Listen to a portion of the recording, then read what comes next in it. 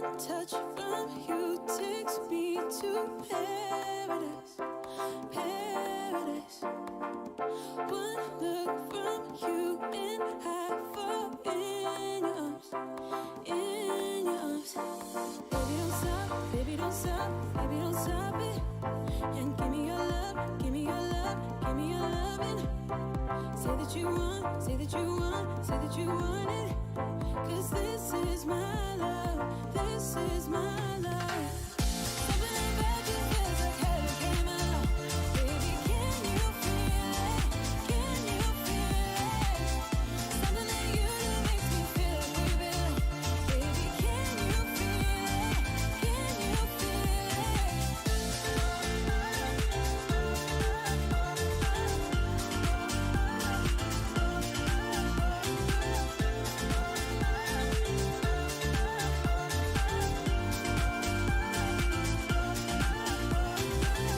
One kiss from you is like a fantasy, fantasy.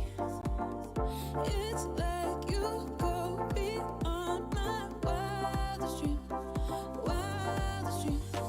Baby don't stop, baby don't stop, baby don't stop it. And give me your love, give me your love, give me your loving. Say that you want, say that you want, say that you want it. 'Cause this is my love, this is my love. Something about you feels like heaven came along. Baby, can you feel it? Can you feel it? Something that you do makes me feel like we belong. Baby, can you feel it? Can you feel it?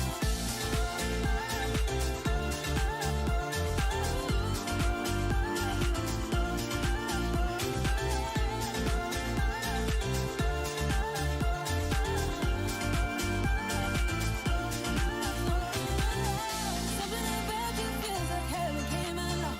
Baby, can you feel it? Can you feel it? Something that you do makes me feel like we belong. Baby, can you feel it? Can you feel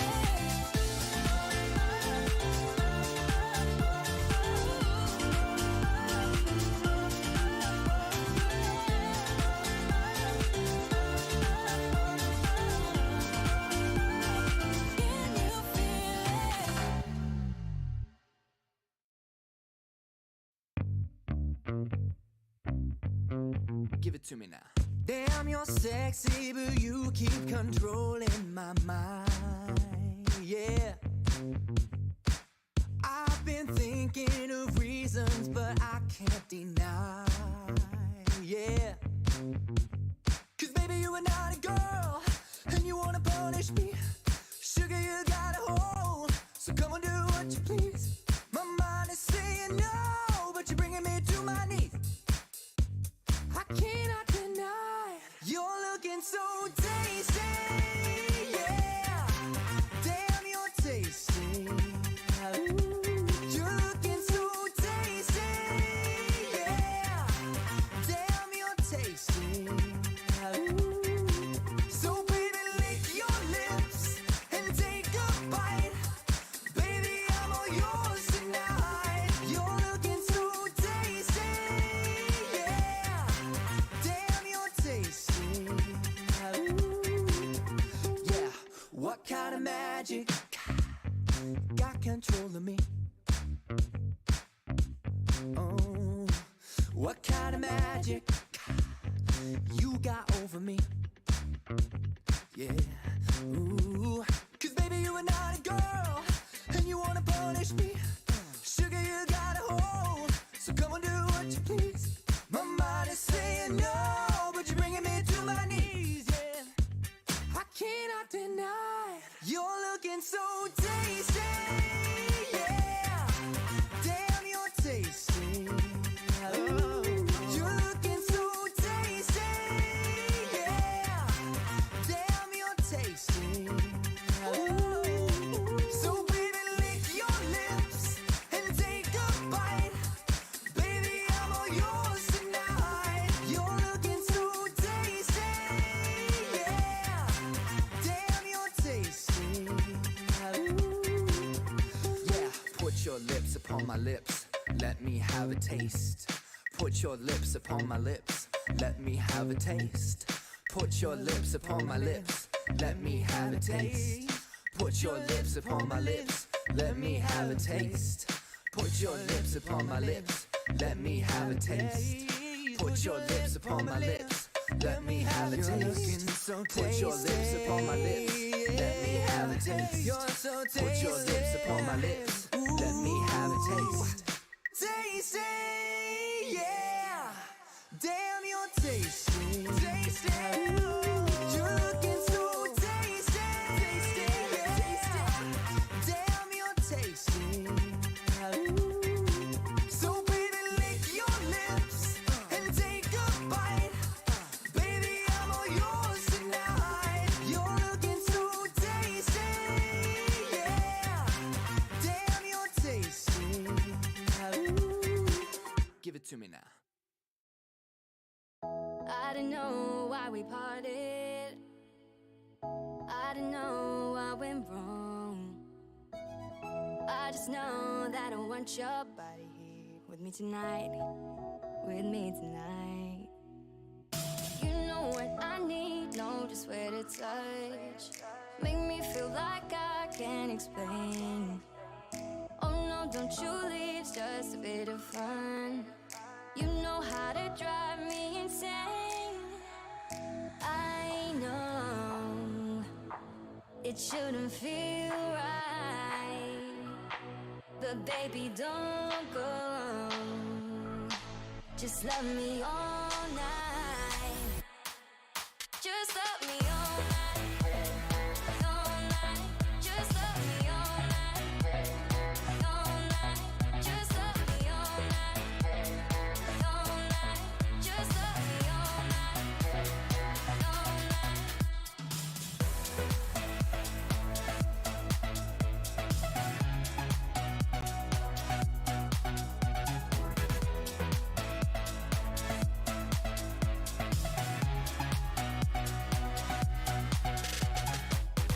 Tell me you want me, baby. Tell me I'm not alone. Tell me you wanna be with me tonight. With me tonight. With me tonight. You know what I need, know just where to touch. Make me feel like I can't explain. Oh no, don't you leave, it's just a bit of fun. You know how to drive me insane.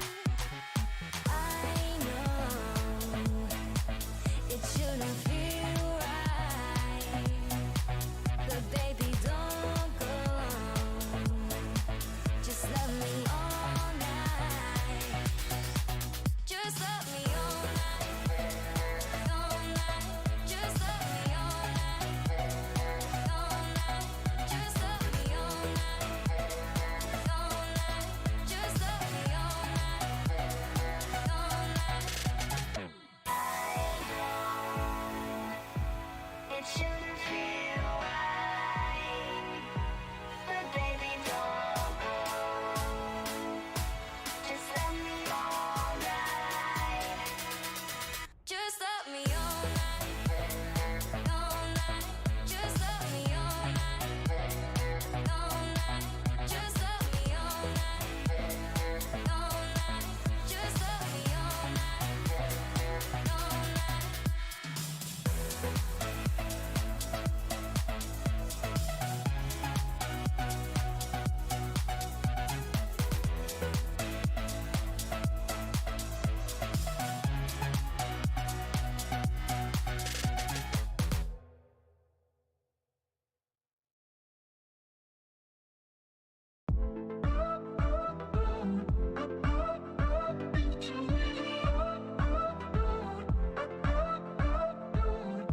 It's a summer love affair, putting flowers in your hair. Windows down in the Jeep as we pull up to the beach. Got this feeling like a crush. I don't wanna say too much, so I'm leaning in real close. Let's see where it goes. Make a move, make a move. Oh, it's time to make a move. Feel you touching on my heart, feel you touching on mine. It's a hot, hot,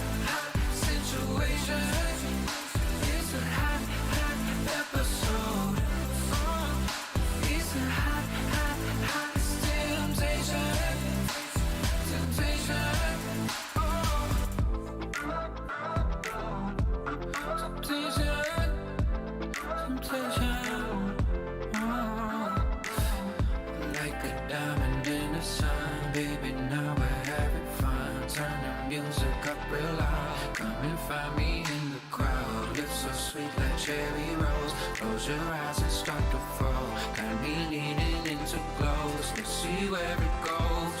Make a move, make a move. Oh, it's time to make a move. Feel you touching on my heart. Feel you touching on my. It's a hot, hot, hot situation. It's a hot, hot episode. It's a hot, hot, hot temptation. Temptation.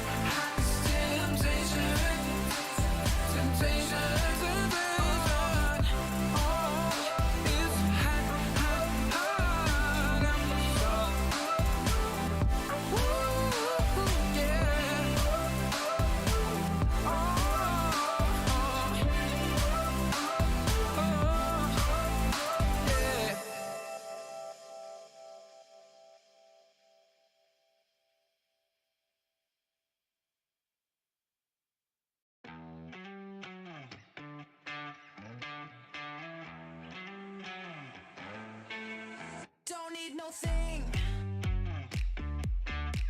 Ain't into bling. Just use enough. You fill me up. I don't care for diamond rings. I just crave the simple things. 'Cause that's what I want. That's what I want.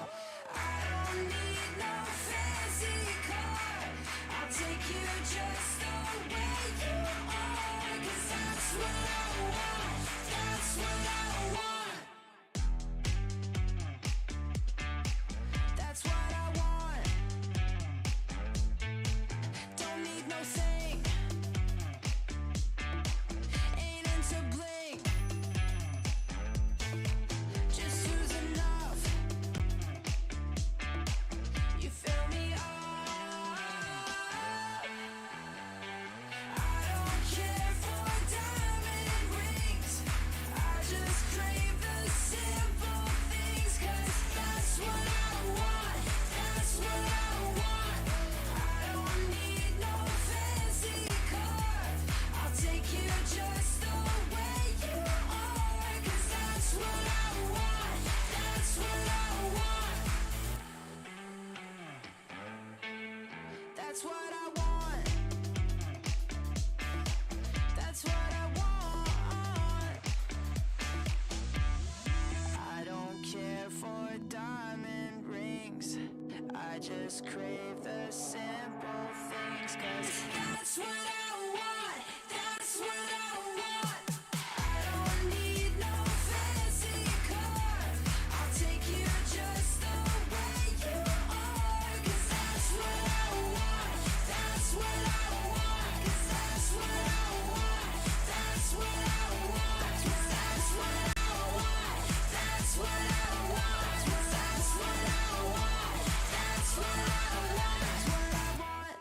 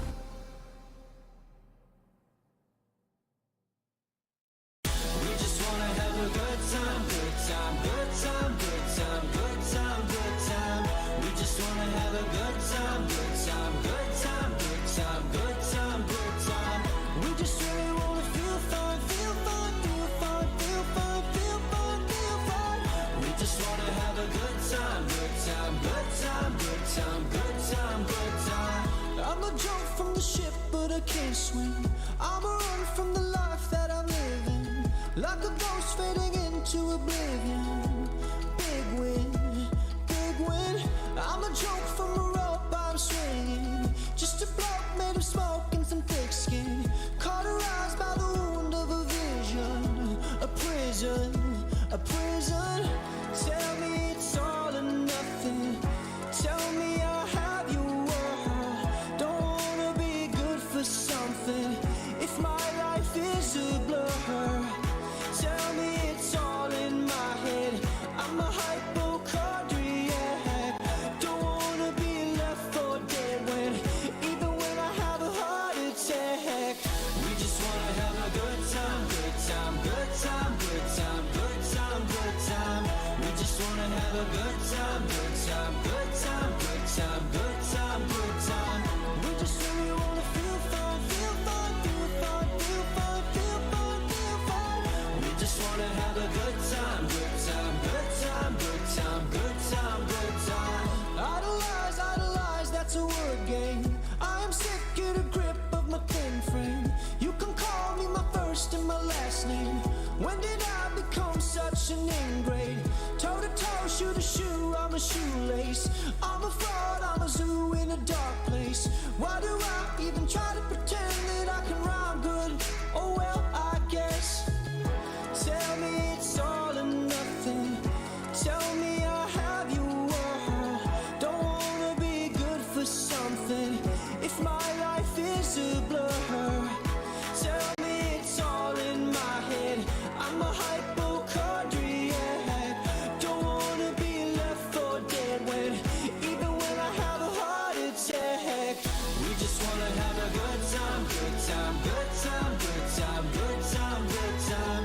We just wanna have a good time, good time, good time, good time, good time, good time. We just really wanna feel fun, feel fun, feel fun, feel fun, feel fun, feel fun.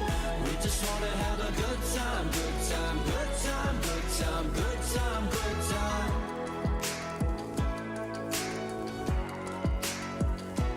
Good time.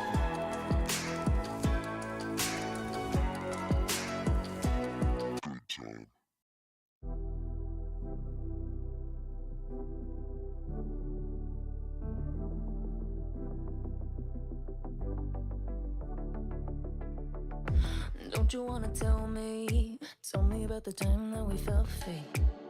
Turn your eye on the halo that you give yourself daily. Give me a new ending, cause I'm running free tonight. Don't want that story, wanna love and live my life. Always talking about what will be, gonna move out of the city, spending our time daydreaming, living our life like a movie. I'm the only one who can make me whole, pick me up, I'm the only one gonna ride this feeling and write a new beginning. I don't wanna pretend that everything I wanted was gone in the end, and I don't wanna pretend again, and I don't need to pretend I'm living in this moment, I'm living my best, cause I don't need to pretend.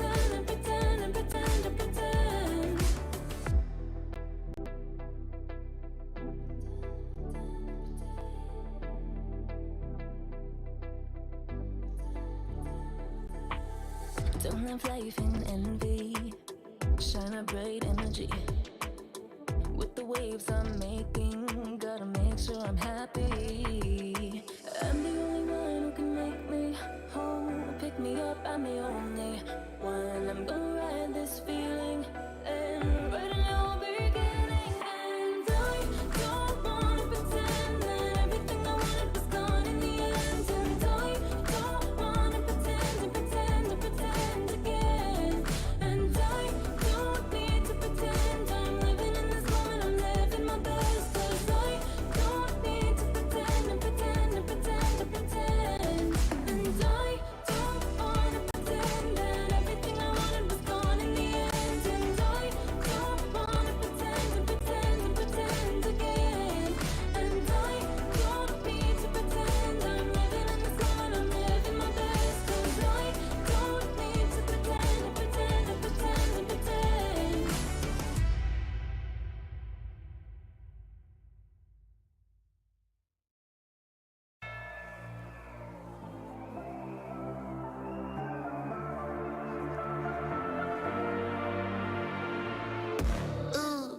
like you. And a drama only venom when I get my dues. Respect, I'm the next tycoon. Got a pad full of greens, couple M's mine soon. Unbeliever, do you see the confidence? Got some people waiting for me on the fence. I live ever, never see me on the fence. Best believe that when I win, it's common sense. I'm designed to fly, defeat all demise. The best me, no fear, no compromise. 100 degrees, I breathe more to life. You should disconnect and throw in the west. And a hand that's in this. Gotta back it up a high percentage. Got a heart in my sleep, non-stop. Stepping up to the seat, more shots. Getting those. I'm alive, unleashed in the fire. Out in the wild, you can never stop me. Watch me dive and free, and it's my time. Up in the stars, you'll never forget me. But not holding back on the side. Only get better with time. Ready to own what is mine tonight. I'm alive, unleashed in the fire. Out in the wild, you can never stop me. Yeah, I never wait up. Flowers say so they coming on the way up. A true fighter's what they always been afraid of. Cards had it close on my circle when I lay up. Switch the game every quarter like a time zone. Aim for the bus, tryna build up to this mind zone. Pave the way with only items that I might own. Imagine what I'm about to do, be an icon. And the problem just the haters that I might know. It's a night show, the way I'm about to make a movie with these lights. No, the one they be like me, they can try. Oh. Dear Summoners, Wild Rift League Asia is about to begin. With a brand new tournament format and teams, what changes can we expect? Let's take a closer look. WRL consists of two conferences, WRL CN and WRL APEC. 12 teams from the WRL CN conference and 8 from the WRL APEC conference will compete through the regular stage, playoffs, and finals to view our ultimate glory. All matches will be played in the BO3 format in the regular stage. The 20 participating teams will compete within and across their conferences. Each team will play a single round robin with every other team within their conference once, and half of the teams from the other conference once. Throughout the regular stage, teams will be ranked based on their points within their conference. The top 8 teams from the WRLCN conference and the top 4 teams from the WRL APEC conference will qualify for the playoffs. The playoffs will also be held separately for each conference, adopting a BO7 double elimination format. Only the top 2 teams from each conference's playoffs will advance to the finals, vying for the championship. Of course, a new tournament brings unique challenges. The Wild Rift League Asia Season 1 WRL A1 Finals will be a 3-day extravaganza. On the first day of the finals, the 4 qualifying teams will play a single round robin in BO1 format. The top-ranked team will advance directly to the grand finals, while the remaining 3 teams will battle it out in a single elimination bracket on the second day to secure a spot in the grand finals on the third day. The 2 teams that make it to the grand finals will face off in the BO7 showdown to claim the championship. Additionally, in both the WRL A1 regular stage and finals, teams will participate in the Fight for Side FFS match before the official games commence. The FFS match will be played in a 1v1 solo mode. Each team will send 1 player to compete. They will ban 2 champions each from the official weekly rotating champions pool, and then select 1 champion each for 1v1 competition. The winning team of the FFS match will earn the right to choose their side first. Wild Rift League Asia Season 1 regular stage will officially kick off on April 8th, with 20 top-tier teams assembled and ready for action. Who will climb to the summit and seize the crown? Let's wait and see.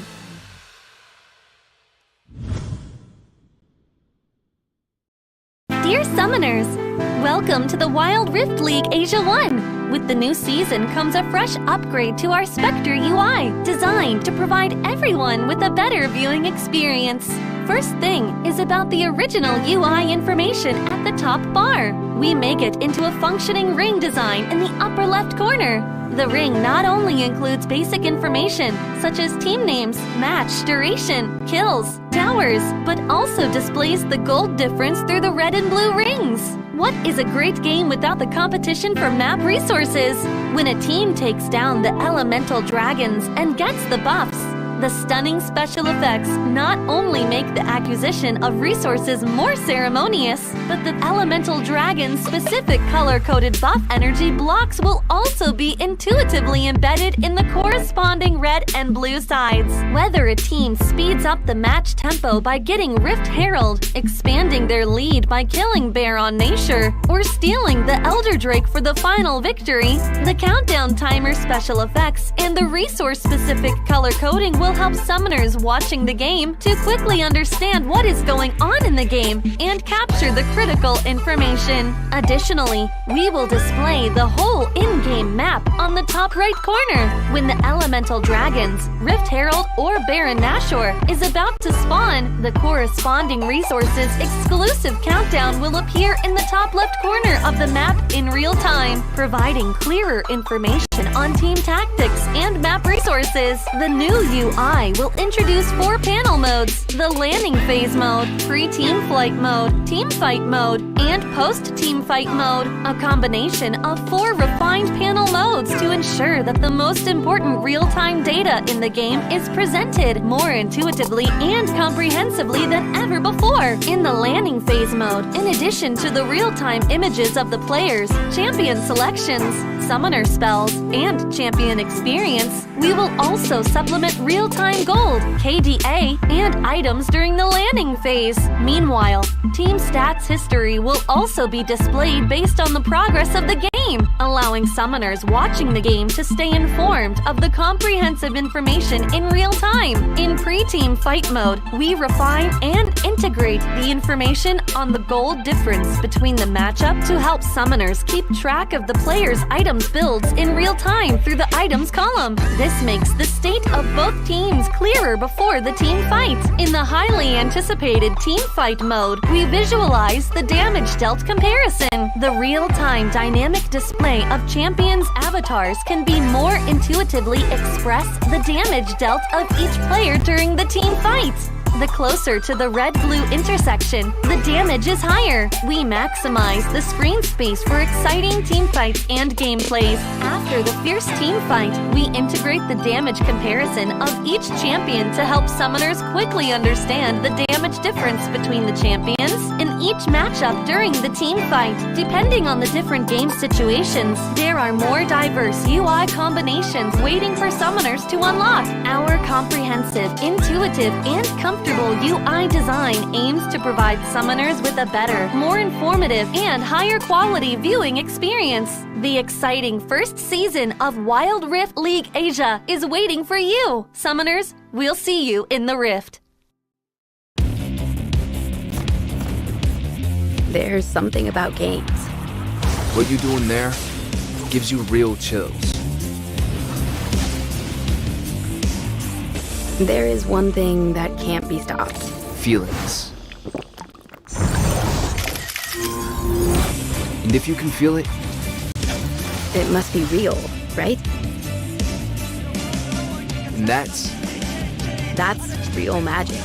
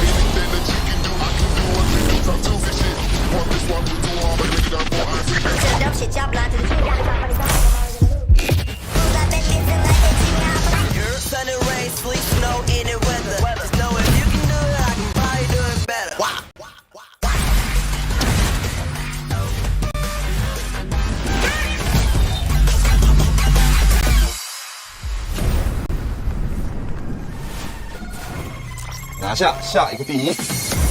There's the goal wild. 要比你们都闪耀。 Team mình chỉ cần bé mèo này thôi là đủ quẩy team bạn rồi. 给点新颜色，小小。 There's the goal wild. 提起他的打野挥吧，历经2个赛季的沉浮，终于是完成了自己的归属。我说过我会回来的。任凭浪起。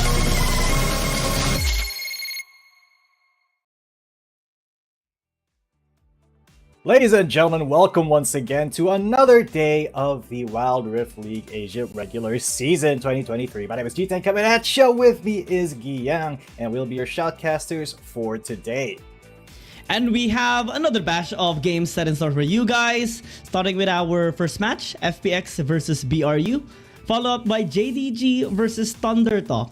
And last but not least, OMG versus Enigma Galaxy. And it came from yesterday's matches wherein we saw all games being finished in a 2-0 fashion.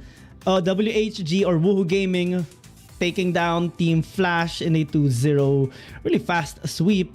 And Weibo Gaming suffering their first defeat or suffering a defeat against Trace Esports in a very surprising manner. Suddenly, we see Trace Esports now really just popping off. And, J-Team just finishing up Cerberus Esports in yesterday's games. Unfortunately, Meliodas wasn't there to participate due to the fact that he was in bad health condition, but he will definitely recover for the next upcoming games that they're going to be having.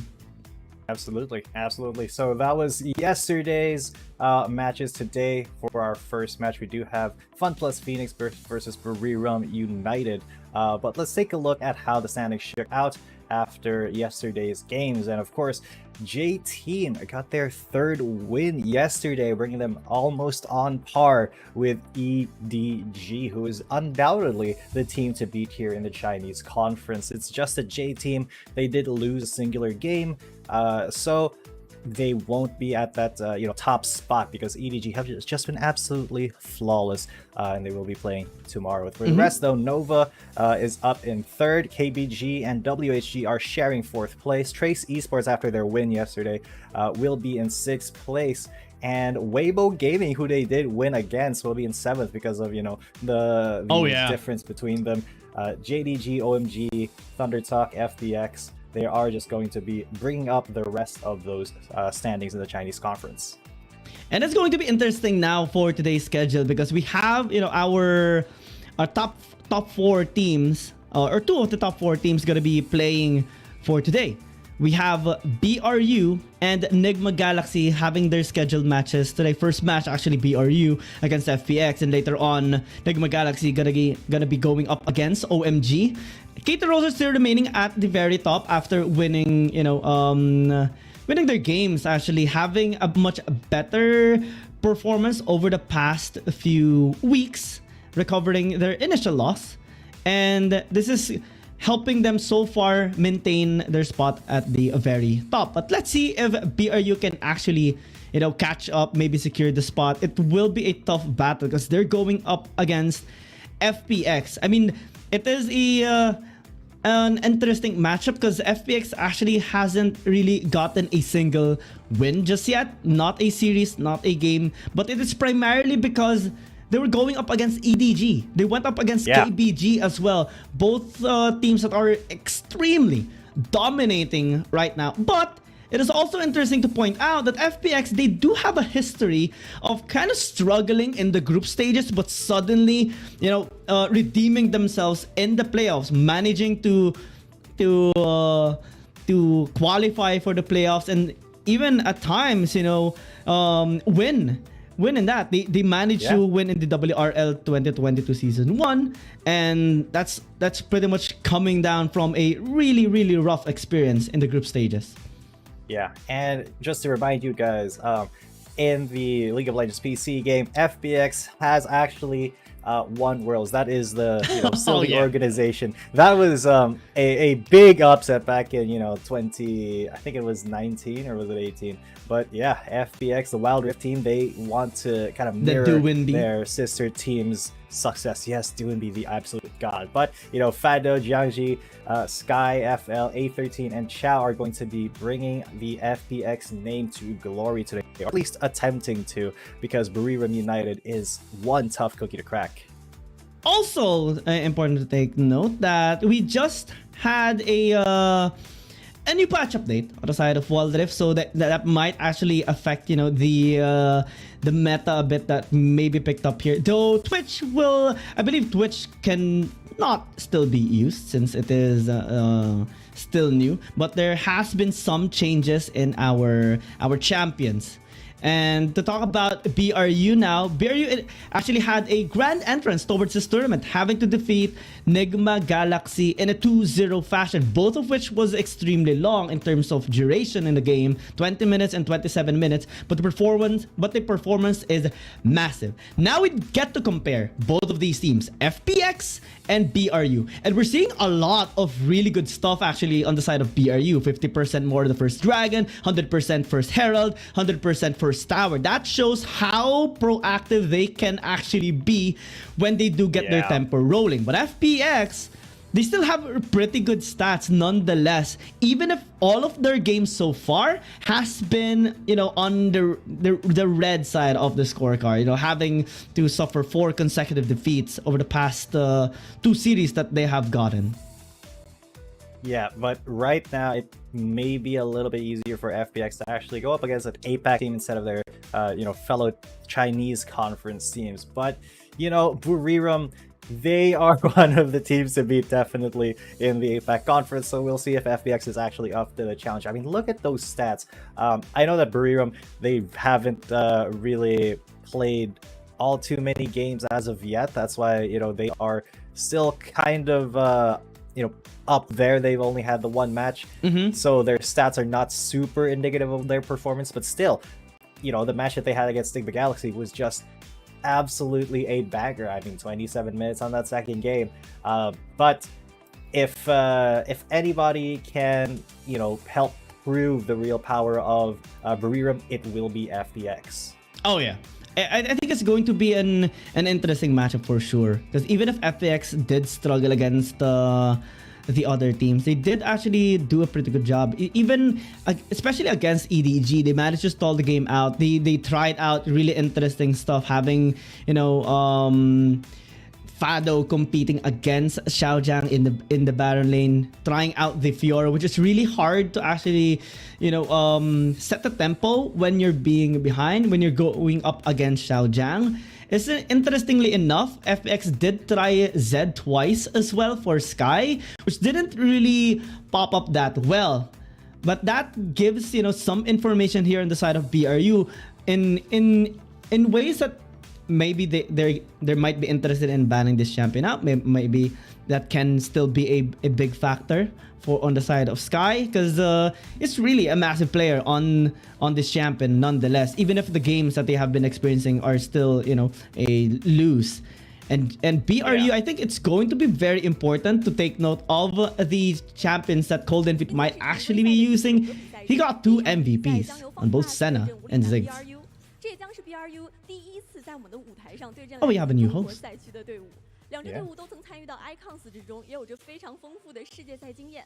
那今天究竟哪支队伍会更胜一筹呢？让我们一探究竟。接下来，让我们欢迎 FunPlus Phoenix 以及 Buriram United Esports。Hello everyone, welcome to the stage of 2023 Wild Rift League Asian 1. I'm Alora. Today is the 9th match day of regular season, with the first match played by FunPlus against BRU. And this will be BRU's first time against a team from WRL scene on this stage. Both teams have participated in Icons and have a wealth of experience in World Championship. So let's find out which team will be better today. And now it's time to welcome FunPlus Phoenix and Buriram United Esports. Hello, I'm Noel and I'm a mid laner from Buriram United Esports. And for this upcoming tournament, I'm very excited to play against all the Chinese team. And please be merciful to us. Thank you.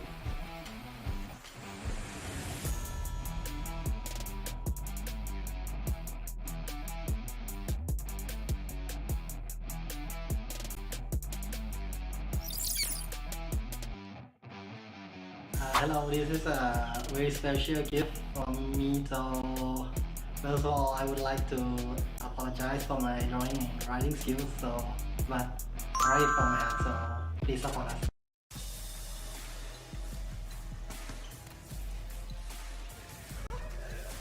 就这， Whoa. 我怎么输啊？ Damn, Ooh. alright.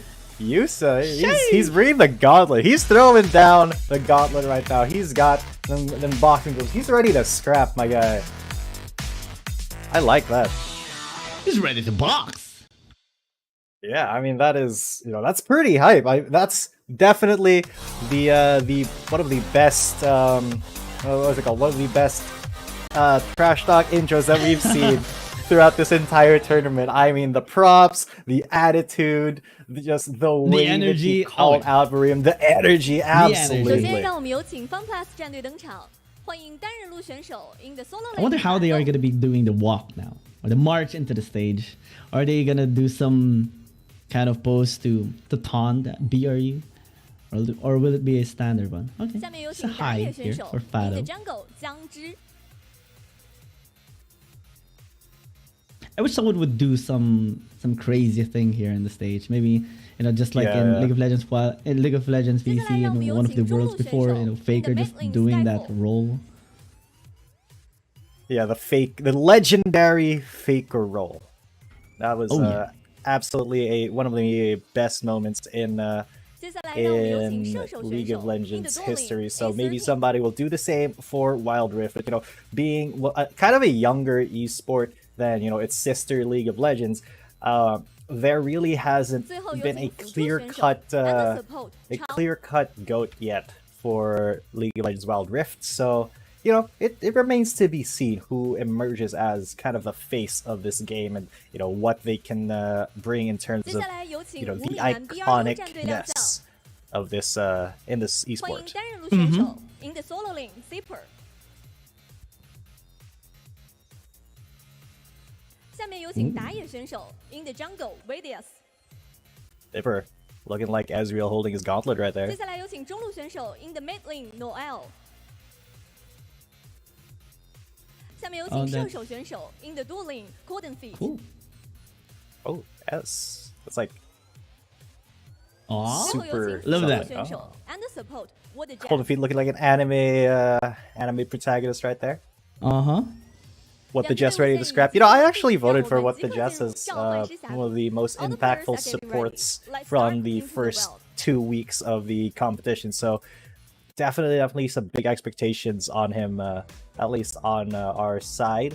And these guys are going to be our head-to-head right now. Valdez definitely looking the superior jungler at the moment. Look at that KDA, and of course he has been such a huge part of Barirum's victories so far. These may not be the guys that we see in the fight for side, but just take a look at their stats. Sure, Valdez did a little bit less damage percent-wise, but you can't deny that this man's impact in the games have been absolutely key for Buriram United. Oh yeah, his performance with the Kazakhs, with the Aatrox was just on point, cementing them their win against the Galaxy during their series. But Angie is still pretty effective in the jungle at times, despite them having to experience a loss against their opponents. Still relatively good, the stats being shown. Sky FL as well. Kill participation on the side of FPX has been really on the higher note against BRU so far, and the players that we are seeing. Damage as well. That just shows how aggressive they can be, even if they are on the back foot, even if they're the ones who are having their backs against the wall. So that shows really good promise here on the side of FPX, and I believe they have met as well way before. They have met in the Icons Global Championship. I'm not sure if they actually had a match there. But FPX is one of those teams that actually prevented BRU from pushing through in the playoff. Yeah. Alright, so now we're going to go into the fight for side. Ladies and gents, just to remind you all what this actually is, this is a 1v1 on the Howling Abyss where it's first to 2 kills or first tower. And it's going to be Golden Feet versus Fado. It's going to be Diana versus Zed, and whoever wins here will be able to give their team the choice of side for the rest of the match. Interesting, Diana versus Zed. I do recall, you know, just on the OG League of Legends, you know, the Diana being a standard counter towards the Zed at times, especially with the tons of dashes that she has and the shield and the overall just innate aggression. And you usually just have to build one item, Zonius. In Wild Rift it can be the same.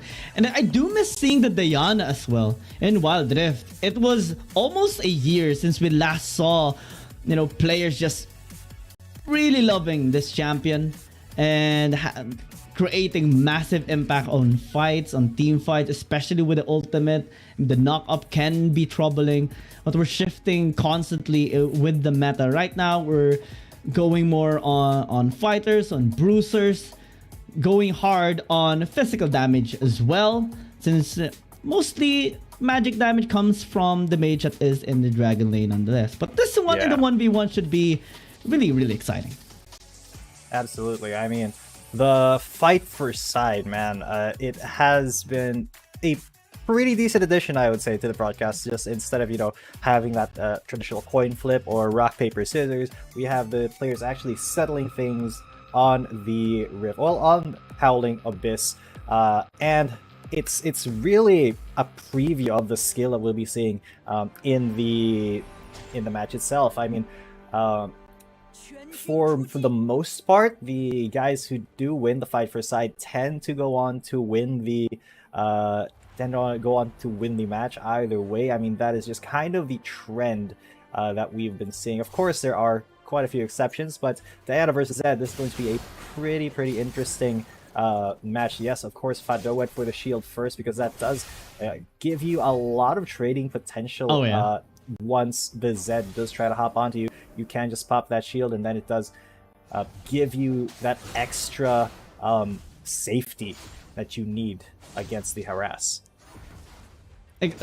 Usually when like you have a chance on winning the 1v1, when it's a melee matchup, you do get that shield. When you're going up against a ranged champion, you just get your first skill or your S1 to get that last hit on the minions. And interestingly enough, Golden Feet is actually still doing a pretty good job poking down Fado. So Fado is throwing some shots onto himself as well. But the Zed can be troubling, especially when you reach 50% HP threshold. The passive of the Zed can just be a little irritating. That's gonna be speaking of, that was a pretty decent attack by Golden Feet. He got the execute passive off, but Fado, because he did have his shield from his W, was able to survive that onslaught even through the ignite, and Golden Feet is a little bit low. Fado, he may look for something here, not quite, did not want to risk it, just wants to go for the minions a little bit, trying to clear this wave as fast as possible using all of his skills. So, you know, he does want to push it down towards the tower and then back before the Zed gets back. Just to get that little bit extra money to buy items with once he gets back to base. So possibly we might see Golden Feet try to buy a Maul Malmortis here. That's a common response against a mage matchup. You know, we do see Zed mains just getting the resistance up, so that, and also just upping up the damage as well, so that you can win better in trades. But we do see the respect as well coming in from the side of Fado. We might see. Ooh. All right. Standard response here. Yeah, so with these items already bought here for these players, Fado, I think, should be having the a little bit of an advantage against Golden Feet here. And yeah, that is a pretty decently sized advantage. Just look at that damage. Golden Feet brought down to less than half, and Fado really efficiently trading as well. I mean, a really good start here for the Diana player, and once you hit level 5, that's only going to start accelerating, because now you can kind of stand in front of the minions and threaten the Zed. There is a small window here where Golden Feet is not level 5 yet, doesn't have his ultimate, but there it is. He hits level 5, and now the next clash could be the deciding one, at least for one. Might be difficult for Golden Feet though, especially with the item here of a fat. Okay. Well, that is a lot of damage. And look, the damage negated as well, just because of that crystalline reflector. Oh, there you go. Oh, wow. He tried to go for the attempt there. The kill attempt by Golden Feet did not result in kill as Fado. Yeah, that was a pretty difficult one. He had the shield, and there was no choice but to go for the death mark there for Golden Feet. Unfortunately, that the damage on the tower. Fado. Oh my. Yeah, he might have actually no, he's not gonna win through tower. He will just take it down to 2 more plates. Kindle Gen being picked up here as well for Golden Feet, but the whole Ludens, the entire Ludens, gonna be picked up here for Fado, and that is going to be a big problem for Golden Feet, because just you won't be able to duel anymore. Yeah, you absolutely, you won't be able to do that anymore. Good response here by Golden Feet for the anti-shield, but still the damage negation is just too high. You have the bone plating for sure as well here on Fado, so all those trades, all those burst capabilities, even the pokes here from the Zed completely shrug off, but the answer back is just massive. Yeah, Golden Feet, he's gonna get ignited under tower, and there's the ultimate. Fado just risking it all and paying it off. He gets that kill and goes golden. No outplay potential there for Golden Feet, and that means that FPX will be getting their choice of side for the rest of the series. Great job by Fado. Easy 2-0 there by Fado with the Diana pick. I'm really happy to see finally a new champion being used. Diana, we have seen the Zed as well, which both of us have been looking forward to seeing as well being used. Though it did turn out to be the Diana having the bigger advantage, and it's pretty common. Actually, it's really hard to win as a Zed against a Diana in every single situation. Pretty much. Yeah, Fado will just be happy when Golden Feet actually goes in, and we did see that a couple of times. Good response as well with the items.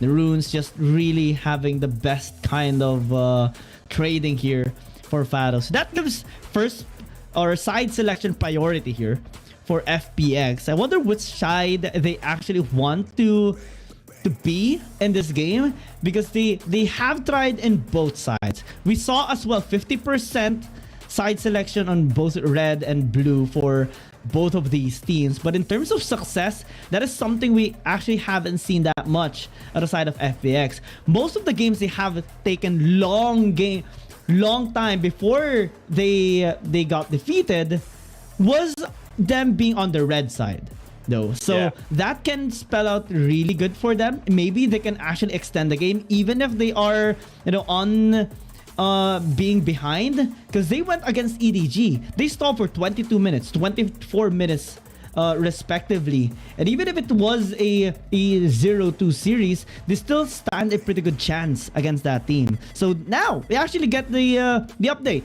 FPX choosing red sides. Theoretically, that has been on point for both of us. Yep, and I mean, the red side really has been kind of the preferred pick here for most teams. Well, if they do win the fight for side, because while you are giving up the first champion pick, just the priority of having the the 2 champion priority plus the first champion out of the second ban phase is just really good. I also kind of want to see some very interesting strats being pulled out here, especially on the red side. And look at all of these emotes. Are those just the emotes that the players also, are? They can just spam it? Yeah, they can spam it. That's so cool. I mean, I love that. That's so dope. That's oh so my god. dope. And they can just continue to do that on stage. They're like to taunt each other. Like live on stage. I mean, yeah. That's awesome. That's awesome. All right. That is so dope. I had to process that for a bit. the amount of so many things that you can actually do with just that is massive. Props to the creativity of our organizers way there on China. FPX on the red side hasn't banned away. Well, the Gwen is still open, but they actually prioritized the Yone. Such a target bans here actually from both sides. Heavily into the jungle, heavily into the mid side as well here for BRU. Meanwhile, FPX really do want to take that Yone out away from BRU, and it does make sense if you do give that towards BRU. They can just fully utilize that champion. And well, we haven't seen that being picked up just yet, but we do know that Valdez is just really strong with this champion. Noel as well. Maybe even Tipper. You know, that champion just so massive in terms of impact. And they do decide to get the Jace here for BRU. FPX might just go with the Gragas and the Senna.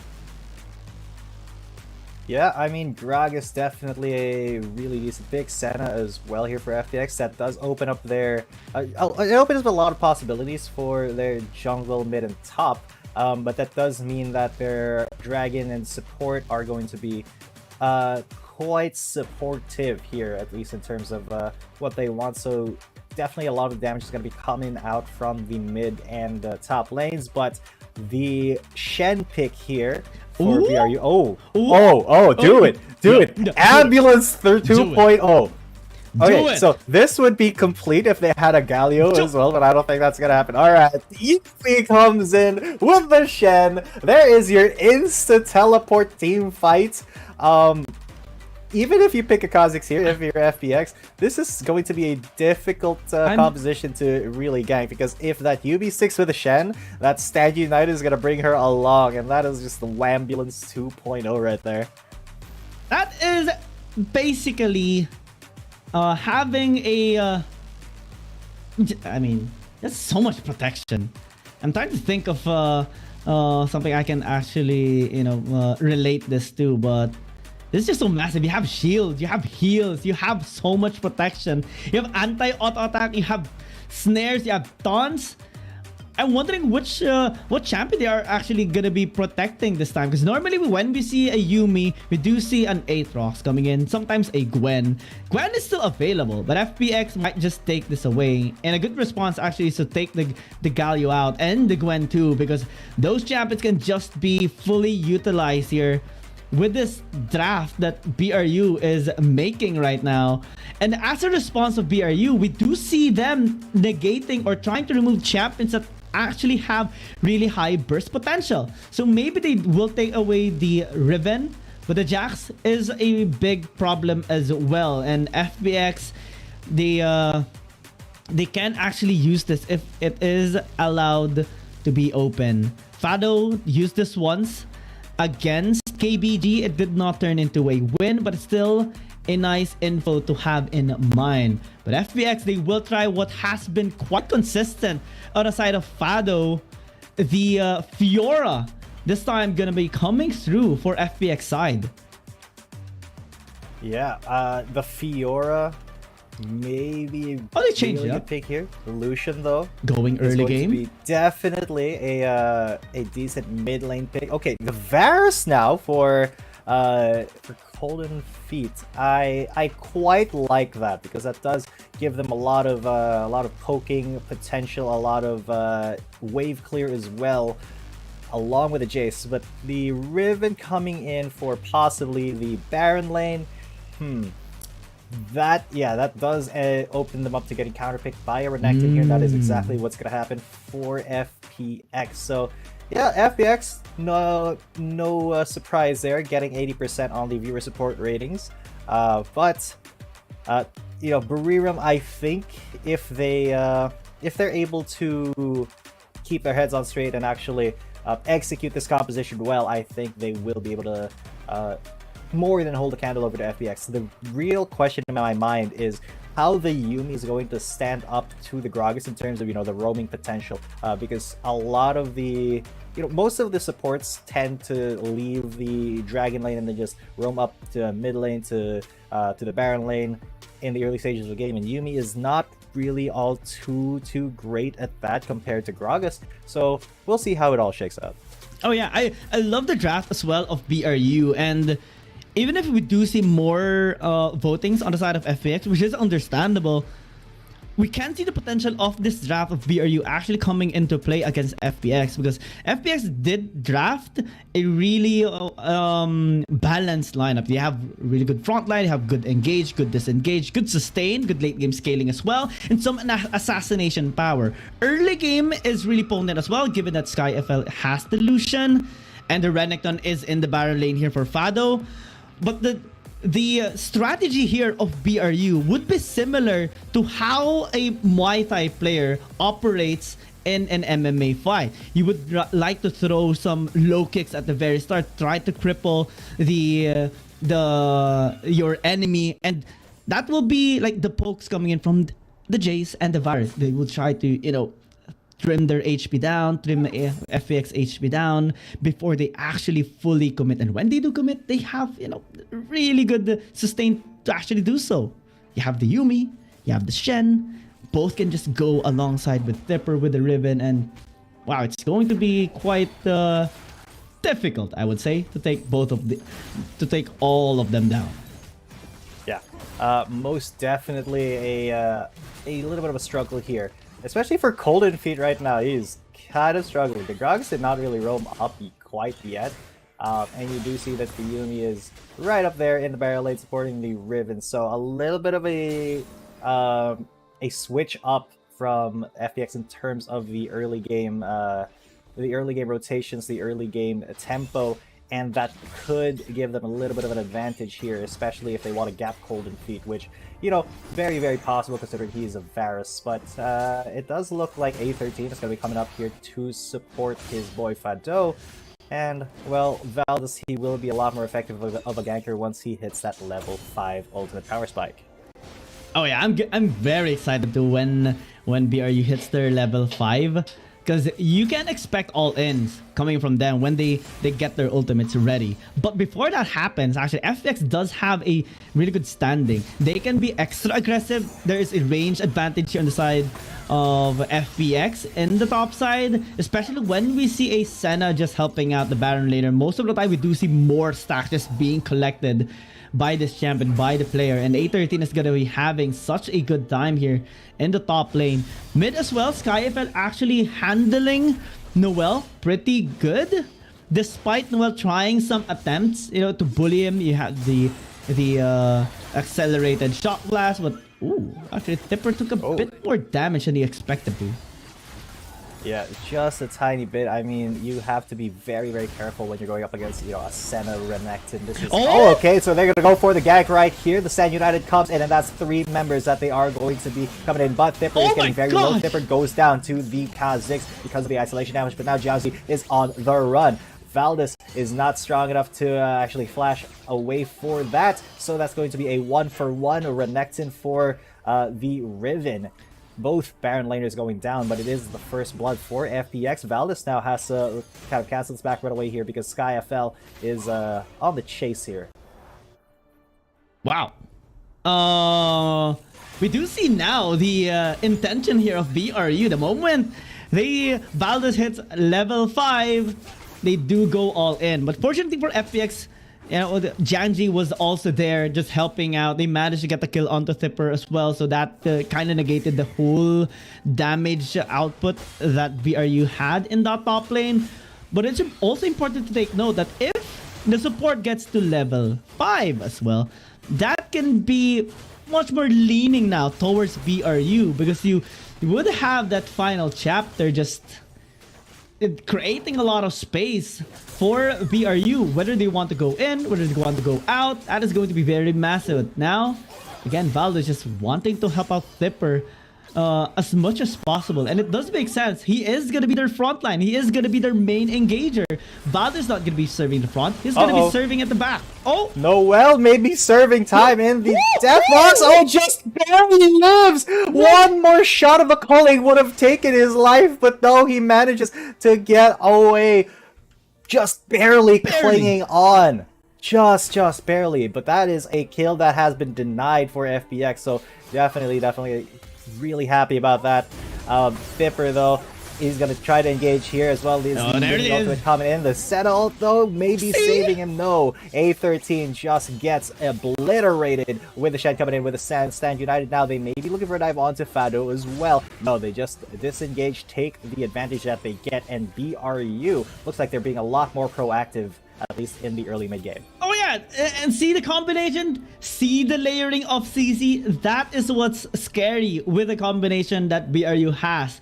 The BR lane, the jungle, and the support combination just working here against FPX so far in that last fight. And there was no way for A13 to actually escape despite the dawning shadow. I mean, you have the shield, but if you're pinned down for almost 5 seconds, then you have absolutely no way to survive. And now that gives actually an opportunity for BRU to do something around the map.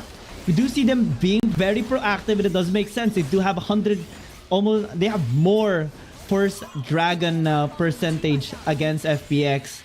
FPX just responding with the Herald. They will use it on top lane to help their economy go up.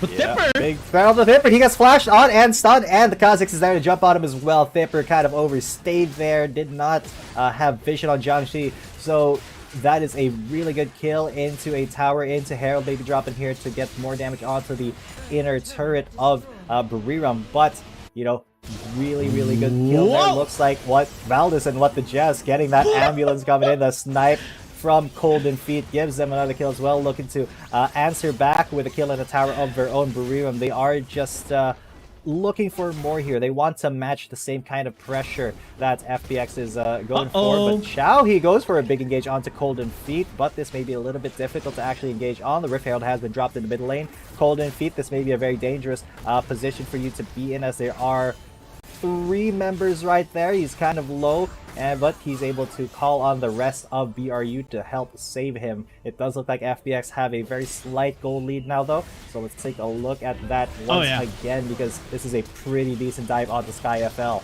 Yeah, the Stand United, that is basically the Death Ambulance delivery.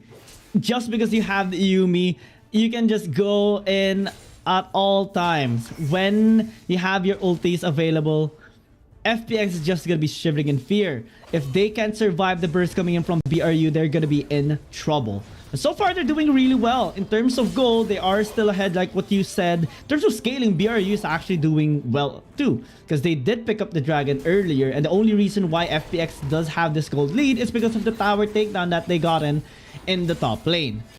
But BRU, so far, working around the map, trying to get a couple of picks, and that is something that they will be needing to do consistently. Because if you give space for FPX to actually scale up, they're going to become scared. The Senna's going to get more stacks. The Renekton is going to have more confidence going in. And they have to constantly look at Xiao in his playmaking potential, because one cast can just obliterate BRU and scatter them up. You may have the Stand United, you may have the delivery system of the healing and shielding, but if you're the ones who are going to be initiated, FPX has a better chance. Yeah, most definitely. So FPX, they need to be a lot more proactive here. I mean, they have been making things happen around the map, and they do have a pretty decent gold lead at the moment, 2.4k. Their macro is a lot more pronounced right now than BRU, but I think that's just because BRU needs to scale a little bit more. It is going to be Noel who is a target, though. They are looking for maybe a dive here, or maybe just pressure for a tower take. And the jungle as well. Look at the counter jungle here, while the rest of BRU, they are focusing their attention to the top lane, maybe looking for a tower trade instead, and they do get the tower first. Noel actually is able to save this tower, and then the Stand United with the Yumi's coming in. SkyFL is in a lot of trouble, and he will fall to Noel once again. But Golden Feet in the mid lane, shares the same fate. He gets jumped on by 3. And just like that, 1-for-1 across the map. Looks like these teams don't want to actually, confront each other head to head. They just want to go for, plays across the map. They will be sealing that red buff, but now Thipper may have been a little bit of danger there, but was able to flash out to the safety of the Yuumi plus the Shen. And tower is falling left and right. It is kind of even right now, 2-2 in terms of tower score, but FPX still holding on to that gold lead. So let's try to dissect this for a moment while we do check this replay, because Golden Feet, unfortunately got caught out there, and that's what we have been talking about. The initiations here by Chad, the playmaking potential is really massive when he is given the chance to do so. Plus, BRU, yeah, they have the delivery system, they have this ambulance ready to just help out whenever necessary, but it does have a long cooldown, especially the Stand United. So that long cooldown, almost 2 minutes at the very start, actually gives a space or a breathing time for FPX to actually make something when it is on cooldown. Now they are collapsing. This could be pretty big. Thipper, he's gotten caught and he will start to be safe, but no, the shield was not big enough. Valdez now though, now without a Stand United, this is going to be a little bit of a tough fight to come into, especially with a Jace and a Varus. They can just get out of there, but a little bit of a whoopsie there for BRU United. They did not respect the damage that was being dispensed there by by FPX. Sorry, my words are just by everybody. As well. And really good flank coming in from that tri-brush and top side that basically cemented that great positioning of FPX towards the fight, and almost no way for BRU to escape without having to sacrifice anybody on their team. Now that gives so much pressure now to BRU. FPX just spawning this RH up in the mid lane. It can be taken down, but with the FPX just denying them onto that damage on the back of the Herald, they got the tower in the mid lane, most important tower. JDG! Valdez, he got jumped on, and they tried to take him out, but he lives just barely because Shed is just naturally tanky. The Dragon, though, BRU have, not a lot of ways to actually contest this or to get in onto this Dragon. Just, based on their comp, they don't really have strong engages other than Thipper just going in with the Yuumi and then getting saved by the Stand United. But there it is, the Stand United and the Yuumi coming in. Golden Feet, though, here to go. On the back. He's getting flanked over by Fado, and Fado is going to you lay down his damage. He's not going to get the kill, though. And it is actually Valdez. The Jace is coming in, and the piercing arrow will shoot through the heart of the Gragas. Another kill goes on to the Renekton, but now the rest of FPX is on the retreat. Thipper, he's on the chase, though. Sky FL may be the next target here, and he will be stunned up, queued into, and taken down. Thipper redeeming himself there with a huge engage along with Valdez and what the Jess. Now, this means that BRU, they have gotten quite a bit of momentum back for themselves. Noel starting to hurt quite a bit. That accelerated shock blast, they have to be incredibly wary of how that Jace is going to be throwing that. I love the team fighting here of BRU, and we will get a replay of that. Check out the positioning here of Thipper. Check out the follow-up and how the rest of the members of BRU actually made it work for them. That chain of corruption basically prevented FPX from following up the engage of Xiao. And then suddenly we find Valdez, we find Thipper heavily engaging in the front line, dealing a lot of damage, and there was no more escape route for FPX. They got the Dragon as well as JDG failed to get that steal against Valdez. So props to Valdez as well, just having the Shen but still able to get the Dragons for BRU. Now the scaling becomes much scarier here for BRU because they're getting the Dragons, they're getting the team fights done, and so far FPX just couldn't handle them in a 5v5 fight.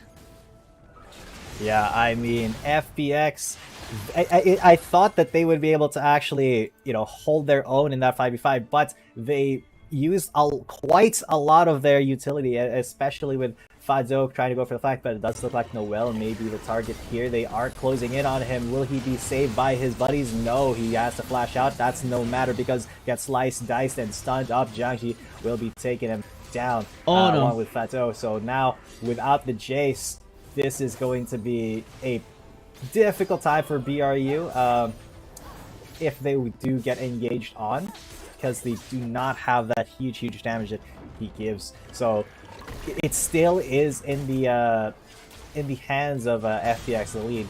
I mean, but it is pretty tiny at the moment. BRU doing a really good job of holding their own.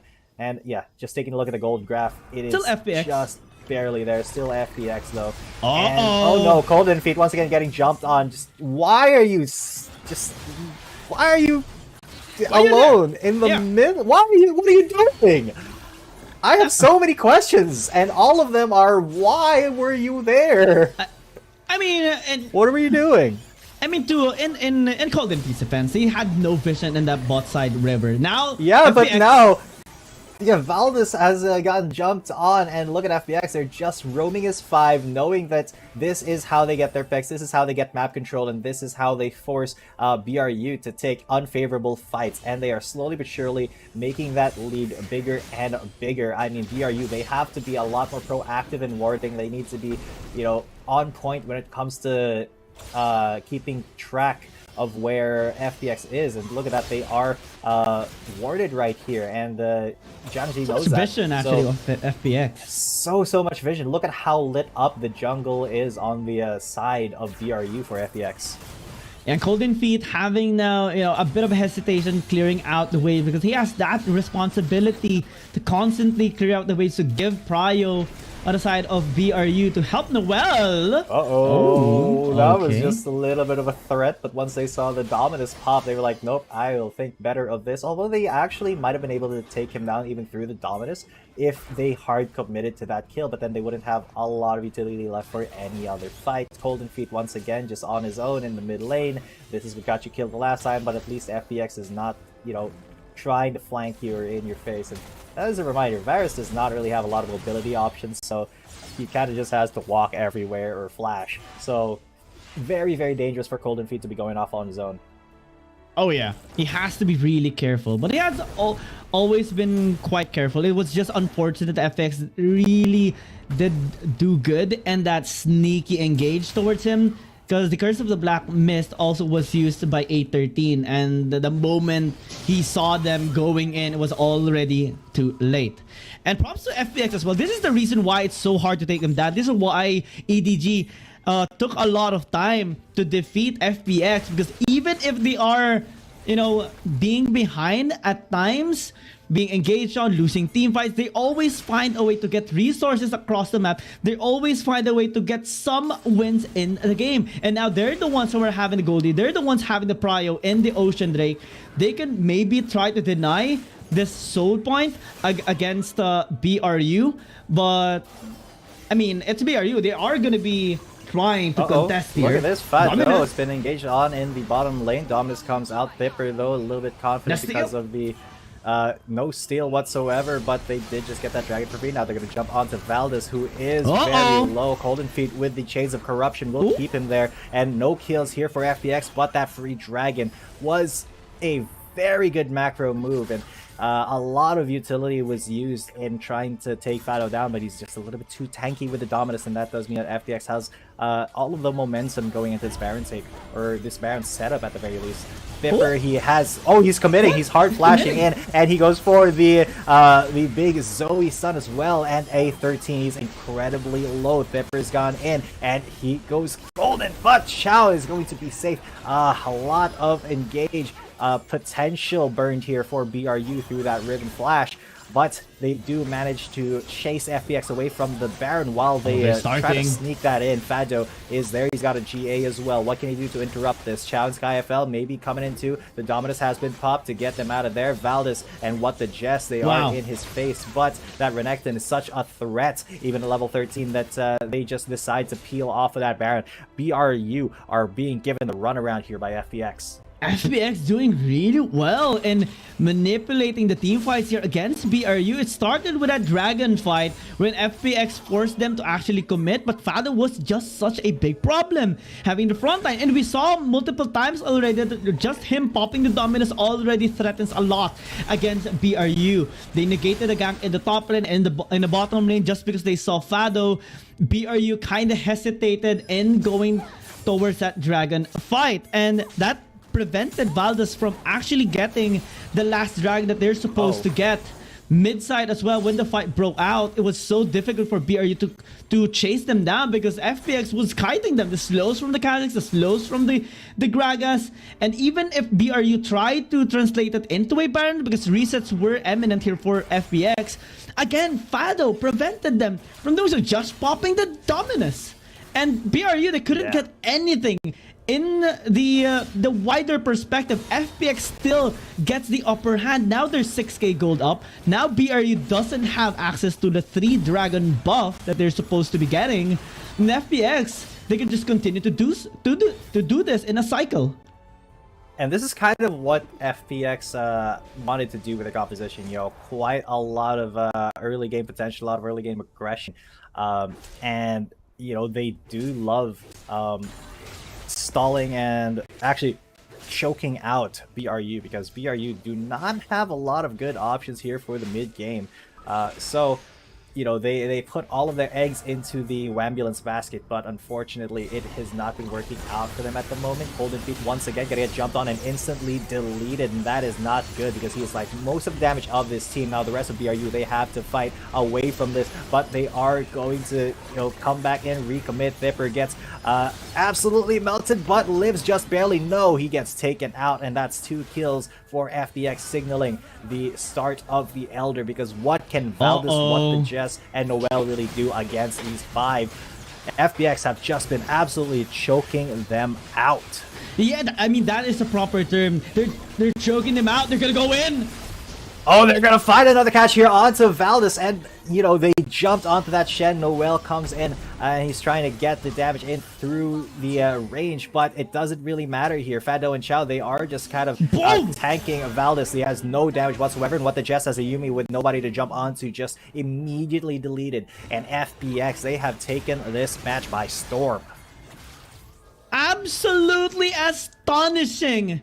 FPX, they just completely demolish BRU. All those intentions coming from the early game denied. Still, FPX having the stability, and it's just so unfortunate for BRU to get caught in that fight that translated into an Elder Dragon, and there's nothing that they can do, because when FPX is grouped up, they have the best kind of confidence. They have so much sustain. They have so much frontline power. And late game is already online. 813 is pretty much massive right now in terms of the damage, and there is absolutely no even threat coming in from BRU towards SkyFL, towards 813. No one can penetrate the front lines. They're just stuck there because Fado, Chow, and Jiangji are just so solid here. They even have GAs, man. Yeah, and what can you really do against composition? It is FPX who have been absolutely proactively dominating this match. I mean, Jiangji, what a jungler, has had such an impact, and you know, coordinating the ganks along with Fado has been a really big boon for FPX here. And look at how ahead they are, how they're forcing now BRU, and they forced engage onto Golden Feet with the explosive cast, and they are trying to go for this fight in the inhibitor turret, and it doesn't really even matter to Fado if there are turrets or not. He's just gonna go for it. He gets one, maybe a second one, yes, as there's less than 3 members now of BRU, and they end the match. FPX with a blazing start here. Blazing start. They now have their first win. First game win. Finally. And we can't feel but happy for them. And BRU, it was a really fun and creative draft that they have created here for game number 1, but FPX, they're just so good at negating those. And this is one of the reasons why even EDG, why even KBG had a bit of a hard time taking them down, because they just are so efficient. Even when behind, even if they lose members, they get something across the map, they get something in that team fight, and they translate it into more benefits. And we saw just one team fight, even FPX winning, they translated it into an Elder Dragon. There's nothing that BRU can do because simply their front lines aren't as strong as FPX. Fado was just a big problem here for BRU, and the rest of FPX as well. It started actually as Cho being the main threat because of his initiations, But over time, we saw Jiangji and Fado just making work across the map, getting those assassinations done, pinning down the members of BRU, providing space for SkyFL and A13, and it just happened to be such a problematic state here for BRU. The ambulance system this time didn't work again. Yeah, unfortunately, BRU, they had a pretty solid game plan going into the game, but, the game plan, as many game plans as you have, you do have to kind of consider that if the opponent plays standard, you should be able to, respond to it well, and that just was not the case here for BRU. So, we saw what they were trying to do, and they did try to execute it well. It was just they were not able to be up to the same standard that FPX was showing. That standard kind of gameplay was just a little bit too much for them to deal with. So that will be a little bit tragic for BRU. But hey, FPX got their first game. Well played, well done, and definitely deserve that. I think Fado would just get this MVP. Such a big influence in the game all throughout.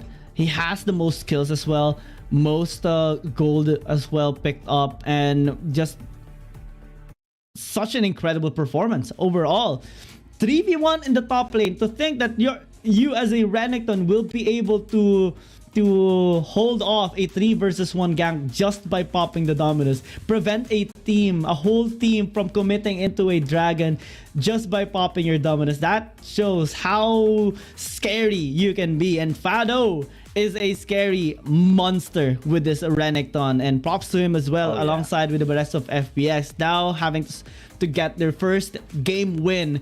Can they translate it into a series win? That is to be found out later, because BRU, despite their loss, still did an interesting work in this game. So good job, especially in that early game, getting the picks, especially as the moment Valdez hits level 5. But I think the problem that they had is, when they do get kills, what do they do next?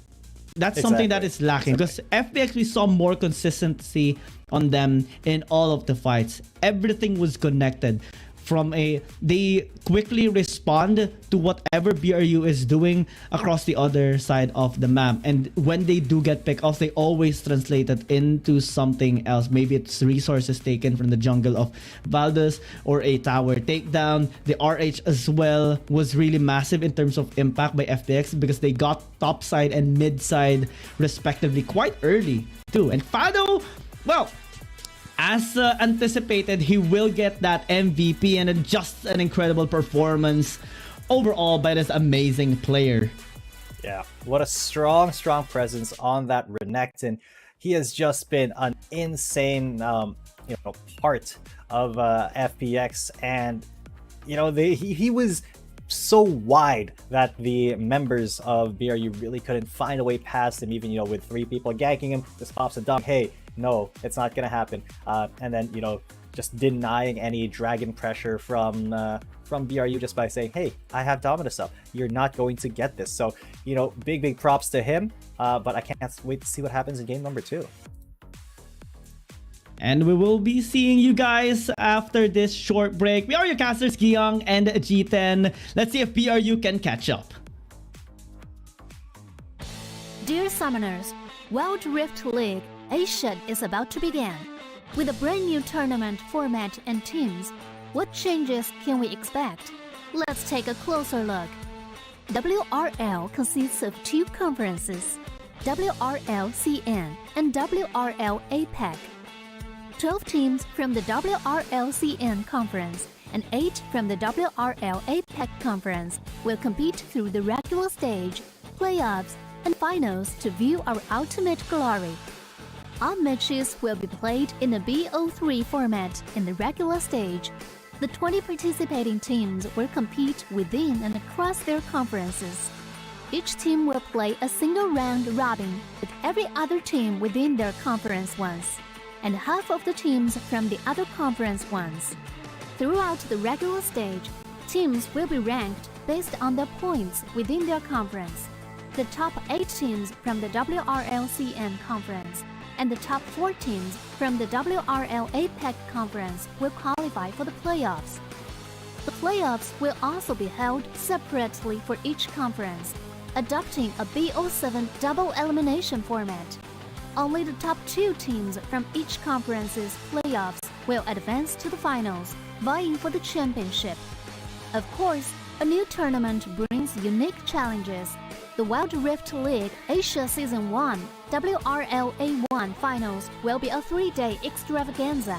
On the first day of the finals, the 4 qualifying teams will play a single round robin in BO1 format.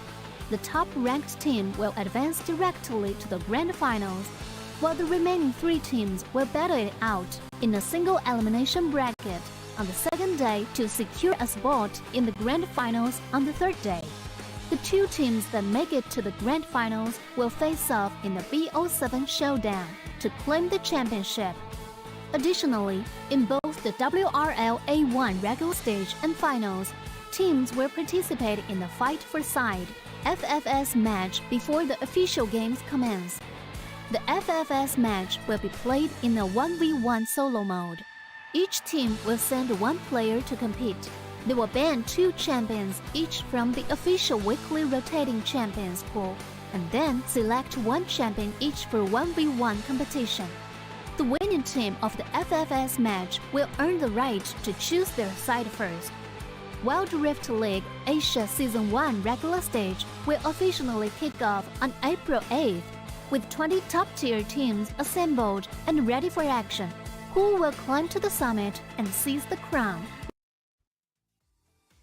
Ladies and gentlemen, welcome back. You are still watching the Wild Rift League Asia 2023 regular season. We are now in game number 2 of our first match of the day. My name is G10 coming at you, and it was a very, very good first victory there for FPX.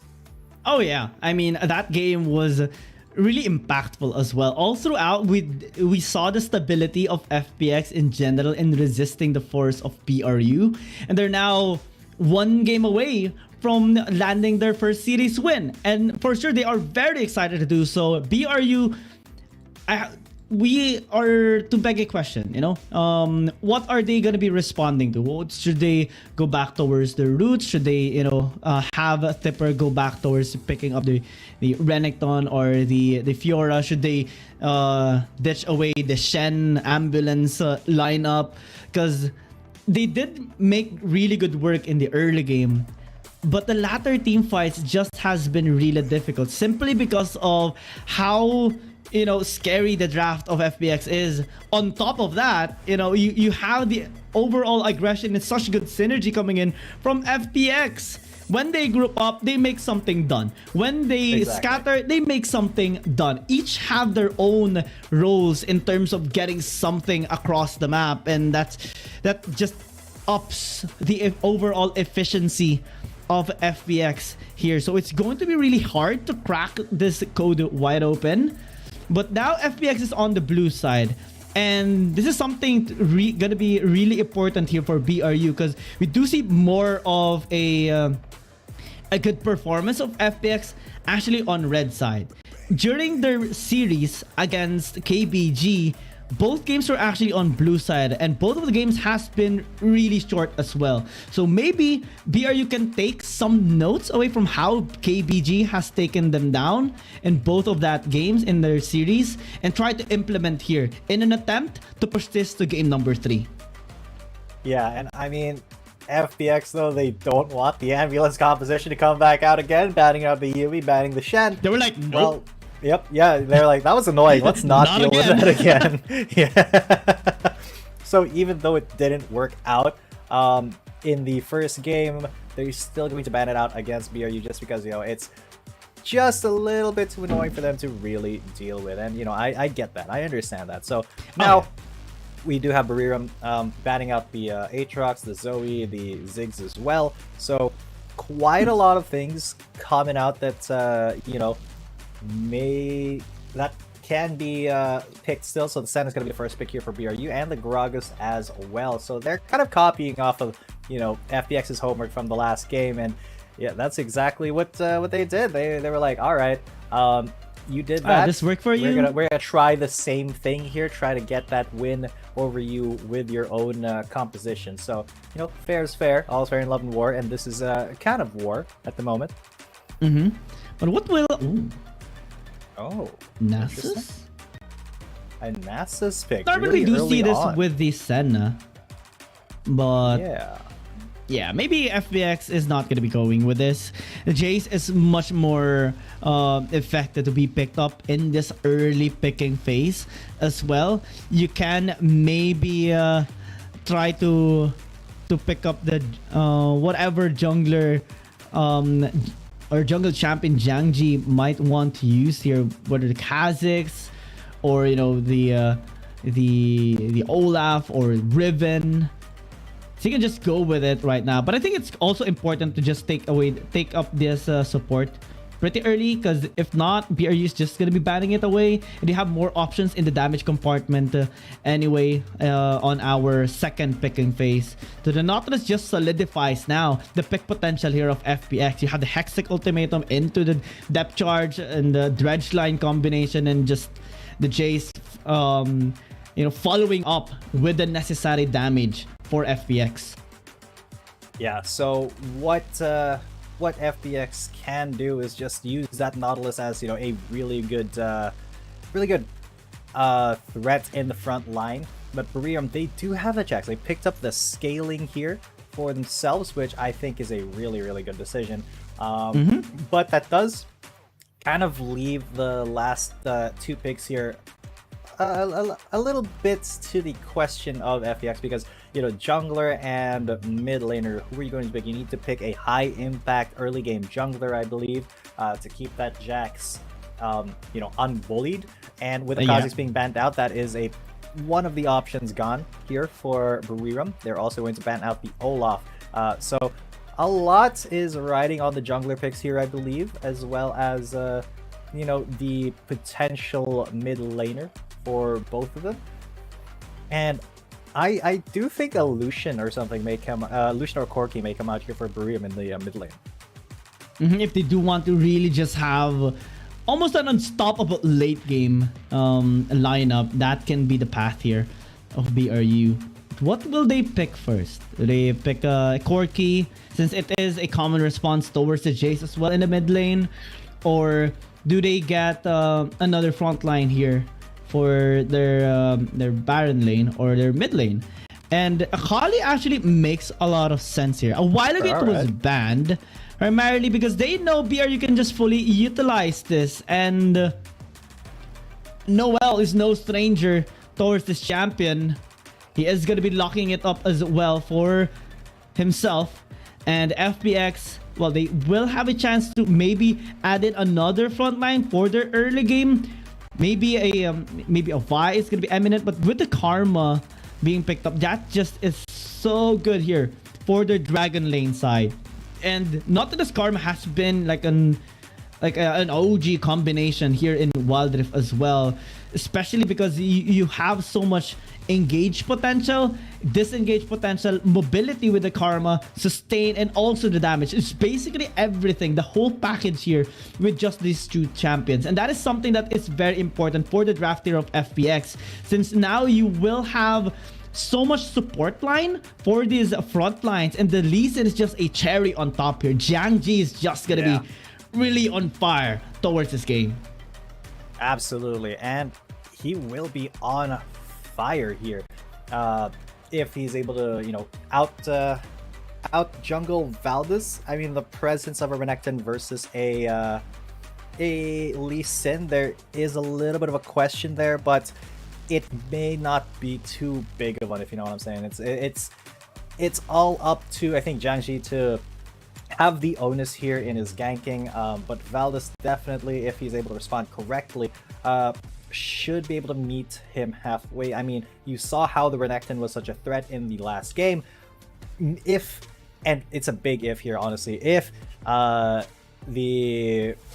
is able to kind of do the same thing here, it can result in a very, very big upset here against FPX. But that does kind of put a lot of pressure onto Jiangxi because he's going to have to be super proactive in the jungle just to keep that Jax and that Renekton behind. I mean, he's gonna be able to comfortably do so. Even in the last game, he was very stable as a Kha'Zix, and he is no stranger towards these aggressive champions as well.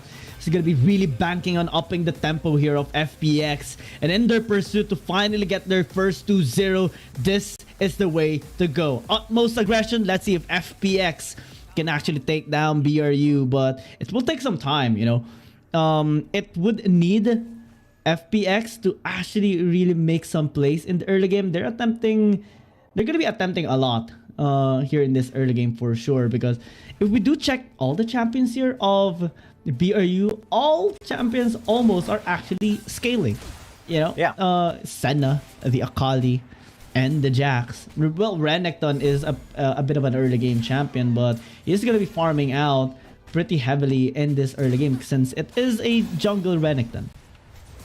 Yeah, and I mean, a jungle Renekton is not like the most efficient jungler, but I don't think it matters all too much because he is kind of there more for the ganking potential, and Thipper already getting a little bit aggro there. Jumping onto Fado. It's not even a minute, and he already wants to scrap. I mean, I respect that. I have a lot of respect for players who just go, hey, I'm going to go in right now, and that is kind of what Thipper wants, what they want to be doing here. But that is a denied invade there. Jiangxi very low. He's going to get taken out. That is a great start for BRU. Now they are on the chase. Valdis, he sensed that. He sensed the blue buff being taken because they knew that Thipper, that's the whole reason they sent Thipper up there, was to interrupt that, to kind of bait Jiangxi into going for the same thing, for the same steal. But now with the Jess, he's being bullied, but they did not get the chance to see Valdis back there. A13 is incredibly low, but he's still fighting back. He's trying to get a kill onto What the Jess, but What the Jess body slam into big boy attack slam. He gets another kill. BRU, what a big lead in the first few minutes of the game. This early game is theirs. Big reading there as well by BRU, because FPX, Jiangxi, and Chao stayed for quite a long time there in the bot side. After the clearing of his red camps, he went towards the blue of Valdis, anticipating that maybe the Renekton would take some time or maybe will gank topside, but no. Everything was not in order here for FPX. They got punished. Valdis got that kill and a big shutdown already towards the Lee Sin, but it was not really good at all here for FPX. And BRU, I mean, if you give kills to a skating line, that's gonna be scary. Mid side though, Noel is just being pressured, but all too well. I mean, it's an Akali, it's still just the early game, and not much plays actually taken here by FPX in general. Yeah, FPX, they do have to be a lot more careful now, because their strategy for the mid to late game is kind of falling apart. I mean, they having the early game lead on BRU's side is not what they planned here. So even though it is just kind of a few hundred gold lead in favor of BRU, it's still going to be substantial that the Jax was not dunked on early, that What the Jess was kept safe on his Gragas in the bottom, and of course Valdis starting his scale as well, because he did get that early kill onto Jiangxi. So a lot of things are going really well for BRU here. It's going to be up to FPX to try to find a way back into this game. Fado may be that way because he is a level ahead of Golden Feet, not of the Jax, not Thipper. So this could be an angle of just trying to get the Jax behind through the Camille's dueling potential and to try to get in through that. Valdis goes for the flash. He gets the stun as well. What the Jess knocks it back with the explosive cast, and what a perfect kill for BRU. Such proactiveness here by BRU. We came into this game thinking that FPX is gonna be the one to step on the gas pedal, but no, it's BRU. They're making the nice plays. We're starting to see, a bad side here of FPX. Ooh, red shine. That could have been really bad for Chao if he wasn't actually dredge lined a little bit. Yeah. He was in Tower Ranger. If he Jiangji is just here, was a though. little bit more to And forward. Valdez. Jiangji is there. Valdez is there. This could be a pretty huge clash. Tipper goes in, and he does get the stun onto it too. There's the Sonic Wave. Will he take it? No, Fado is too low to actually fight. Jiangji, though, has been zoned out by the Gragas, and FPX has been sent back to lick their wounds. Yeah, really fast rotations coming in here for BRU, and we're starting to sense a problem here for FPX in this blue side. And BRU is fully aware of that. So far, though, props to FPX. Despite being, bullied in this early game, having 3 casualties, they're still equal in terms of gold here against BRU. And now is the time for them to actually make something happen, especially with the objectives up. They're grouping up in this mid-side river and actually want to cause a trouble against BRU. But BRU will be just giving the dragon away. Yep. BRU really... Oh my god. Thipper, he got really low. I didn't even see that. He got ignited, but he should be able to run away scot-free with just a sliver of health. And that could have been the way for FPX to get back into this game, but now Valdez, he says, I'm gonna punish you, Fado. You tried to dunk on my friend, I'm gonna try to dunk on you here, but now Noel's gonna get dunked on here as he gets absolutely dove, and the Dragon's Rage Sonic Wave, too much damage for him to deal with. Yes, absolutely deleted by FPX. They're not able to convert it into a tower just yet, is what the jest is there, but that was a huge proactive move there. And this is what FPX should be doing. Making the plays, getting the picks across the map, especially on the isolated members of BRU. Because even if they got the early lead a while ago in terms of kills, the champion still will take some time. And when you group up, just like this, how Jiangji and Skyfell just work in tandem perfectly to take down Noel, it's going to be a long time still for these champions of BRU to actually have a value. Because it's an Akali, it's a Jax, it's a Senna. And normally we do see them kind of popping off at like 12 minutes into the game. But before that, it's full advantage here for FPX. Ballas, though, still serving the front. Oh no! That was a little bit of an oopsie. He got absolutely jumped on and then deleted. Now they are on to Fipper. What a Sonic Wave to actually catch him. But that is not a good follow-up for FPX right there. So they are just going to go back and take what they can get. That Herald will not be taking that turret down either. So pretty decent start here for BRU still. FPX does need to lick their wounds. But at least they are being a lot more proactive now. Oh yeah, so proactive right now. They're starting to get ahead in terms of goal too, and that's gonna be worrying BRU now. This is the part where we start to get worried for BRU. They're making the plays though. Valdez is here. Yeah, as Valdez tries to come in, but they do get jumped on by Jiangzi. What the jest was Dragon Rage back, Insect into the fray, but no, FPX will just be getting out of there really quickly. That could have gone bad either way, but both teams choosing not to overcommit, which, I pretty much respect, because that is how you lose in this game, unfortunately, just overcommitting too hard. And FPX, they don't want to commit too hard on things. They know that they can get punished. They know that if they make a mistake, they can just lose all their lead. And they want to play things safe for the meantime, to pay respect here towards BRU. They're focusing as well on isolating some of the members here of BRU. Noel, despite having a bit of a hard time in this early game, still able to clear up a couple of waves here in the bottom lane, especially against Fado.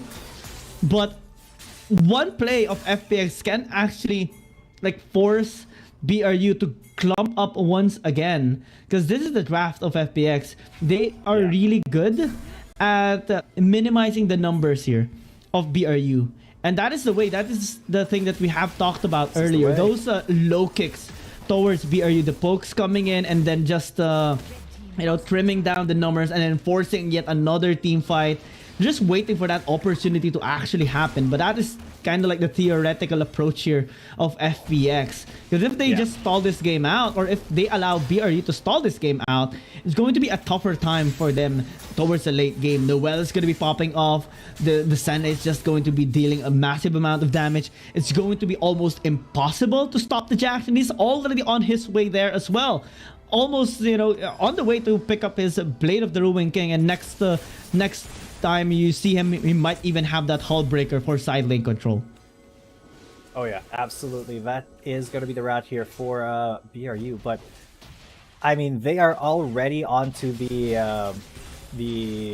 Rift Herald FPX, and I love how proactive they are being around the map. They have gotten 2 towers already, but this could be a pretty big fight as Valdez is already in the mix, but he will get absolutely deleted. Oh no, he won't actually. What? He's alive, and it's a Camille who pays for it. And A13 gets chased down by Noel. Noel is still up and running. He is an Akali, so he may not have a very long way to go, but he still just trades himself out, which is really, really huge in my opinion. That was just a bit too much for them to deal with. Wow. Yeah, and I actually thought he would just die there because he was normally squishy. Top side. Speaking of just dying, Fipper may be that man now. He's going to jump back in with Counter Strike. He gets a stun, but to the skies takes his life. Well played there, all things considered. Now, it is going to be BRU who are now on the back foot. Unfortunately, I mean, looking at this fight, they were not able to get Valdez down. They were able to get him down to a sliver of health, but Fado was not able to confirm that kill. So, unfortunately, that isn't where the cookie crumbles here, so to say, for FPX. And they were able to, get at least 1 kill instead of the 2 that they needed.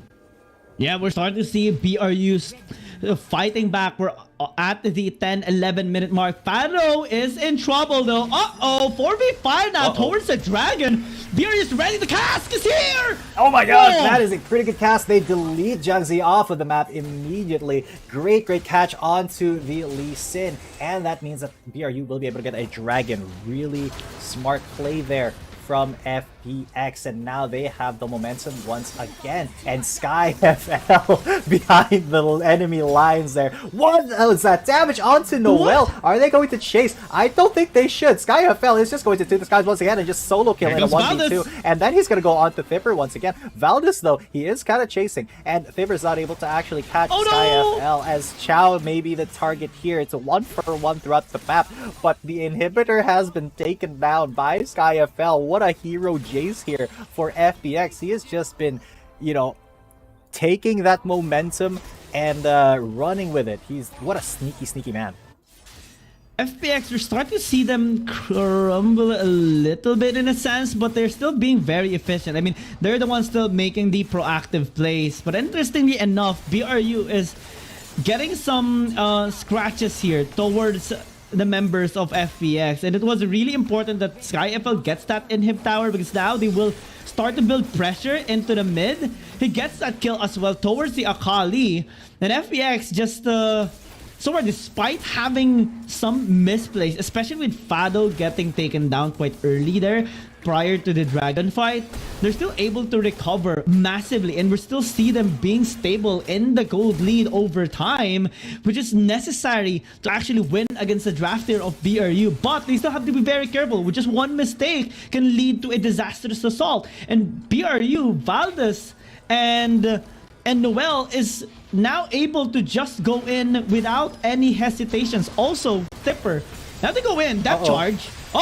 Yep. Pretty big depth charge, but Chow is the one who's gonna get jumped on, and BRU this could be a pretty good fight for them, as the Nautilus has been taken out of the fight. But no, they are just going to re-engage. Maybe Valdez does flash in to get Sky FL, but he does knock him back. No casualties so far for either FPX or BRU, but that was a little bit of a touchy one, a touchy subject, if you will, for these guys. And look at still.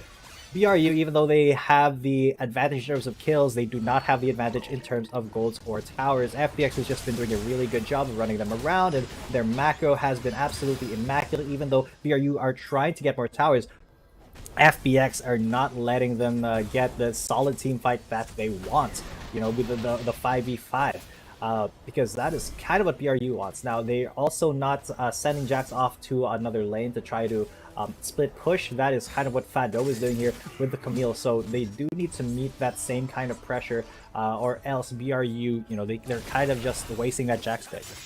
Oh yeah, I'm starting to get worried here on the Jax pick of BRU, because so far we're not seeing Tipper winning against a Camille in the side lane, and normally we do see the Jax at the 12-minute mark being the one actually aggressive in that 1v1, but primarily because of the lead here of FPX, they're the one dictating the flow. They have the leverage, they have the gold, and they're setting up a death brush here. Curse of the Black Mist here by Golden Feet, but they might get caught. Oh, and he does, as what the Jess was the one who was first. But look at that Sonic Wave almost getting the insect back, but Jiangxi has to flash out. No Dragon's Rage available, and no Dragon Rage comes in as Thipper almost bites the dust, but it is going to be Valdez who bites the dust instead. A13, Fado and Chow on the back foot. SkyFL was not able to actually do all too much there. It was a 1-4-2, and FPX, they know when to cut and run, so they will just be taking that one kill and not really overcommitting here. BRU, they need to keep doing these things. They need to keep getting these favorable trades, or else they will be left behind here as FPX. Their macro is just immaculate. Look at Fado still after that fight going up to the top lane to put some more lane pressure onto the base of BRU. Yeah, such confidence here on the side of FPX, and they just cut their losses there at a time because most of their fight revolves around SkyFL actually, especially in terms of damage. He's the one dealing the most here in the fight, alongside with A13. And with him down, I don't think fight is gonna be necessary anymore here for FPX, and they might just throw this game out here towards BRU. And it's so difficult now for BRU to actually contest them, despite the scaling lineup. The bursting capability of FPX is just so massive. We see Noel popping that stasis pretty early into the fight just because of the threat here of FPX. And again, they're constantly setting up on these death brushes, constantly having the lane prio, and they're threatening a engage. Maybe they go. Oh, and they are going to be going. Yeah, I didn't think that they were actually going to engage here. What the Jess getting a little bit low. Fado and Thipper, though, they were in a little bit of a fight up there. And they do get the karma, and that is going to signal to FPX that maybe you shouldn't be taking this fight. But that is 2 kills already for BRU, but they weren't able to get the damage dealer here. SkyFL still up, and he could rain down hell with Accelerated Shock Blast here. But no, this Dragon is just going to fall in the hands of BRU pretty free. Oh, that was a little close there. Accelerated Shock Blast getting a little bit spicy there for SkyFL, but yeah, BRU, they are grouping as 5, they are, or at least 4, and they're trying to get, anything they can here. Any small kills that they have, and that does mean that with that tower take, they have put themselves in the lead in terms of gold. Let's take a look at how that actually came out, because Chow, he tried to engage here, but he kind of got caught a little bit late on the response. There was the rest of FPX, and Jiangxi got knocked back by the explosive casket, and he wasn't really able to be as effective as he was in the other clashes, and then Chow also bit the dust right there. So unfortunately, FPX not the perfect team fight that they wanted, but they can actually still get the W's in these team fights if they set them up correctly, but they have not actually been properly setting them up compared to BRU.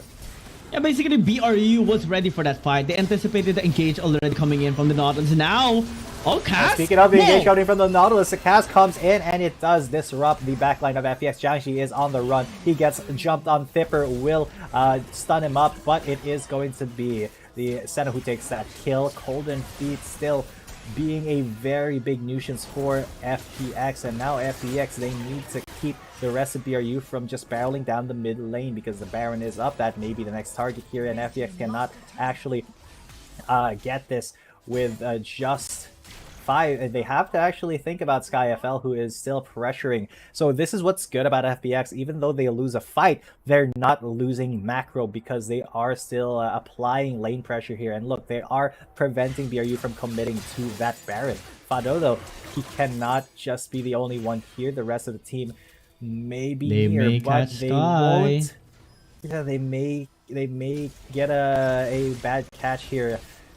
It's such a tense situation now, Guillaume, because FPX, they have been winning, but BRU, because they held on for so long, they can scale.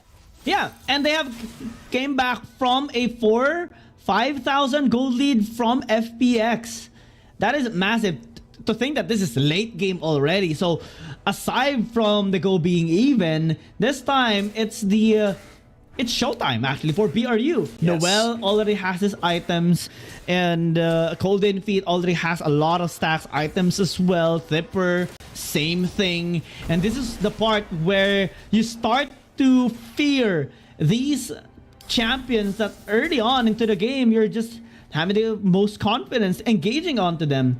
But with this, what the Jess actually is massive as well in team fights, just because of the body step and the cask isolating the members of FPX. And when he does that, it causes such a big problem for SkyFL. Now with the Elder Dragon, BRU can just go on a marathon here, taunting FPX. They know they can take them down. They have the waves frozen now on all 3 lanes, and Noel can just flank on their side.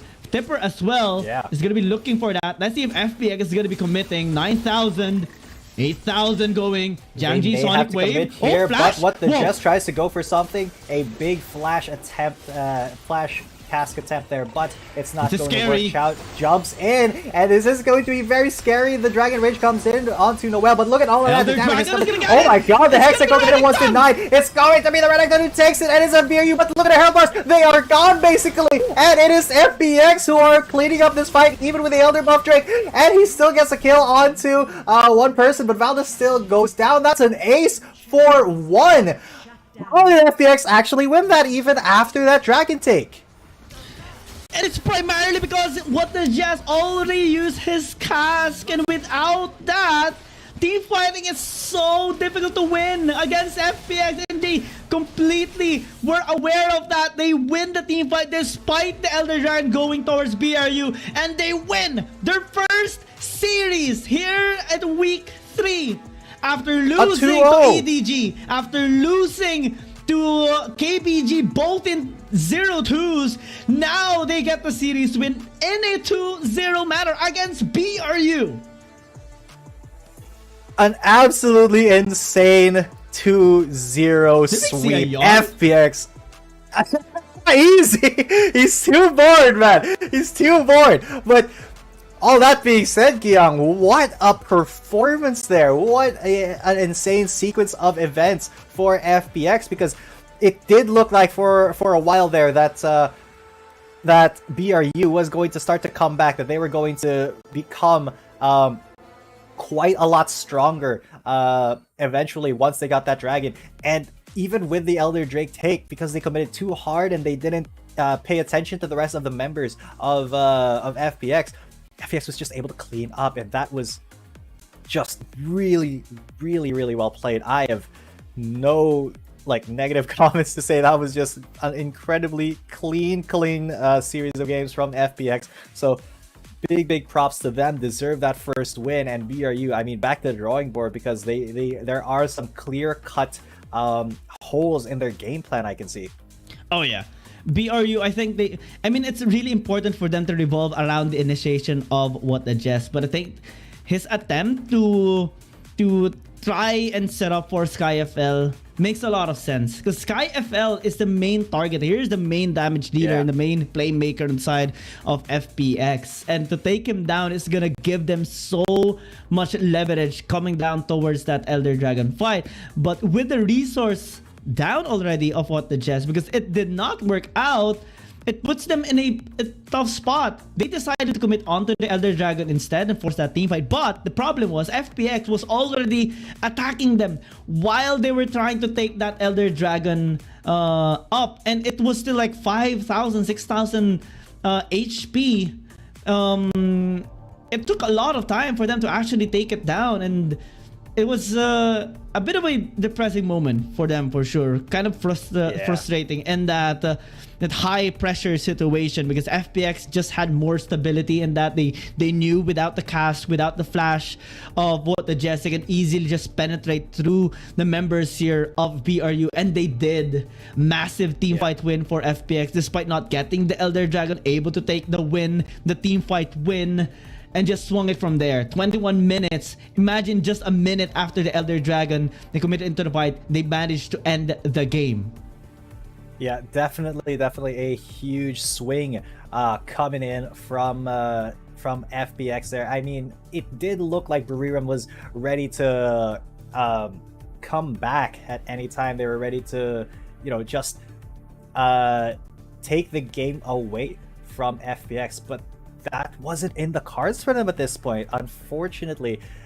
So, it is what it is. I would say it's just a little tiny bit unfortunate that that's how it shook out for BRU, because it did look like they wanted to get to that game 3. They overcommitted, and that I think was really the big thing that set that team fight up for them. Is the overcommitment that they did was a little bit too much, actually, for the rest of BRU to actually get a fight in afterwards, because they were spent, man. They were spent. They had no more resources after the Elder Drake, and I mean, what do you do in that situation?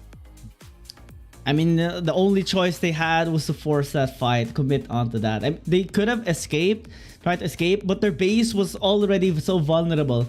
Inhibitor towers remaining, and if FPX gets that Elder, they can just translate it into a Baron and just go with a game-ending push. So I think that's the most logical approach, most logical decision that was left there for BRU. Unfortunately, it wasn't enough. FPX did get the victory. SkyFL, as anticipated, will get that MVP. Massive influence in all of the fights. 100% kill participation. Man, this guy has been the frontline, the leader here in that game of FPX against BRU. Yeah, and not only was he like the leader, he was soaking up the aggro as well, because BRU knew that they needed to take down SkyFL if they wanted to have a chance at getting an actual good team fight. So big props to him, and I cannot wait to see what the rest of the league has in store for FPX, because after this, they have just shown us that, they're not out yet, even though they did lose twice. So now we're back to the drawing board, but we will be taking a short break before our second match of the day. So don't go anywhere, ladies and gentlemen. We will be right back. Dear Summoners, Wild Rift League Asia is about to begin. With a brand new tournament format and teams, what changes can we expect? Let's take a closer look. WRL consists of 2 conferences, WRL CN and WRL APEC. 12 teams from the WRL CN conference and 8 from the WRL APEC conference will compete through the regular stage, playoffs, and finals to view our ultimate glory.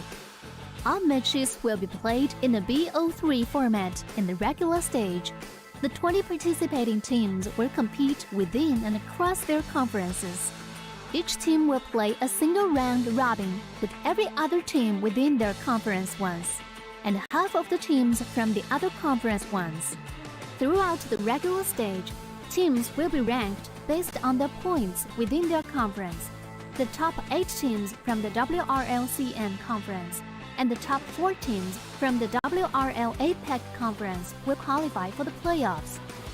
The playoffs will also be held separately for each conference, adopting a BO7 double elimination format. Only the top 2 teams from each conference's playoffs will advance to the finals, vying for the championship. Of course, a new tournament brings unique challenges. The Wild Rift League Asia Season 1 WRL A1 Finals will be a 3-day extravaganza. On the first day of the finals, the 4 qualifying teams will play a single round robin in BO1 format. The top-ranked team will advance directly to the grand finals, while the remaining 3 teams will battle it out in a single elimination bracket on the second day to secure a spot in the grand finals on the third day.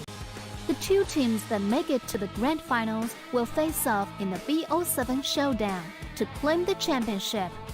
Additionally, in both the WRL A1 regular stage and finals, teams will participate in the Fight for Side FFS match before the official games commence. The FFS match will be played in a 1v1 solo mode. Each team will send 1 player to compete. They will ban 2 champions each from the official weekly rotating champions pool, and then select 1 champion each for 1v1 competition. The winning team of the FFS match will earn the right to choose their side first. Wild Rift League Asia Season 1 regular stage will officially kick off on April 8th, with 20 top-tier teams assembled and ready for action. Who will climb to the summit and seize the crown? Let's wait and see.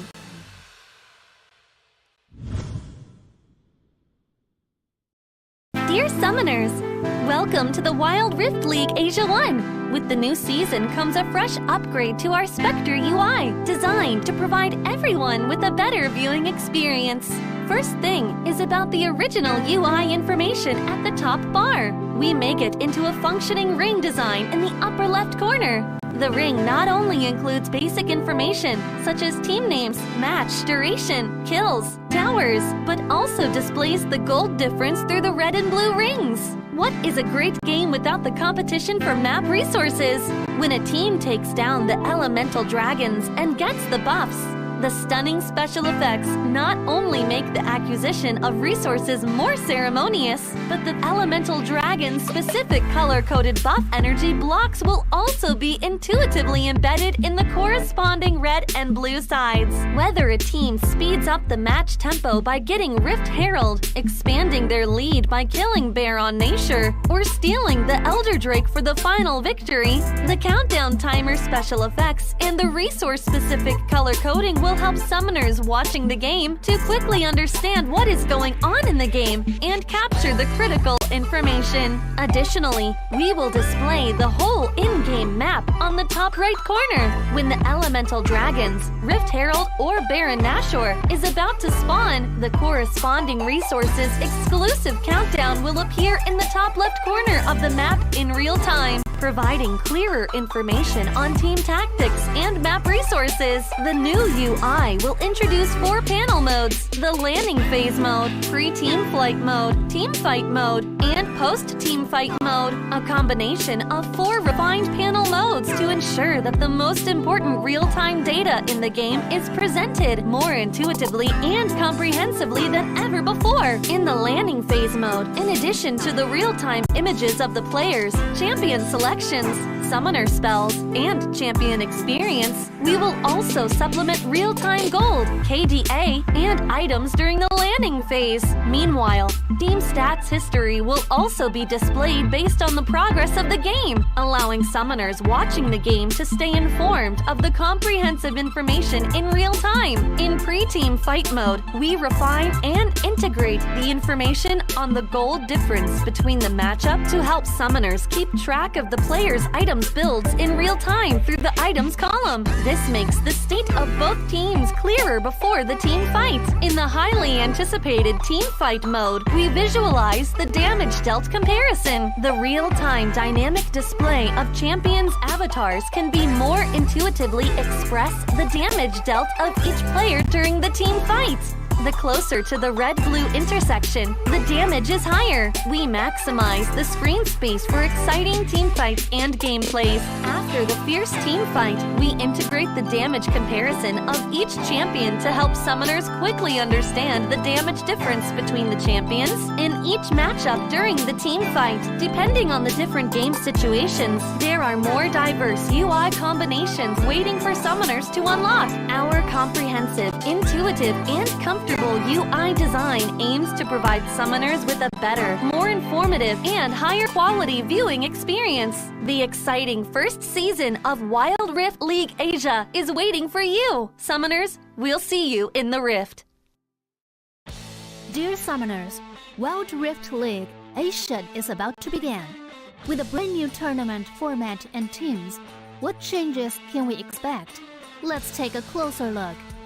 WRL consists of 2 conferences, WRL CN and WRL APEC. 12 teams from the WRL CN conference and 8 from the WRL APEC conference will compete through the regular stage, playoffs, and finals to view our ultimate glory. All matches will be played in the BO3 format in the regular stage. The 20 participating teams will compete within and across their conferences. Each team will play a single round robin with every other team within their conference once, and half of the teams from the other conference once. Throughout the regular stage, teams will be ranked based on their points within their conference. The top 8 teams from the WRL-CN conference and the top 4 teams from the WRL APEC conference will qualify for the playoffs. The playoffs will also be held separately for each conference, adopting a BO7 double elimination format. Only the top 2 teams from each conference's playoffs will advance to the finals, vying for the championship. Of course, a new tournament brings unique challenges. The Wild Rift League Asia Season 1 WRL A1 Finals will be a 3-day extravaganza. On the first day of the finals, the 4 qualifying teams will play a single round robin in BO1 format. The top-ranked team will advance directly to the grand finals, while the remaining 3 teams will battle it out in a single elimination bracket on the second day to secure a spot in the grand finals on the third day. The 2 teams that make it to the grand finals will face off in the BO7 showdown to claim the championship. Additionally, in both the WRL A1 regular stage and finals, teams will participate in the Fight for Side FFS match before the official games commence. The FFS match will be played in a 1v1 solo mode. Each team will send 1 player to compete. They will ban 2 champions each from the official weekly rotating champions pool, and then select 1 champion each for 1v1 competition. The winning team of the FFS match will earn the right to choose their side first.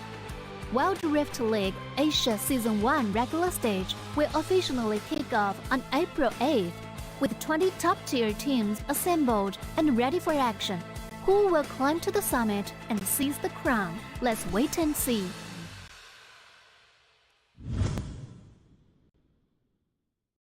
Dear Summoners, welcome to the Wild Rift League Asia 1. With the new season comes a fresh upgrade to our Spectator UI, designed to provide everyone with a better viewing experience. First thing is about the original UI information at the top bar. We make it into a functioning ring design in the upper left corner. The ring not only includes basic information such as team names, match duration, kills, towers, but also displays the gold difference through the red and blue rings. What is a great game without the competition for map resources? When a team takes down the elemental dragons and gets the buffs, the stunning special effects not only make the acquisition of resources more ceremonious, but the elemental dragon's specific color-coded buff energy blocks will also be intuitively embedded in the corresponding red and blue sides. Whether a team speeds up the match tempo by getting Rift Herald, expanding their lead by killing Baron Nashor, or stealing the Elder Drake for the final victory, the countdown timer special effects and the resource-specific color coding will help summoners watching the game to quickly understand what is going on in the game and capture the critical information. Additionally, we will display the whole in-game map on the top right corner. When the elemental dragons, Rift Herald or Baron Nashor is about to spawn, the corresponding resources exclusive countdown will appear in the top left corner of the map in real time, providing clearer information on team tactics and map resources. The new UI will introduce 4 panel modes: the landing phase mode, pre-team flight mode, team fight mode, and post-team fight mode, a combination of 4 refined panel modes to ensure that the most important real-time data in the game is presented more intuitively and comprehensively than ever before. In the landing phase mode, in addition to the real-time images of the players, champion selections, summoner spells, and champion experience, we will also supplement real-time gold, KDA, and items during the landing phase. Meanwhile, team stats history will also be displayed based on the progress of the game, allowing summoners watching the game to stay informed of the comprehensive information in real time. In pre-team fight mode, we refine and integrate the information on the gold difference between the matchup to help summoners keep track of the players' items builds in real time through the items column. This makes the state of both teams clearer before the team fight. In the highly anticipated team fight mode, we visualize the damage dealt comparison. The real-time dynamic display of champions' avatars can be more intuitively express the damage dealt of each player during the team fight. The closer to the red-blue intersection, the damage is higher. We maximize the screen space for exciting team fights and gameplays. After the fierce team fight, we integrate the damage comparison of each champion to help summoners quickly understand the damage difference between the champions in Welcome back, ladies and gentlemen. You are still watching the Wild Rift League Asia 2023 regular season. My name is Yutan. Coming at you, with me is Giyang, and we'll be your chatcasters for today. We just saw FPX take their first win off of BRU United, and we are now going to watch JDG versus ThunderTalk. This should be an interesting matchup as well, because the matchup is kind of similar towards FPX and BRU, and the storyline as of today's game has been kind of like the battle of redemptions here, because similar to FPX, ThunderTalk hasn't really gotten a series win just yet, but all their games are actually quite interesting, because it's all games have been reaching game number 3s, though it was a little bit unfortunate for them because it's pretty much reverse sweeps that they gotten against a WHG and KBG as well, getting reverse sweep against them. Having them cement or at least secure a game against them still puts them in a very competitive state. JDG, both games have been 2-0s, but one is a defeat. They won against Weibo Gaming 2-0, both of which they were on blue side. But similarly, EDG, they were on blue side as well, but they lost both of that games, and it was also a quite of a fast game, under 18 minutes, so that may be a problem for them in a sense. But let's see, actually, because it's still going to be the same lineup, same for both teams, honestly, and I'm going to be excited for these teams as well, because they have been trying to get their momentum back coming from last week's games, and I think they might just be ready for each other right now.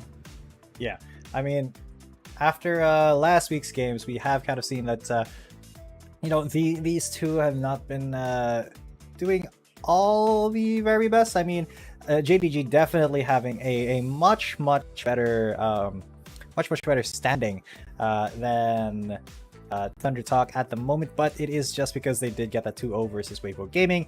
Now, ThunderTalk, they were really not showing anything all too special just yet, but you know, they may have the chance here. Now, we do see that JDG as well has been a lot more relied on that blue side pick, you know, 100% in their games. But ThunderTalk, even though they have, you know, the red side pick at 83.3%, they just have not been able to convert it too much into, you know, the big W's that they need. Most of their wins, though, or both of the wins that ThunderTalk has gotten, was when they were on red side. So we can maybe expect ThunderTalk to be on red side and JDG on blue side, because JDG had all of their wins when they were on blue side as well. So that may be the preference here for both of these teams. We can anticipate them being at their peak best condition as well in terms of side selection. But it's as well also always interesting to see, you know, the fight for side happening, and I'm gonna be excited to see who is gonna be battling, because all right, it's gonna be Feibai and Z. I think that's just the head-to-heads though, not of the laners. Oh, never mind. It's going to be Feibai and Sin who are our fight for side ones. Yeah, that's all right. But taking a look at his stats, Feibai definitely looking a lot more solid than Feibai, at least in, you know, in the theoretical stats. Look at that 7.17 KD, but his kill participation has been a little bit less, 47 to 70.3 on Z's side. But that's kind of because ThunderTalk, whenever they have kills, they really have to group up and commit to getting those kills instead of, you know, instead of having the kills kind of be from all over the map. You know what I'm saying? And well, for Feibai, he really likes to use these highly aggressive fighter and assassin champions like the Akali, the Camille. He tried the Corki against EDG, but he did a really good job in that game, but it didn't actually help them. It wasn't enough for them to actually win that game and push to a game number 3. For Z, he actually has a lot of champions used already over the games that they had, since it's a total of 6 games in both series against WHG and KBG. And he did get a couple of games with the Akali as well, and one of which actually turned out into a win. The Yone as well of him is pretty massive in terms of impact, so we may expect that coming into the series as well. Juju and Chin does have a very similar stats here. A little bit more leaning towards Juju though, since we do see KDA, the kill participation, the damage being more on his side, and that just shows the proactivity overall, or the efficiency of JDG, similarly towards FPX in our previous series. That is to be expected in this game as well, because Thunder Talk, they're going to be looking for ways to coming out on top as well against JDG, and they managed to hold the fort for so long. Despite losing both series, they still managed to really get some wins against these strong teams that have defeated them. WHG and KBG, if you're a team that can actually win even a single game against them, that means something. That means respect coming in from JDG is necessary. Exactly, because KHG is one of the really, really good teams that we've seen just lately. And having JDG, have that 1W against them, even though they didn't really win the match itself. They didn't win the match themselves.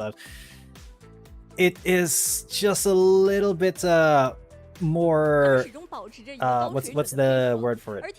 They're a little bit less likely on the side of JDG to kind of underestimate Thunder Talk here, just because of that one win they had that was actually pretty standard against KBG. Hello everyone, welcome to the stage of 2023 Wild Rift League Ace 1. I'm Alora. Today's second match will be Jingdong versus TT. Jingdong's personnel changes are not much this season. They still maintains a high level of cooperation. And TT with a new lineup returned to the stage with Sander. In the past few games, TT has showed their new style. The strong team play against with each other. Let's wait and see who will get the final win. And now it's time to welcome Jingdong Gaming and Sander Talk Gaming.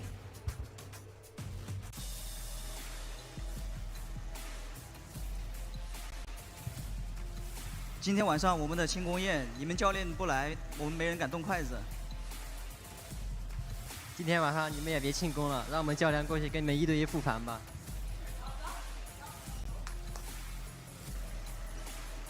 All right. Just a little bit of a respectful trash talk, unlike earlier where we saw FPX. Yeah. You know what I'm saying? It was a lot less, like energetic or stuff like that than FPX, man. They had such a good entrance, but this is just a little bit more subdued, I would say. I'm excited for this game actually, because both of them, I mean, we can say that JDG has explosive games.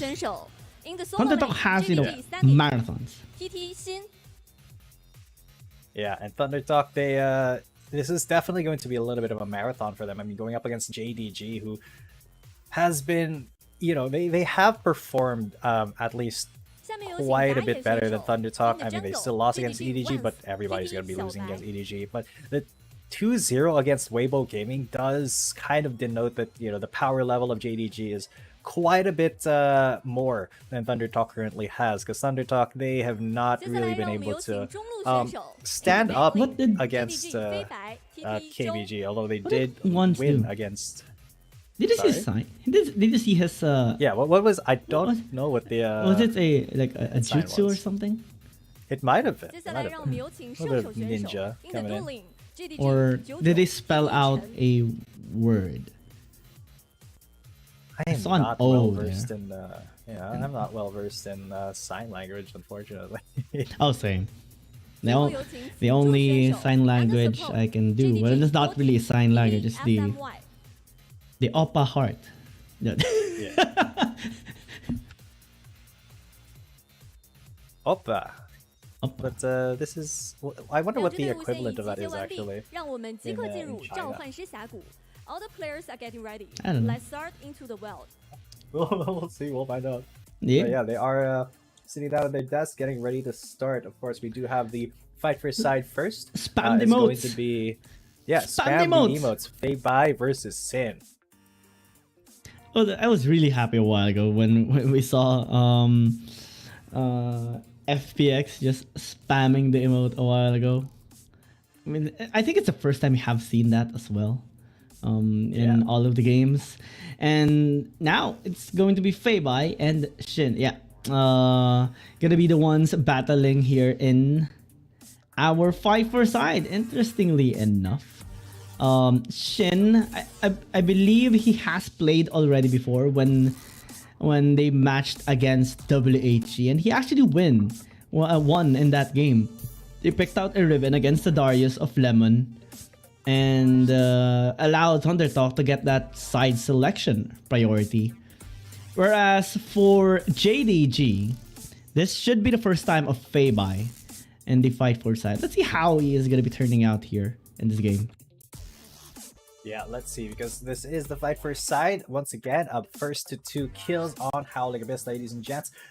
And if you don't know what winning it means that you, the winning player, will give their team the opportunity to choose their side in the upcoming match. So that is a huge advantage, you know, because they can kind of plan their draft around getting whichever side they want and then kind of denying whatever the other team tries to do. So let's take a look, because usually we do see assassins come out in the fight for side, but Zed and Akali have both been banned out. Maybe a Yasuo angle here, but we also saw Diana do really well actually in the last fight for side against Zed.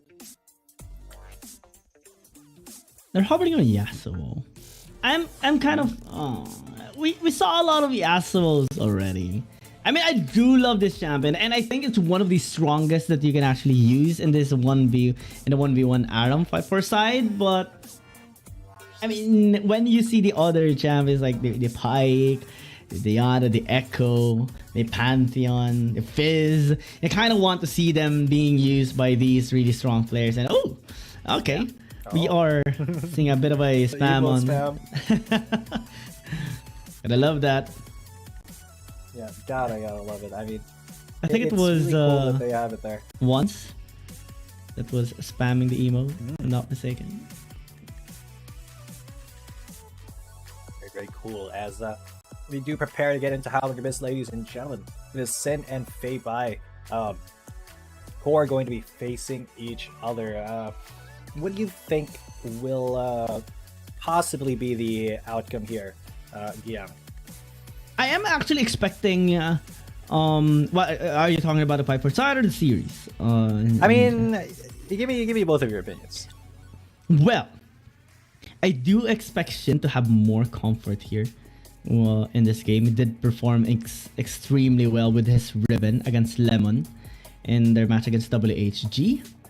But I am interested in how Fei Bai is gonna be, now performing here as well. Maybe we can see a kind of like a 1-2 score in terms of kills here against each other. Maybe Thundertalk's gonna be winning this through Shin. But in terms of the series, I am expecting a game number 3, honestly, from both of these teams. JDG, yeah, they are really good when they do get ahead, when they get the lead. But Thundertalk is always able to land the first strike as well. In both of the games that they had, WHG and KBG, they got that really good tempo. It's just that they were red in the game number 2 and game number 3, and we saw more mistakes being exploited by the really well-experienced and well-established teams that they battled. And interesting enough, look at this. There's like players from JDG on Underdog, and there's like they're like friends here and all. So I wonder how they're gonna be going with this, because for sure, I mean, they're friends, they're colleagues, they're like everywhere always, and they're just hanging out basically here in this fight for side, the chillest part of the tournament. Yeah, the chillest part of the match, but definitely not the chillest champions, because Yasuo versus Yasuo, this is going to be... we've seen this kind of time and time again, and it is very much so a skill matchup. Whoever's able to get better pokes off, and whoever is able to land those tornadoes is going to kind of get a huge advantage here. Sin, though, with the first tornado, it does miss, so does Fei Bai. You know what I like about this? The members of JDG is on Shin's side, and the members of Thunder Talk is on Fei Bai's side. That's fun. Oh, speaking of Shin and Fei Bai, Shin takes quite a lot of damage. This Fei Bai does not commit all too hard, but that has put him at a pretty big disadvantage coming in. He gets hit by another tornado. Man, there, so whoever dies here will get bantered, quote unquote, a lot by the enemy team members, for sure. It's like direct, like right behind you. So come on, boy. They're right there. Okay, Sin takes another poke. And Fei Bai, will he commit here? He goes for it, the tornado, but Fei Bai is under the tower. He takes one turret down. Minions are still inside. He can't still get away from this. Oh shit, he's going to chase Fei Bai. They both have the shield. The wind shield. Their flow shield, sorry. It is kind of even now. If they queue each other. Look at them. They're just dancing around each other. They're dancing around each other. And okay, Fei Bai goes in, he pops the ignite, so does Shin, but Shin is going to dash through and get the first kill, actually. And Fei Bai gets outplayed. Look at that, looks up at the opposing team surrounding him like, oh, come on, guys. And Thunder Talk's members were already making some comments here on the side of Fei Bai, just having fun all throughout. And oh, okay, we're starting to see people clump up here on the side of Fei Bai. Everyone wants him to like put this in an equal score line. Yeah, unfortunately, this is gonna be a little bit difficult for him. As Shin does have more items now. He's got that Vamp Scepter. He's got a couple of attack speed items as well. So, you know, this is a lot of pressure on Fei Bai now. Shin just left alone with, I think, his coach and his manager probably. And they're just watching him play peacefully. The rest of the match, though, everybody else is on Fei Bai. They are like, haha, you got first blooded. Now you're on the back foot. Now you have to deal with Shin. Yeah, having a huge advantage here in terms of items and in terms of level. He does have his ultimate. He may be going for the last breath if he gets his tornado, but no, unfortunately, does not land. Fei Bai gonna go for the healing font. Shin definitely has the big advantage here. Fei Bai not really looking to scrap at the moment, but Shin is going to press his advantage as much as he can. He goes for it, and there's the last breath. The flow shield will protect him for one more auto attack, but no, Shin commits and takes it all. 2-0. Thunder Talk get the advantage for Fight for Side. Similar to their match against WHG, Shin gets a 2-0. Not with a ribbon this time, with a Yasuo against Fei Bai, and it is really a fantastic performance by him. This time, Thunder Talk will get side selection, and it actually helped them in their match in both WHG and KBG when they picked the red side. Maybe, as we talked about earlier, they will pick red side, though JDG will love to be on the blue side as well. So I wonder how they are going to be approaching this. And oh, actually, Thunder Talk is deciding to be on blue side. So that is a interesting change of pace here. Since they did have some battles or have some games wherein they were on blue side, and one of which was actually when they were battling against WHG. It reached 25 minutes, and they were able to really keep on that pace. It just was a difficult game for them to actually close, and WHG managed to clinch out the win there, cementing, you know, the game number 2 towards game number 3 momentum. But that method of Thunder Talk getting the blue side actually will help them deny JDG generally in the side that they got most of their wins in. Yeah. Yeah, that I think is going to be a pretty big thing here, because JDG, when they do get on that blue side, they have won.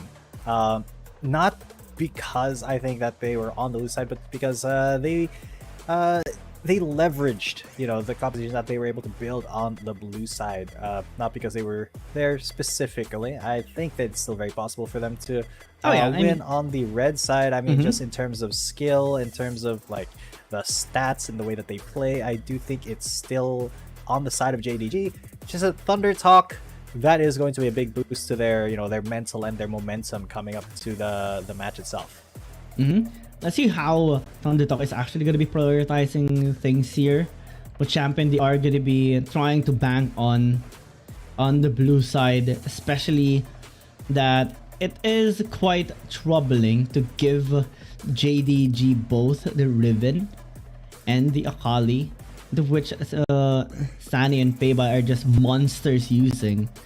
And I think at most, Thunder Talk might just want to secure the Galio here as well, for SMY as early as possible. Maybe try to get the Ziggs too, that Jhin has massive impact with as a player in the Dragon lane. And who knows? Maybe they have a surprise for us as well. We have seen a couple of surprises even today. The Yumi Shen that BRU tried, though it didn't turn out into a win. It was still very, very entertaining nonetheless. Yeah, and I do have to agree. I mean, having the element of surprise on your side, I think is going to be very, very huge here. So if either team can kind of craft a composition that the other isn't prepared for, that may end up giving them the edge here, because we are just kind of playing with a tiny edge here and there in the game, and how well you can snowball that into a big lead. So first ban's coming out, it's going to be Olaf, Shen, and Camille. Fiora is well going to be banned out, so a lot of priority on these top and jungle champs. Will Thunder Talk get the Senna? Is the question here. Given that they are respecting the Zoe despite the minor nerf or a bit of a tone down towards the Zoe in the patch 4.1b, just a roughly 5 to 10% damage reduction. So the burst is still there. It will be respected by Thunder Talk. JDG responding accordingly with a Senna ban. That leaves the Ziggs open here for Thunder Talk, and which they will take. And Jhin does have a massive performance with this champion during the match against WHG. They can later on pick up the Galio maybe, or funnel into the Riven and the Olaf, which they used in that game number 1-2. But again, as talked a while ago, Riven and Akali is a really high priority champion on the side of JDG, and they will lock one of which. Yeah, so Akali coming in hot, as well as Gragas. JDG definitely showing their hand a little bit here in the early game. Aatrox though has been left open, so definitely a big pickup here for Thunder Talk. They could pick up a Senna as well, but the Nautilus is going to... Oh, sorry. They won't be able to pick up a Senna because they do have a Ziggs. But Nautilus going to be a really good enabler here for both Ziggs and Aatrox. So really great drafting here already from Thunder Talk. I'm kind of surprised actually that JDG were not the ones to go with the Aatrox, but I guess they are kind of banking on a little bit of a front to back team fighting build instead, especially with the Varus and the Akali. So that Aatrox should be facing up against two tanks here on the side of JDG for the next two picks. But so far, really great drafts coming in from both sides, at least for the first three champs. Yeah, with Thunder Talk securing the Aatrox early on, and since JDG picked up the Varus as a response, they will be able to ban away the Gwen, which is a really important ban, since it's usually kind of like the response towards the Aatrox. JDG removing those highly aggressive champions that can set up tempo here for Thunder Talk. And Thunder Talk just removing this Z, which is one of the ways they can actually take down the Aatrox, because when there's an Aatrox, you just have to burst it away. If you're able to have that high bursting power, then the Aatrox will be nullified. But if you don't, if you let the Aatrox have the spell vamps with the abilities, then it can pose a bit of a problem. Also, this Aatrox has been tuned down a bit just on the cooldown of the Darkened Blade. At level 4, it will just be a second longer. So though it is not much of a nerf, it's still something to be considered here for our players. And Thunder Talk actually banking so much on late game. Wow. Yes, quite a late game focused composition here for Thunder Talk. They will pick up the Garen maybe to put in the, I guess, in the Baron lane, because that does mean that Aatrox is going to be the jungler, going to be competing against the Vi. So oh no, not the Vi, but the Wukong. A lot of really late game scaling coming in for Thunder Talk, but JDG, they do have, you know, their Jack, so that is a late game scaler as well, but there is a lot of things that they can still do in the early to mid game, especially with that Akali and that Wukong. They as well have the Varus, so this is kind of going to match the Ziggs and the Corki in terms of what he's going to be doing in the fights, which is, you know, just landing those piercing arrows, setting up those chains of corruption as well. So, you know, depending on, I think this is going to be a very execution dependent game now, because, you know, they both teams have a lot of scaling options, but it is Thunder Talk who has a lot more leeway in the early to mid game. Big responsibility as well for Shin to actually hold the door down against Sunny, because yeah, you do have a bit of an early game advantage a bit, especially because of the short-term trades that the Garen can actually win, and also the high enough sustain with the judgment passive of that Garen. You will also have, you know, the Nautilus just helping out against the Jax and the Gragas. So in terms of 2 versus 2, when our supports actually go towards Baron lane, it's still gonna be a bit of a lead here for Thunder Talk, and that can actually help them, you know, put the support in somewhere else. Maybe help out Z in the mid lane against the Akali so that they can bully out Feibai. But generally, as the game progresses, JDG will have much more of a better chance. That's something that Thunder Talk needs to be very careful of. Yeah. So Thunder Talk, if they're able to actually hold on and scale up, they will be a huge threat, especially in the later team fights, especially when they're able to lay down that fire first before engaging with the Aatrox or the Nautilus.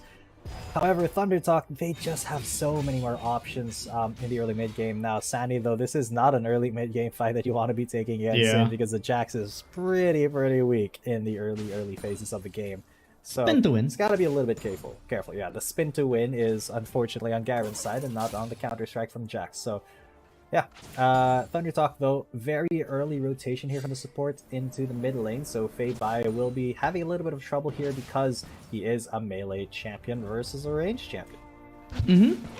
Though Feibai is no stranger to this kind of setup. He is going to be able to safely farm here in the mid lane as well. I think the most important lane to look out for is still Baron lane.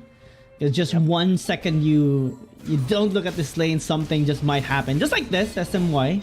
Just like SMY, a little bit of an attempt there, a little bit of a catch, but I don't think they're going to be committing all too hard. The Garen, his damage really is not all there yet. There we go. Yeah, there we go. 100 games already for once. Congratulations, he is the 31st player to have this accolade actually, so very big props to him for having his 100th professional game of Wild Rift. That is, you know, he deserves claps for that. Oh yeah. A little bit of proxy farm here as well on the top side. Congratulations to Ones. Let's see if he is gonna have a positive experience here at the jungler bot. That could be a negative experience, as XBI is already there. Does not want to commit too hard onto Toki, but Sunny at least was able to make it over to the tower. That will not result in a first blood for Thunder Talk. But I like the proactivity that the Aatrox is showing. Oh yeah, I think as an Aatrox in the early game, you're most likely just gonna be farming all throughout and waiting for like level 5, maybe an objective, because you know you're fully aware that late game is just gonna be advantageous towards the Aatrox, and Thundertalk just wants to focus on that in the meantime. Both of which the Corki is having a good time as well in the mid lane. Not being pressured at all since Doki isn't level 5 just yet, so I think they're just going to be waiting for the supports to reach level 5, then they can make some play, possibly in the mid lane, because Doki can just opt in with the flash body slam onto Z and have, you know, the follow-up coming in from Feibai. Top side is going to be difficult to gank, especially against Shin, because, I mean, it's a Garen, and it's the absolute opposite situation for Sunny. With a Garen, you can just easily, you know, cast in the Mashin Justice to take him down when he reached that 1/3 threshold, and that's going to be an easy kill if ever. Absolutely, and now we do see X-Spy heading up to the top lane as well. Sunny has to be incredibly careful. He knows that there's a lot of pressure onto him. Chase corruption going on to the Ziggs though. Chin needs to be very careful here. Ouch! That is a lot of damage. Back in front of him. I'm going to be clearing the wave, denying Juju from actually going for a dive there. So, yeah, this solo Dragon lane going to the side of JDG at the moment, because that Varus has a lot more dueling power in a 1v1 versus Ziggs. And that is very important to have the... Oh, never mind. SMY. Oh, that is going to be a little bit more of an engage there. Getting got a little bit excited there. Yeah, Sunny and Doki. I thought they were going to commit harder, but you know, it's hard to commit with just a Garen and a Nautilus. You are kind of lacking in just upfront damage, so you have to kind of get a good start here. But they are just going to go for a dive with the World Ender, with the Aatrox, and there it is. Doki goes down first. Sunny gets the stun off onto X-Spy, but he's not going to be coming up for long because the world-ending Aatrox is going to take his life. Once is going to be there to come defend the tower, but he was a little bit late to actually prevent that dive from happening. Let's take a look at that. Yeah, the depth charge, double knock off, and the moment we saw X-Spy coming towards top, we know Thundertop is just gonna dive them. There's nothing that JDG can do, because once is so far from the top side. They knew that would happen already. That's why they were clumping towards the tower. But now it gives Thundertop that leverage towards his dragon. JDG should try to contest. They are exchanging it for an RH, but Doki is here. As well. Yeah, Feibai is there as well. He goes on to Z, and Z is not tanky enough to actually get that kill. But Doki, well, he's going to keep themselves alive. Okay, one's now going to be engaging on this Chin and X-Y. This may not be the best idea in the world because that is an Aatrox, but Juju, he at least is going to get some turret plays for his troubles there. A great dragon take, but a good attempt at a stall here from JDG. Thundertalk getting the scaling objective, the Mountain Dragon, and since the tankiest dragon is already taken, would have a much easier time getting the next dragons, if ever. Because normally we do see a couple of upsets happening just because of how tanky the Mountain Dragon is. And now JDG having to get the RH, they should maybe try to translate it into a gold for Sunny to help him up, though he already has gotten the Divine Thunder. But I think the Hullbreaker is still going to be a bit irritating for him to deal with, given that it is still a Garen. You know, it's always quite irritating to battle constantly in the top lane against this really, really tanky dude. And Sunny, and once is actually here, it's going to be helping him out. One's not really going to go for anything all too big yet, just going to drop the Herald here. Maybe they'll go for a dive on the Zin, but I doubt it because X-Spy is there, so is SMY, so they have to retreat, but the depth charge will be coming in very soon. No, it won't, because JDG have successfully disengaged right there. And I do want to give props to JDG, because even though they did give up those couple of kills early on, they were still able to keep that lead from ballooning in favor of Thundertalk. And even though Sin and SMY are doing a really good job of bullying the Jacks here, Sani is not letting it, get to his head. He's still there. He's still farming. He's still keeping himself on the path towards being that late game monster that he really needs to be. Because they know they can just deal with the Aatrox later on. Late game, they have so much burst damage capability on their side, especially through through Feibai, through Juju, and if the Aatrox engage, you have the look at this Mega Inferno Bomb landing onto Doki. He's in a lot of trouble, and he will pay for just overextending in just wanted to ward. Yeah, and TT says, no, you're not allowed to ward. We don't want you to, so get out of here. I go back to base. Expedited recall, that's what we call it. The fast, not so fast recall to the base. And Thunder Talk does get that gold up for themselves. Will get this tower in top lane as well. JDG starting to crumble a bit after that mishap towards Doki. They are still banking on late game. What they need to do is to avoid those kinds of casualties to prevent, the ballooning of gold here of Thunder Talk, like what you mentioned. And speaking of which, XBuy actually so far doing pretty good in terms of farm. As an Aatrox, that is a scary situation to be. Exactly. Especially for JDG, because your main 2 solo carries or main 2 scaling champions are being on the top of the gold earnings, and JDG, they need to find a way to buff up Feibai and Juju as well. Maybe Sani too, towards the side lane, but I mean, it's inevitable. He is going to be having a good time against Shin later on, especially when he gets that Hull Breaker, that Blade of the Ruin King on top of the Divine Thunder.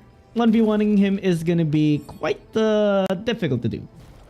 Oh, absolutely. I mean, I don't think 1v1 is going to be the angle here. XBuy, though, he has been doing quite a lot more than his counterpart in the jungle once.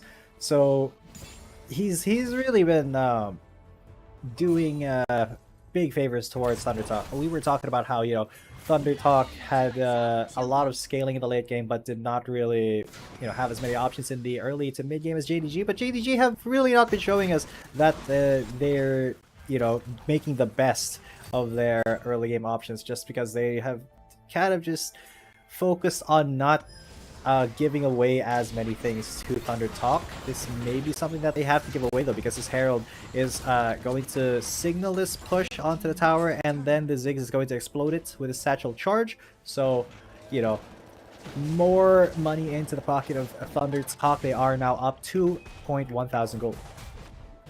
Small wins for Thunder Talk.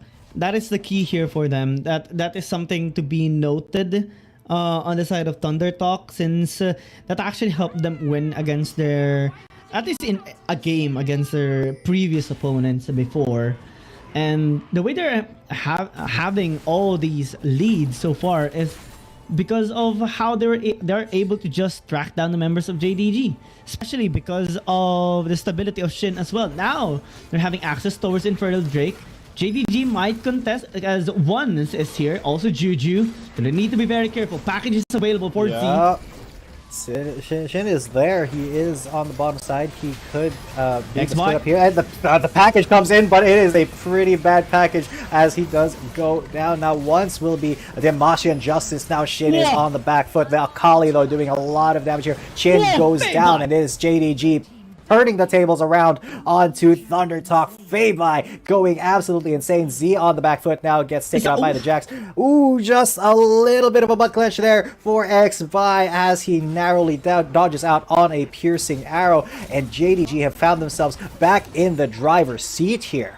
Yeah, almost an ace there. Only XBuy remained alive, and check out how JDG were actually able to do that. They were clumping up in this area, but Sani actually distracted Z for a second, and that allowed JDG from Doki to initiate for the fight. Eyes on Feibai to such brilliant engage, getting double kill in that fight, and basically after that, it's already a donezo victory by JDG. There's nothing that Thunder Talk can do. XBuy was able to escape, but now it's a big lead. A while ago, they were up 2,000, 3,000 gold against JDG. Now they're down on the opposite way. Yeah, what a great swing there from JDG. Just Faye by knowing the right route to take into that fight was, I think, what gave them actually the advantage that they needed, because otherwise it was going to be Chin and Sin and Shin who were just going to run rampant there. Unfortunately, Thunder Talk a little bit uncoordinated in that team fight. They didn't know exactly which target to go for at first, so they will kind of fall a little bit to the wayside here, but at least they'll be able to get this last outer turret, equalizing the map and really opening it up for this mid-game now. Juju has to kind of depth charge, gets flash on depth charge. Once is there to keep him alive, but he gets the Martian Justice immediately, and he will live just barely with the help of the Honey Fruit. A lot of greed there from Thunder Talk, and it will result in the Garen falling. That was a lot of resources committed, man. 2 flashes, 3 ultimates even, because we're counting the Mega Inferno Bomb as well. So a lot of resources committed from the side of Thunder Talk just to get their Garen to die there, but really great rescue from Once. Feibai contemplating jumping the wall, but that would be a pretty bad idea with Xbai waiting right on the other side of it. Yeah, Judah was the one who got engaged or got ganked, but he's the one who even got the kill.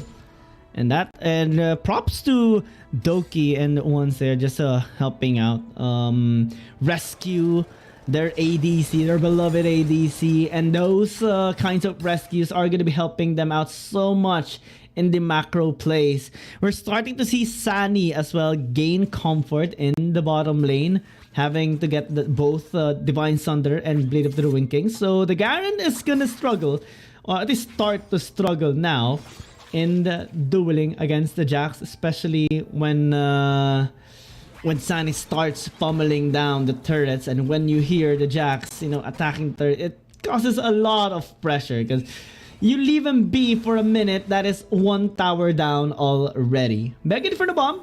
Gonna be used here onto the Baron just to check it out, but as JDG notices it, they realize, okay, they don't have vision here in this area because they sent out the Mega Inferno Bomb just to check. Maybe we can set up here on the top side or the red side jungle of Xbai. But after spending quite a substantial amount of time, they just go back and reset and prepare for the next objective. Yeah, so now Thunder Talk, they can still keep their heads in this game, get back into it with a good team fight, but they have to kind of cool their jets. They can't be overzealous with their engages, because even if they see a Varus kind of standing alone in the mid lane, they have to consider the fact that his teammates may be around him. With Dragon coming up in the next minute or so, they cannot afford to get picked off right now, or else that Dragon will be going off to whoever side gets the pick. So let's see how they dance around this, how they prep this Dragon, because they are now pressuring the side lanes on the sides of JDG. Yeah, JDG starting to build momentum now. This is going to be a scary situation here for Thunder Talk for sure, especially for Feibai. It's a 50-50 situation for Feibai. If he gets the proper timing to engage, then he will be an unstoppable monster in the fight. But if Thunder Talk is going to be able to pin him down, especially since they do have the Nautilus and the Ziggs, then maybe they can find something here for themselves. And they're gonna be looking to burst out Feibai for sure, because a while ago having to burst or having to send everything just for once, and Doki just wasn't enough. Thunder Talk looking like they want to find something here, looking like they want to start up this Drake already.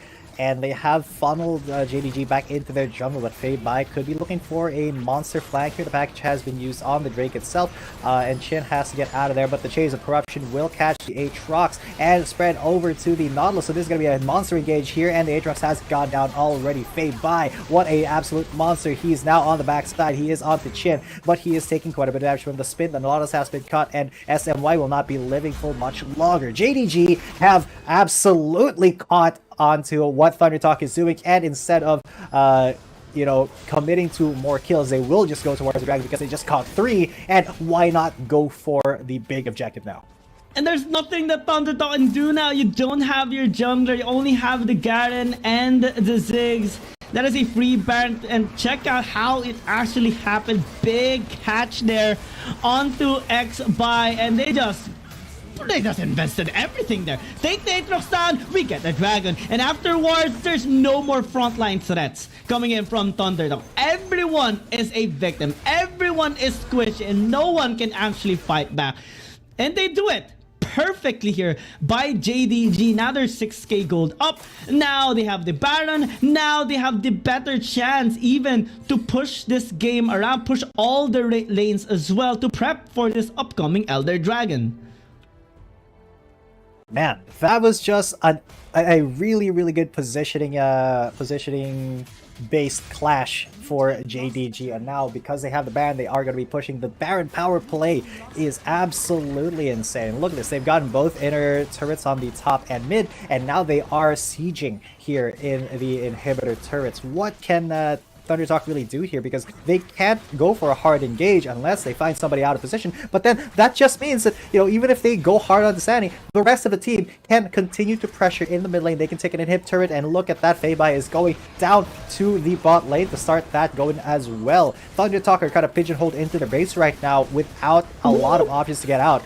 And Explosive Cast just kind of telling SMY, you know, you're going to come over here. We're not going to hard commit onto you, but, you know, we're just gonna tease you a little bit. And look at that, Sani's damage onto Sin, who is, you know, presumably a little bit tanky. They get a catch onto the Gragas though. Mega Inferno Bomb not gonna land. This could be the next big clash, as it is going to start up once. Maybe getting caught here. Juju. Sani maybe getting caught here, but no, nobody really getting caught here. Juju, his piercing arrows just raining down there, while Feibai, trusting his team not to die, goes for the bottom inhibitor. Look at how controlled JDG has this. They've already gotten the top. They've already gotten the bottom inhibitor. Now they're going to start sieging onto the middle one.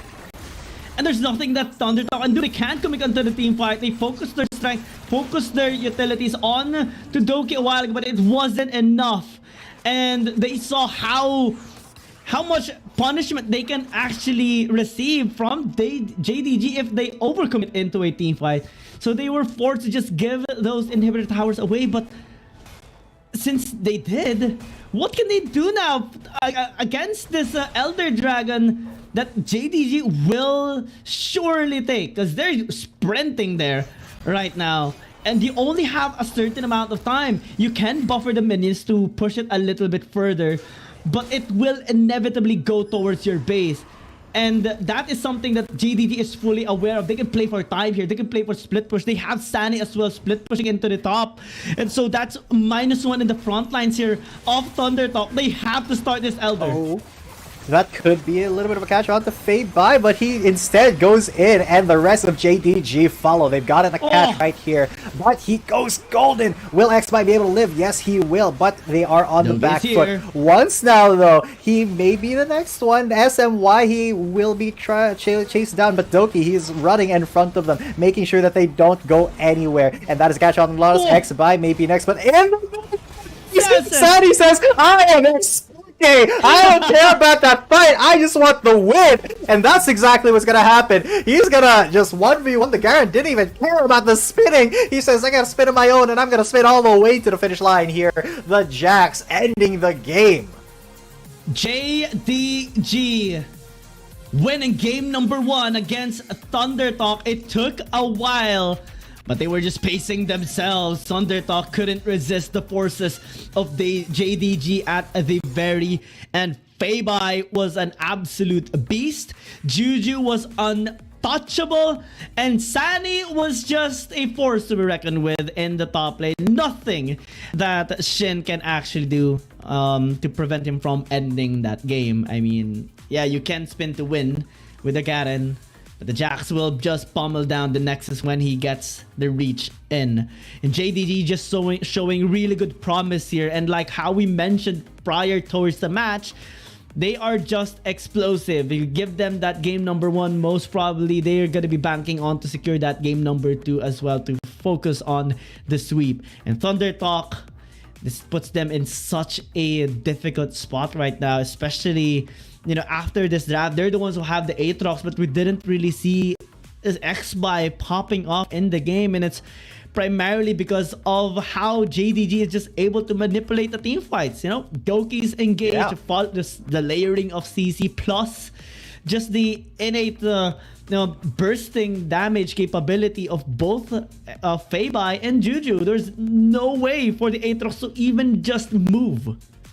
Absolutely. I mean, the Aatrox was kind of the Hail Mary there for ThunderTalk, but just when he got caught and he was forced to run away for that fight, there was no other avenue for ThunderTalk to really get back in, and they were just kind of pincered together. You saw Doki like running in front of them while Feibai tried to finish off the members behind, and you know, it really was a masterful show of how the team fight there from you know, JDG and ThunderTalk.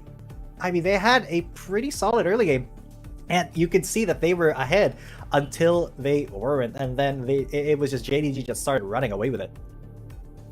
Early game, we can really expect ThunderTalk to have, you know, a bit of a lead, because they do have early game a bit of an early game champions. JDG had full scaling champions, but this is what I really love about JDG, and also, you know, Juju in general as well with the Varus, because most of the time we do see more on the mages, you know, in terms of dragon laners, but Juju is one of those players that is just so talented with the Varus. Despite the lack of mobility, he was able to play safe in the dragon lane, able to also maneuver around team fights in the mid lane. A while ago, was able to escape through the help of JDG. That safety provided for the dragon laner of JDG just helps, you know, helps Juju just unleash his true potential in the game. He basically was untouched in the whole game. No deaths at all, just maximized pressure and damage. And we saw the piercing arrows coming through, and really it was piercing through the HP bars there of ThunderTalk. Yeah, I mean, I think that ThunderTalk focused on the Jax a little bit too much, kind of ignored the Varus, and that was a big colossal mistake, because while the Jax, you know, was able to stay safe and farm up and get to his late game scaling, for the Varus, if you were able to just kind of make him you know, kind of gimp him in the early to mid game, he would have been a lot less effective come the late game, and he wouldn't have been able to rain down death like he did there. The change of corruption as well were really on point, so I really have to give props there to the Varus. And I don't know, man, how does ThunderTalk even draft against that? Because that was an execution dependent composition, and they just failed to execute. Oh yeah, Juju the MVP here, 5-0-4. Massive performance. We expected that already. 5-0-4 with Juju on that Varus, basically untouchable. Also building up the number of MVP counts already, as JDG cements yet another dominate. I would say it was really dominating towards the late game. Nobody can stop them at all. And ThunderTalk, this is going to be a big shake up for them. Big responsibility as well to kind of muster the strength towards the next game. Because in all of the games we have seen them so far, it was actually reverse sweeps by the enemy team. But are they capable of executing their own reverse sweep? That is to be found out later. Yeah, that is going to be the question here. Can ThunderTalk take down JDG? We'll find out in the next episode of Dragon Ball Z. Stay around, ladies and gentlemen. We'll be right back with game number 2. Dear Summoners, Wild Rift League Asia is about to begin. With a brand new tournament format and teams, what changes can we expect? Let's take a closer look. WRL consists of 2 conferences, WRL CN and WRL APEC. 12 teams from the WRL CN conference and 8 from the WRL APEC conference will compete through the regular stage, playoffs, and finals to view our ultimate glory. All matches will be played in a BO3 format in the regular stage. The 20 participating teams will compete within and across their conferences. Each team will play a single round robin with every other team within their conference once, and half of the teams from the other conference once. Throughout the regular stage, teams will be ranked based on their points within their conference. The top 8 teams from the WRLCN conference and the top 4 teams from the WRL APEC conference will qualify for the playoffs. The playoffs will also be held separately for each conference, adopting a BO7 double elimination format. Only the top 2 teams from each conference's playoffs will advance to the finals, vying for the championship. Of course, a new tournament brings unique challenges. The Wild Rift League Asia Season 1 WRL A1 Finals will be a 3-day extravaganza. On the first day of the finals, the 4 qualifying teams will play a single round robin in BO1 format. The top-ranked team will advance directly to the grand finals, while the remaining 3 teams will battle it out in a single elimination bracket on the second day to secure a spot in the grand finals on the third day. 2 teams that make it to the grand finals will face off in the BO7 showdown to claim the championship. Additionally, in both the WRL A1 regular stage and finals, teams will participate in the Fight for Side FFS match before the official games commence. The FFS match will be played in a 1v1 solo mode. Each team will send 1 player to compete. They will ban 2 champions each from the official weekly rotating champions pool, and then select 1 champion each for 1v1 competition. The winning team of the FFS match will earn the right to choose their side first. Wild Rift League Asia Season 1 regular stage will officially kick off on April 8th, with 20 top-tier teams assembled and ready for action.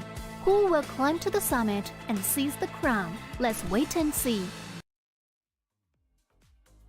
Ladies and gentlemen, we are back for game number 2 here of Thunder Talk versus JDG. So my name is G, thank you for that. With me is Giang, and we did see JDG absolutely turn around a pretty bad early to mid game to get that W and close out the game in a spectacular fashion against TT. So let's take a look at our next picks and bans. JDG this time will have access towards the blue side as well, in which they have, you know, a 50% win rate in the games that they had. But against Weibo, they actually had, you know, 100%. Both of the games won here on blue side. If that means something, then it will, as they have also first pick priority. And Thunder Talk in general, I mean, at least they have access on red side as well. But it should put them in a bit of a high pressure spot here, going towards this game. Aatrox still gonna be remained open for this particular game. Let's see if JDG actually will try to get this, because, well, Senna is available, Ziggs is available. I think that is just going to be traded out here by both of these teams, but JDG, will they eye on this Aatrox? That is the question here. Yeah, the Aatrox is open. JDG are not gonna first pick it. They really want Doki to be on that Gragas. They don't need the Aatrox. And Thunder Talk, even after the Aatrox really wasn't as effective as they wanted to be in the last game, they will still be picking it up. It is just a champion that, even with the slight nerf, still incredibly good. So, you know, Thunder Talk, hopefully they'll be able to utilize it a lot better, because JDG, it did seem like they had quite a lot more preparation in their composition against the Aatrox in the last game. Yeah, so they still stick with the Aatrox and the Ziggs here. Chin gonna be having another chance to you know, make his impactful Ziggs performance. Help Thunder Talk push to game number 3, but JDG now is drafting as well towards the late game, similarly to game number 1, but this time you will not see Juju with the virus. He will be picking up this Senna for himself. That is a lot of scaling power for JDG. Also, Doki still having this Gragas, and is going to be massive towards this game. We saw his performance earlier, the engages that he made towards Thunder Talk, and the way he was just able to scatter away the members of Thunder Talk just because of the cask. Really makes sure that JDG gets the upper hand in terms of positions, and with him getting the champion again, it's just so much comfort here for JDG. Yeah, absolutely. What a big pick for Doki, because I really think that his Gragas was a huge part of why XBuy's Aatrox was not really able to do his thing, you know, because he was just denied with all of the CC and, you know, the disruption coming in from the explosive cast here of Doki. So JDG still kind of doing the same thing. Instead of a Varus, though, they will be picking up the Senna instead. Needs a lot more healing, a lot more support for JDG, and that does put a lot of pressure onto their mid and support. So Nautilus gonna wait a minute. Nautilus in the jungle. Mid and jungle. So not only jungle, Jax in the top lane. This does kind of mean that they're funneling a lot. Yasuo. No. Yo. Are we? Feibai, you crazy. Feibai, you crazy. They do have a great composition. They do have a great composition. A while ago against Shin, but this is his chance. Maybe no. Okay. We got too excited. We jinxed it. I'm sorry. But that would have been such a big composition for Yasuo to beat. I mean, Nautilus plus the Gragas. That's just free last breath procs, man. Yeah, but I mean, in all hype, we're just hyping the Yasuo hover. Thunder Talk does have a draft that can easily, you know, kill a Yasuo even if he goes in with the last breath. And now they even get the Alistar here. Still a relatively good support to be picked up in an engaged lineup, and to think that that JDG, despite having really good pick-offs in our drafting, Thunder Talk still able to cement their scaling lineup at the very end. And actually, this is a much scarier lineup compared to the game prior, because now you have two really scary late game champions, the Gwen and the Aatrox. Who do you focus now? Because JDG in their draft, they won't really be able to, do massive AoE damage, because Jax is a duelist. Jace does some AoE damage, but he will be trying to go onto one. Nautilus has absolutely no damage, or maybe just a little. The Gragas too. So that leaves only, Jax, Jace, and Senna to deal with that. But who do they prioritize? Do they go on to Z? Do they go on to XBuy? Take note that Shin is also there. So the late game is gonna be much scarier now, coming from Thunder Talk. And I think this might be the best possible chance. This draft might be what they need to try and push this to a game number 3. Let's see if they do. Yeah. If they do. So once again, it does look like Thunder Talk has a pretty decent draft here. I mean, with a Gwen, with Aatrox, some really high prio champions here. The Alistar as well, I think, is going to be a really good addition here, especially for, controlling those late game team fights. But it all remains to be seen, because Feibai, he is no stranger to just finding some really cool angles to get into fights and just absolutely decimating from there. The Jax, though, choosing to start in the jungle instead of the Baron lane. An interesting strategy here, definitely, for JDG. Will it work out for them, Cotton? Let's see, because they want to kind of gap that Aatrox. XBuy must not be able to farm as efficiently, so they do want to keep that Aatrox from being really effective. So at the same time, Shen is going to be in there in the bot lane, and very aggressive start there from Sani at level 2. He doesn't have a buff, and wow, 35% of his team's damage though, Juju in the last game. So big stat. I mean, that is more than a third coming from him, and I mean, as a Varus, definitely understandable where all of that came from. The piercing arrows were just decimating health bars. I love how we are being fed with so much information. as a person who loves stats and stuff, I really adore these information. You know, 35% damage. Juju, Sunny though. Some information, Sunny. Getting a little bit spicy there. Fei by there to save his bacon. Once in Doki, though, they are going to go for a dive here onto Sin. They've already got the Death Charge. They've got the Dredge Line, and one more shot will do it. It is the Nautilus, unfortunately, who gets it. So Once will be taking that kill instead of giving it over to Doki. He is a jungler, so that's completely fine. That means that they get a lot more time onto this tower. They should be able to get another tower plate, if not the tower itself. Feibai has no mana. Almost. Almost kills SMY because of the tower, but Xby was there. He showed his face, so now he has to back away. Sani is there as well. They could go for, you know, more pressure here with Xby helping Chin on that tower, but no, Sani will just chase them all away here. Interesting proactivity as well here on the side of JDG. Once ganking Shin the moment he reached level 5 in the bottom lane, though it was unfortunate for Doki because I believe he hit a minion instead of Garen at that last fight, so that allowed Once to get the kill instead of him. It was okay, like we mentioned. I mean, it's just a kill, and the Nautilus will appreciate the gold as well that he has gotten with that kill. But I think it would be better to be handed over towards Asena, and we have seen that happen a time. I know that Asena that got 3 kills in the top lane just because of a disastrous fight that happened. And as he said, you would want to get a couple of kills early on. They're going to be looking for that for sure.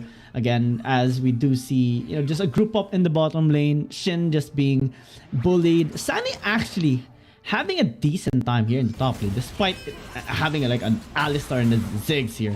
Oh, Sin taking on so much damage, has to back away. That does open up this tower to being taken by JDG. 4 minutes? Yeah, Juju and Doki. I actually just realized that Juju's the one on the Gragas instead of Doki. Fade by here with accelerated shock blast, try to save this tower. SMY going for the dive. Why would you QE there and not on the enemy? But Sandy does take quite a bit of damage. Flashes out from Xby. Yeah, I'm gonna say just fat finger that. Otherwise, I'm very confused as to why he headbutt pulverized the minions instead of the Jax. So yeah. Fat fingers. I mean, it happens at times. It happens at times. And interestingly enough, JDG actually pushed the first tower in the bot lane in 4 minutes. And that is similar to how EDG has gotten the first tower in 4 minutes as well. And fun fact, that game was against JDG too. So basically JDG adapting here and doing what happened to them towards their enemies. Now, that is adaptation learning. That is quick learning here on the side of JDG. And now they have cemented a 2,000 gold lead at the very start. Also getting the RH right now in an attempt to accelerate this game even better for themselves, though they have to give the dragon away. Topside Z. This is a pretty big dive here. It is going to be a very successful one though, because Once was there to come in. The Rift Herald is going to be there as well. JDG just absolutely taking full control of the macro here in the game. Juju, though he is in a little bit of danger, he will get the explosive cask and flash out of all of that. He keeps himself alive and away from danger though. So very, very fancy feat on this Gragas. 2 towers to 0 already for JDG, and they are 4,000 gold up as well as double kills. So a lot is going in the favor of JDG. And Thunder Talk, they are getting a little bit desperate here. Oh yeah. And Thunder Talk is having a bit of a mess up here. Unable to respond with these proactive plays that JDG is doing right now, and it is understandable. They have such a late game team, late game composition that it's hard for them to contest anything in the early game, and we just see so much activity going on from JDG. A pressure in the top lane, a pressure in the bottom lane. They attempted to answer back with a gank onto Juju in the mid lane, but Juju basically said, "No, I can just 2v1 outplay you," and still miraculously escape. And Thunder Talk just is at all confused right now in this 7-minute mark. Yeah, oh no. Thunder Talk, they are a little bit running scared here. SMY has to get out of there right quick because getting caught right there, really not good, especially when you're considering that JDG have a lot of pressure in the mid lane and on the side lanes. Look, the Jax is already pushing down in the Dragon lane. Feibai will be keeping this Baron lane tower safe though, but for how long? I guess 3? I don't quite know. He's just going to stay there to, deny them anything more after that tower. But the rest of JDG, they're looking for something here in the jungle, perhaps. No, they're just going to go back into the mid lane. They just want to get as much pressure as they can while Sandy just takes care of business down here in bot lane. Yeah, Thunder Talk is a bit being scattered right now.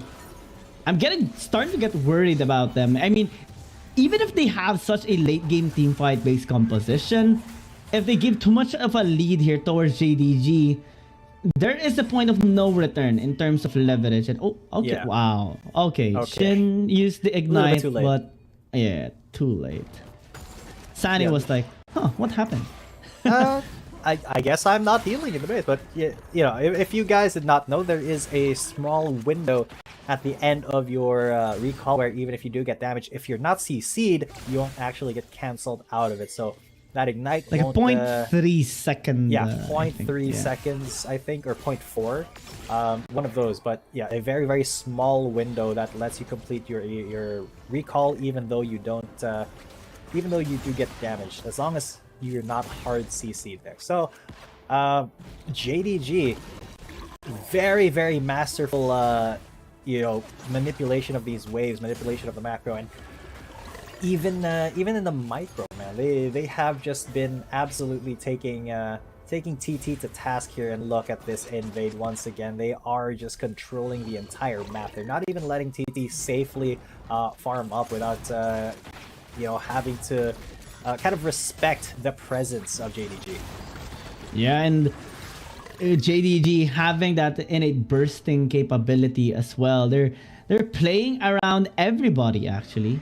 Normally we do see just the team focusing on one particular player, normally onto Feibai, but this team has been making sure that they have all the angles. Oh, the deny on the engage! Oh, this could be pretty big for Thunder Talk if they manage to get in a big fight, but no, the Aatrox is already down. A big kill there for Doki. Shin is trying to go onto the center, but no, he won't be able to get into it. SMY goes down, and Shin will be falling soon after. Oh, actually almost managed to kill the Jax, but Z and Shin are unsuccessful. That's a 3-4-0, and that does mean that JDG, they are solidly in the driver's seat, and Thunder Talk are just along for the ride. They're not even in the passenger seat. They are way in the back, and Z is now the next trunk.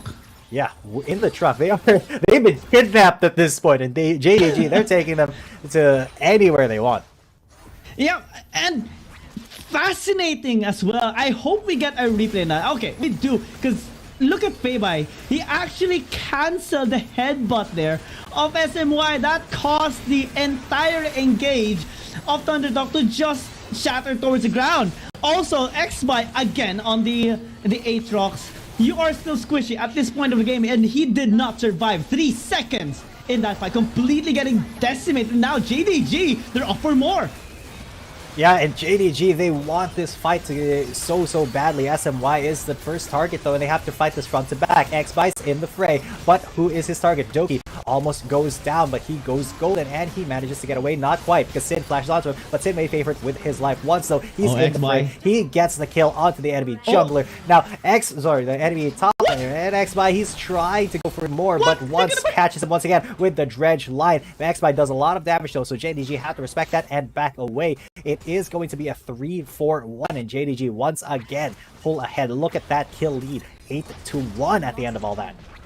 Doki almost died, but he managed to stall, forcing Shin to actually commit onto him and separated him from XByte as well. XByte too got separated because he was chasing down Juju, and Juju bought enough time, so much time for JDG to actually be able to engage onto the rest of the members of Thunder Talk, finish up the kill, landing them 3 kills in exchange for just Doki, and even miraculously able to escape away from XBuy. I was starting to get worried for JDG because XBuy was already able to sustain for so long, because the start of that fight was a little bit messy on JDG's part, but JDG able to recover massively as the fight was prolonged. And Thunder Talk, we have yet to see them actually win a team fight. Now they're down 7k.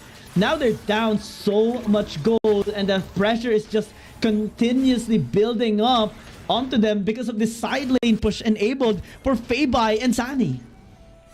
Yeah, and I mean, JDG, look at how wide Juju is. He just comes in and says, all right, I'm going to walk right into your face. You're not going to engage on me. I'm going to engage on you. And Thunder Talk, they are at the mercy right now, but they do get an engage in. There's the big Mega Inferno Bomb, but Sani's on the back line. Once maybe in trouble, but he Spider-Man's out. He's pretty tanky, so he doesn't die. Sani now on the back line. He will be chasing, but they have found at least 1 kill for nothing here. It goes over to XBuy as well. Juju not gonna have enough damage here to take down SMY without overcommitting, so that is actually a really good pick for Thunder Talk. But is it too little too late? Maybe not. I think Thunder Talk, I think that is some way they can stall this game out, because take note, this is still pretty much mid game right now. This is the point where Thunder Talk is gonna be starting, or should be theoretically starting, to resist the forces here of JDG. And look at that, one's Feibai just sitting at the very top, but XBuy and Z, the two players and the two champions we have mentioned earlier to be the key component here of Thunder Talk, is starting to come back. They're following up, they're building up gold, and they're slowly scaling into the game. Set up on a Death Brush, Thunder Talk might still need to fall back. I don't think they can actually set up a Death Brush just yet, because the engage of JDG is just too massive. When Juju has his cast, you know he can just make plays happening here for JDG. Yeah, and JDG, man, even if they make a mistake, it's never any mistake that's big enough to completely give the game over to Thunder Talk. And I don't know, man, Thunder Talk, they are kind of struggling to get any single positive thing that they can get from here, because JDG, they are just so on points with pressuring the side lanes, pressuring the mid lane, and really making themselves a big threat for Thunder Talk to deal with anytime they're in the same area. So, I mean, a big engage from Thunder Talk still needs to be considered here, still needs to be respected and treated with caution by the JDG. But Thunder Talk, on the other hand, they have to really think about whether or not they continue unengaged, because they could easily get re-engaged on, and with the gold lead that JDG has, if they do get re-engaged on, it's going to be very painful. I have been observing JDG for a while. I think they stopped pressuring side lanes now. Maybe they got a little bit too comfy against Thunder Talk, and that should be avoided. Now they're going back towards the side lanes, and just overall, respecting the possibility of Thunder Talk to be collapsing onto them. A few seconds later, we will see the last basic elemental Drake being spawned up, and JDG can just take this to the bank, since two people are actually on top side, and JDG knows this. He can easily start this dragon up, but Z is actually on his way. Eyes on XBuy. Oh, XBuy, he's in the middle of the fray. He's been caught, and he's gonna get melted down, but not before he takes someone else with him. Feibai, though, he is on the back foot. He gets absolutely melted by Z as well. So that is actually Z now running rampant here. Once may be able to get away, but no, because SMY is going to headbutt Pulverize right into him. And suddenly JDG have lost the fight. That's 3-1. But on the top side, Sid is going to get absolutely demolished by Sadi. Absolutely destroyed. And now he's on to the top inhibitor. That forces... Damage? What is that damage? Indeed, because he's just now running rampant. He's attracting the rest of the members of Thunder Talk, and this is what the Jax does. Even if they were able to win that fight, it doesn't mean that Thunder Talk will be able to go for anything more, because the Jax was just there in the top side.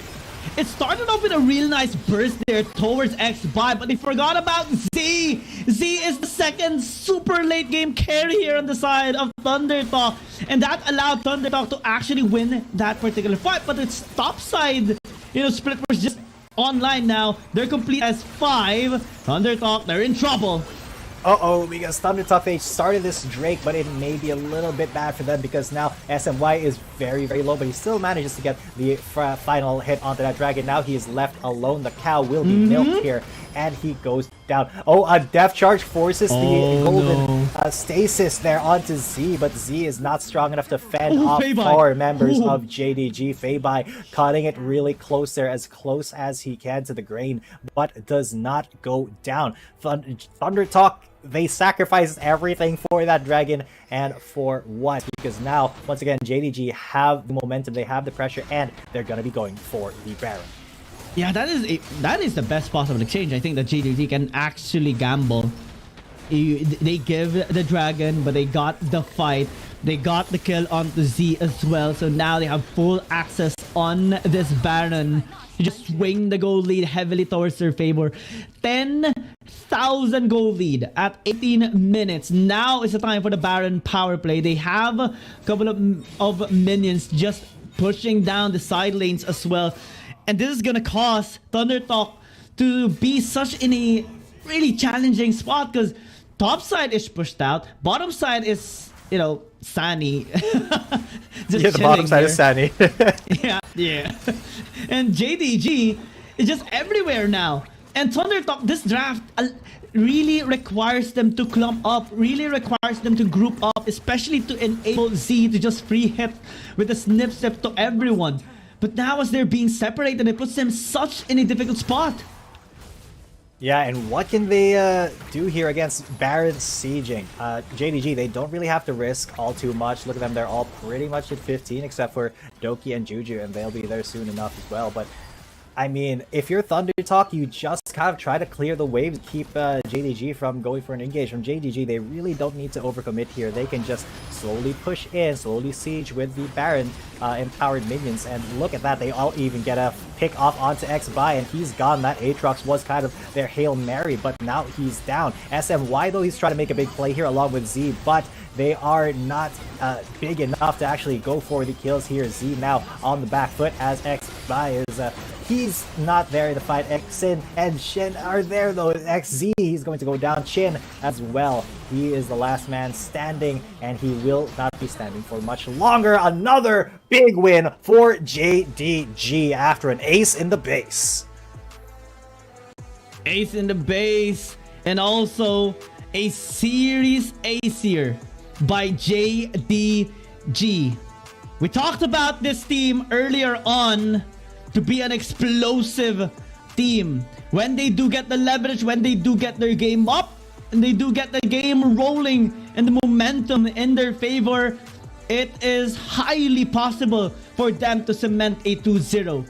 And they did here against ThunderTalk. So far, we haven't seen a single series won here by ThunderTalk, and it's gonna be putting them such in a much tougher spot coming ending in this week number 3, because I mean their initial 2 series was really close. This time it's a dominating 2-0 victory by JDG against them.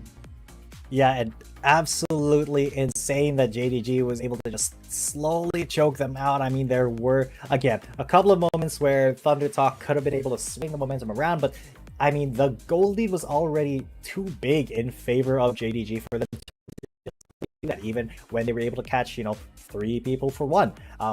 If they were able to get a team fight like that and run it down into the mid lane, into the base, they could have actually done something, but they respected the threats of the respawns and the remaining 2 members too much. They weren't able to really capitalize on the big catches that they got. So unfortunately, ThunderTalk will not be winning any games here. JDG, though, congratulations on their 2nd match win, as well as a very quick 2-0. And I mean, you gotta say that that really shows the relative power levels here of both JDG and ThunderTalk. I expected coming towards this game that Once may have some struggle dealing damage, but I was wrong. He even has the most damage in this game, and his early game influence was massive as well. I'm not even gonna be surprised if he gets the MVP of this game, because he started this game rolling for JDG through the ganks that he made, starting from the bot side towards Shin, then onto the top lane, and then into the mid lane. All the fights as well, he was there initiating and helping out JDG to burst X-Buy, and that has been the key component of their teamfight wins. You know, just bursting out X-Buy, then that is one of the two problems taken away, since Z is also a big problem in the late game. But with his bursting capability, with his massive performance, he just allowed the team to have such an easier time in the team fight, since even Doki was mostly safe in the fights despite so much frontline power from Thunder Talk's lineup. I know, and I mean, Thunder Talk, they just kind of funneled their attention onto that Aatrox and really didn't consider another way to jungle, to have an impact on the game, and that really was a detriment, because it does seem like JDG, they know exactly what to do against an Aatrox, and they didn't let him get an early lead. They absolutely focused him in any of the team fights. I mean, you saw Juju and his explosive casts. He just threw them right at the Aatrox and was like, you're coming over here, I'm not gonna let you move, and once it's not gonna let you move, you're not gonna be able to pop your world enter and start your Aatrox stuff on us. You're not gonna be able to live steal if you can't move. So big props to JDG. They absolutely baited Thunder Talk into going all in on that Aatrox, and without any Juju other as well was really good. Yeah, Juju, incredible Gragas play too. But I think that Once most definitely was the key there with his jungle Nautilus. I mean, 8-2, and I think it was 7. And Sani though is going to be the MVP here. The tower basher. The tower basher, the tower bonker, if you will. 4-0-3, perfect game, but he attracted so much attention to himself, even when JDG was losing. And man, yeah, I mean, that tower, the top lane, disappeared in a second. Yes, when he started hitting gone. it, it was gone. It was like paper. That is how scary Sani is, and it does take a lot to actually take him down. And I do love, and I do yearn for talented Jax players, and we have seen a couple now in the tournament, and kudos to Sani, really well played in the MVP.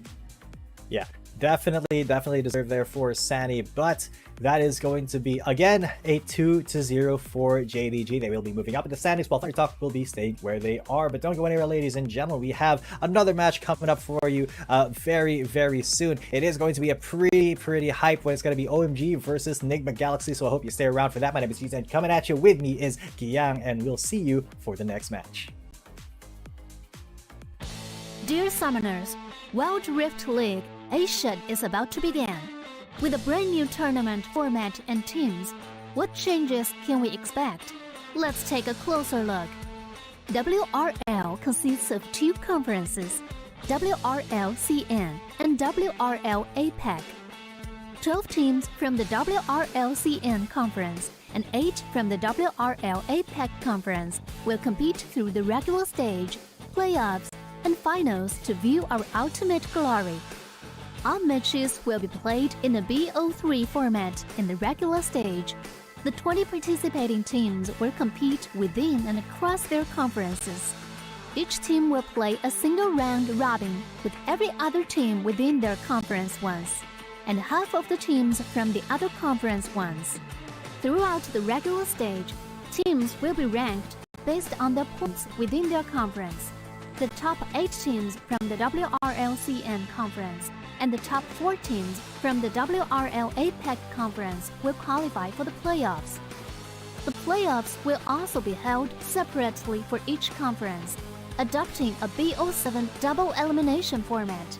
Only the top 2 teams from each conference's playoffs will advance to the finals, vying for the championship. Of course, a new tournament brings unique challenges. The Wild Rift League Asia Season 1 WRL A1 Finals will be a 3-day extravaganza. On the first day of the finals, the 4 qualifying teams will play a single round robin in BO1 format. The top-ranked team will advance directly to the grand finals, while the remaining 3 teams will battle it out in a single elimination bracket on the second day to secure a spot in the grand finals on the third day. The 2 teams that make it to the grand finals will face off in the BO7 showdown to claim the championship. Additionally, in both the WRL A1 regular stage and finals, teams will participate in the Fight for Side FFS match before the official games commence. The FFS match will be played in a 1v1 solo mode. Each team will send 1 player to compete. They will ban 2 champions each from the official weekly rotating champions pool, and then select 1 champion each for 1v1 competition. The winning team of the FFS match will earn the right to choose their side first. Wild Rift League Asia Season 1 regular stage will officially kick off on April 8th, with 20 top-tier teams assembled and ready for action. Who will climb to the summit and seize the crown? Let's wait and see.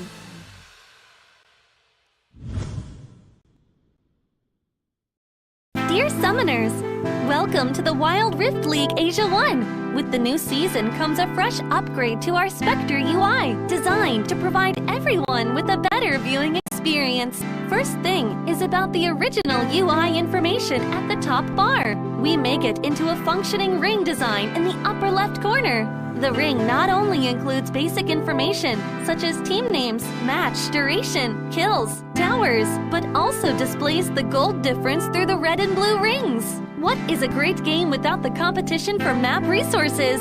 When a team takes down the elemental dragons and gets the buffs, the stunning special effects not only make the acquisition of resources more ceremonious, but the elemental dragon's specific color-coded buff energy blocks will also be intuitively embedded in the corresponding red and blue sides. Whether a team speeds up the match tempo by getting Rift Herald, expanding their lead by killing Baron Nashor, or stealing the Elder Drake for the final victory, the countdown timer special effects and the resource-specific color coding will help summoners watching the game to quickly understand what is going on in the game and capture the critical information. Additionally, we will display the whole in-game map on the top right corner. When the elemental dragons, Rift Herald or Baron Nashor is about to spawn, the corresponding resources exclusive countdown will appear in the top left corner of the map in real time, providing clearer information on team tactics and map resources. The new UI will introduce 4 panel modes: the landing phase mode, pre-team flight mode, team fight mode, and post-team fight mode, a combination of 4 refined panel modes to ensure that the most important real-time data in the game is presented more intuitively and comprehensively than ever before. In the landing phase mode, in addition to the real-time images of the players, champion selections, summoner spells, and champion experience, we will also supplement real-time gold, KDA, and items during the landing phase. Meanwhile, team stats history will also be displayed based on the progress of the game, allowing summoners watching the game to stay informed of the comprehensive information in real time. In pre-team fight mode, we refine and integrate the information on the gold difference between the matchup to help summoners keep track of the players' items builds in real time through the items column. This makes the state of both teams clearer before the team fight. In the highly anticipated team fight mode, we visualize the damage dealt comparison. The real-time dynamic display of champions' avatars can be more intuitively express the damage dealt of each player during the team fight. The closer to the red-blue intersection, the damage is higher. We maximize the screen space for exciting team fights and gameplays. After the fierce team fight, we integrate the damage comparison of each champion to help summoners quickly understand the damage difference between the champions in each matchup during the team fight. Depending on the different game situations, there are more diverse UI combinations waiting for summoners to unlock. Our comprehensive, intuitive, and comfortable UI design aims to provide summoners with a better, more informative, and higher quality viewing experience. The exciting first season of Wild Rift League Asia is waiting for you. Summoners, we'll see you in the Rift. Dear Summoners, Wild Rift League Asia is about to begin. With a brand new tournament format and teams, what changes can we expect? Let's take a closer look. WRL consists of two conferences, WRL CN and WRL APEC. 12 teams from the WRL CN conference and 8 from the WRL APEC conference will compete through the regular stage, playoffs, and finals to view our ultimate glory. All matches will be played in the BO3 format in the regular stage. The 20 participating teams will compete within and across their conferences. Each team will play a single round robin with every other team within their conference once, and half of the teams from the other conference once. Throughout the regular stage, teams will be ranked based on their points within their conference. The top 8 teams from the WRL-CN conference and the top 4 teams from the WRL APEC conference will qualify for the playoffs. The playoffs will also be held separately for each conference, adopting a BO7 double elimination format. Only the top 2 teams from each conference's playoffs will advance to the finals, vying for the championship. Of course, a new tournament brings unique challenges. The Wild Rift League Asia Season 1 WRL A1 Finals will be a 3-day extravaganza. On the first day of the finals, the 4 qualifying teams will play a single round robin in BO1 format. The top-ranked team will advance directly to the grand finals, while the remaining 3 teams will battle it out in a single elimination bracket on the second day to secure a spot in the grand finals on the third day. The 2 teams that make it to the grand finals will face off in the BO7 showdown to claim the championship. Additionally, in both the WRL A1 regular stage and finals, teams will participate in the Fight for Side FFS match before the official games commence. The FFS match will be played in a 1v1 solo mode. Each team will send 1 player to compete. They will ban 2 champions each from the official weekly rotating champions pool, and then select 1 champion each for 1v1 competition. The winning team of the FFS match will earn the right to choose their side first. Wild Rift League Asia Season 1 regular stage will officially kick off on April 8th, with 20 top-tier teams assembled and ready for action. Who will climb to the summit and seize the crown? Let's wait and see.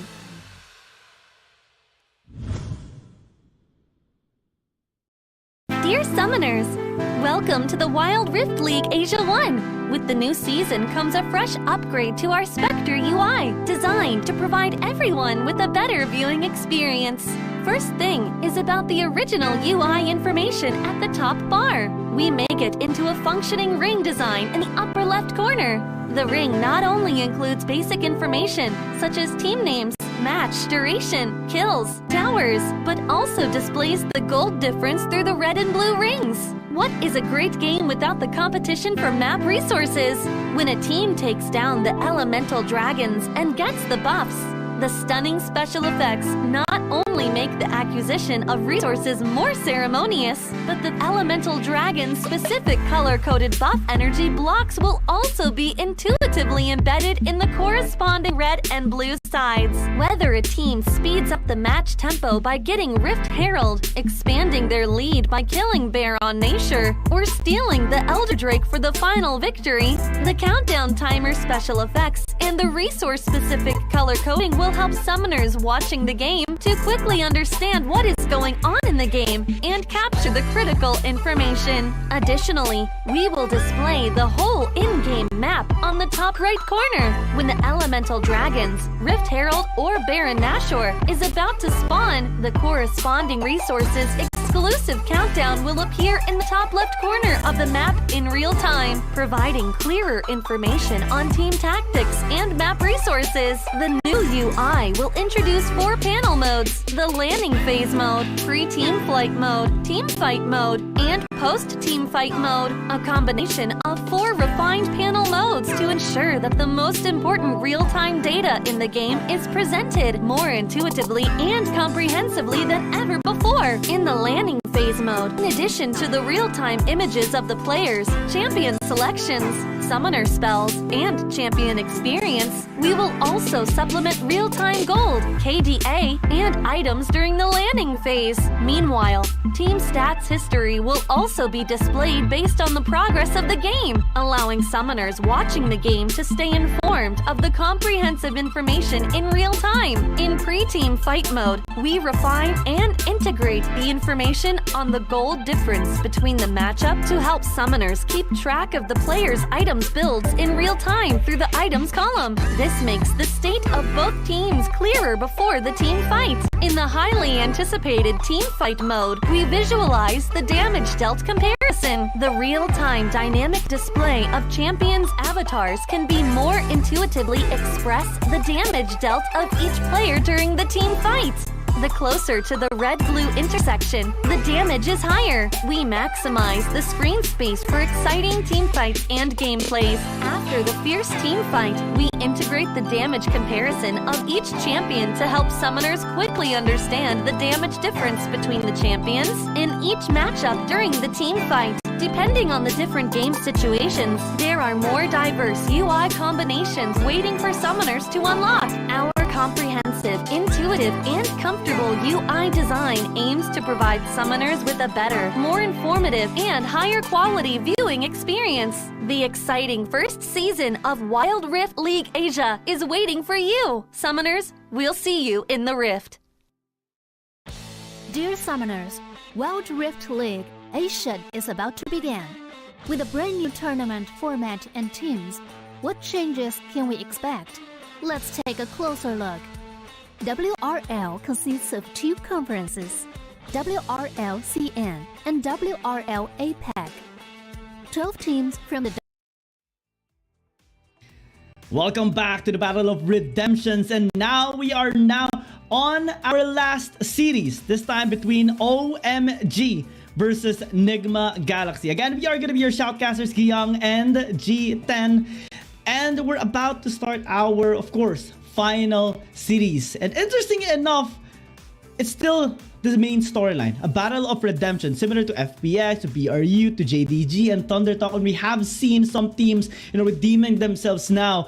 And we have this platform set up for both OMG and NGX. With OMG, they recently just came from a bit of a trouble against EDG, and NGX, similar to against BRU.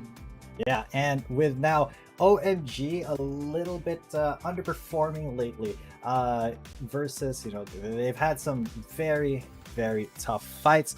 So it's kind of understandable because they have gone up against EDG and EDG did 2-0 them. So, everybody's gonna lose to EDG. So nobody's actually even won a single game. So it's not a huge factor of their actual power ranking them losing to EDG. But Nigma Galaxy, they did take a pretty decisive loss against BRU United, but they are still one of the more feared teams here in APAC. Oh, yeah. I mean, especially with Demon Kite, Jushi, incredibly talented players. So I think this is going to be a more accurate match of what we can expect from these 2 teams going up against each other, because I feel like they are pretty equal in terms of the power rankings here.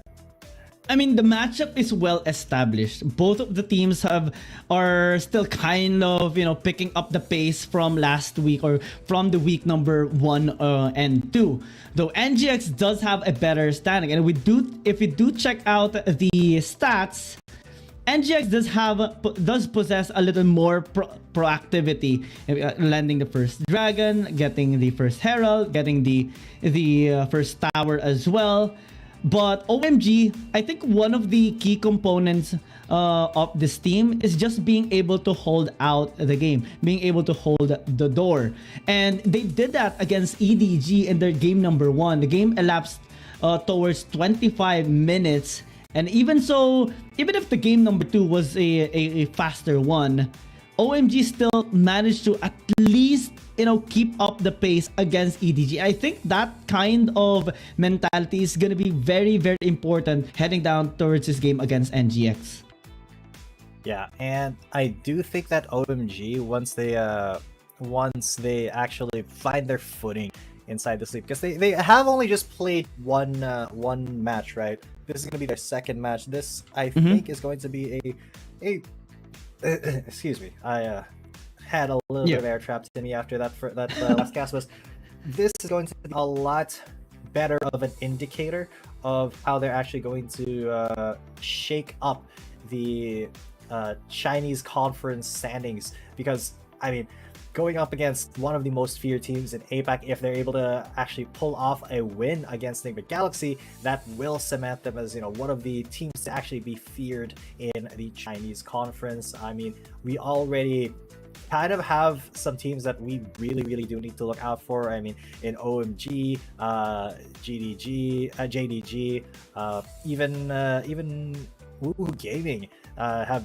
proven themselves to be very diligent in their in their drafts and in their gameplay. So OMG, even though they had a pretty good performance before, they just really do need to prove themselves here in this stage, and this match versus Enigma Galaxy should do that. On the other hand, Enigma Galaxy, after a devastating loss against BRU, they kind of need to pick themselves back up, because they did, they won against Race Esports, but they got 2-0'd as well versus BRU. So will they be able to stand their ground against OMG?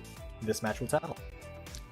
I'm still gonna be looking forward to Demon Kite using the Ash, maybe Aaron using the Singe. And it was actually an important topic to take, because in that match of BRU, one of the reasons why BRU actually won against NG at that time is because they targeted Joshi. Very similar to how international teams try to dissect the PH teams. They usually target a jungler, or they usually target a specific player in terms of banning away, limiting the champ that he can or she can actually use. And in that case of BRU against NGX, that was one tactic that helped them minimize the amount of potential of the lineup of NGX. And in that second game as well, we did see the same amount of respect still maintaining on the side of BRU. So that may be something that OMG has took note of prior or going towards this game. They may be targeting, they may target Joshi once more here in our series. But let's see. I mean, it's still just gonna be a chill time for now. OMG 在这个舞台上的每一步我们都看在眼里，我们也期待他们可以在这个赛季发光发热。而菲律宾赛区的球员在过去几场比赛里都表现出了令人惊叹的操作能力。今天 NGX 又会带来怎样的表现？让我们拭目以待。接下来，让我们欢迎 Oh My God 以及 Pacific Nijima Galaxy。Hello everyone, welcome to the stage of 2023 Wild Rift League ASA1. I'm Alora. Today's last match is OMG versus NGX. We have witnessed every step of OMG on this stage, and we are glad to see them shining this season. And teams from Philippine region have shown an amazing level of operation in the past few races. And what kind of performance will NGX show today? Let's wait and see. And now it's time to welcome Oh My God and Pacific Nijima Galaxy. We're gonna continue our hot form from our last game and aim for a win streak next.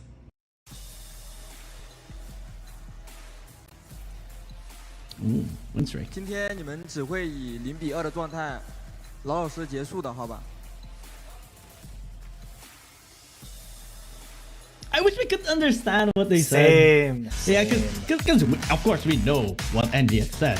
They're aiming for a better performance right now and continue their almost aggression and positive performance and aim for a win streak.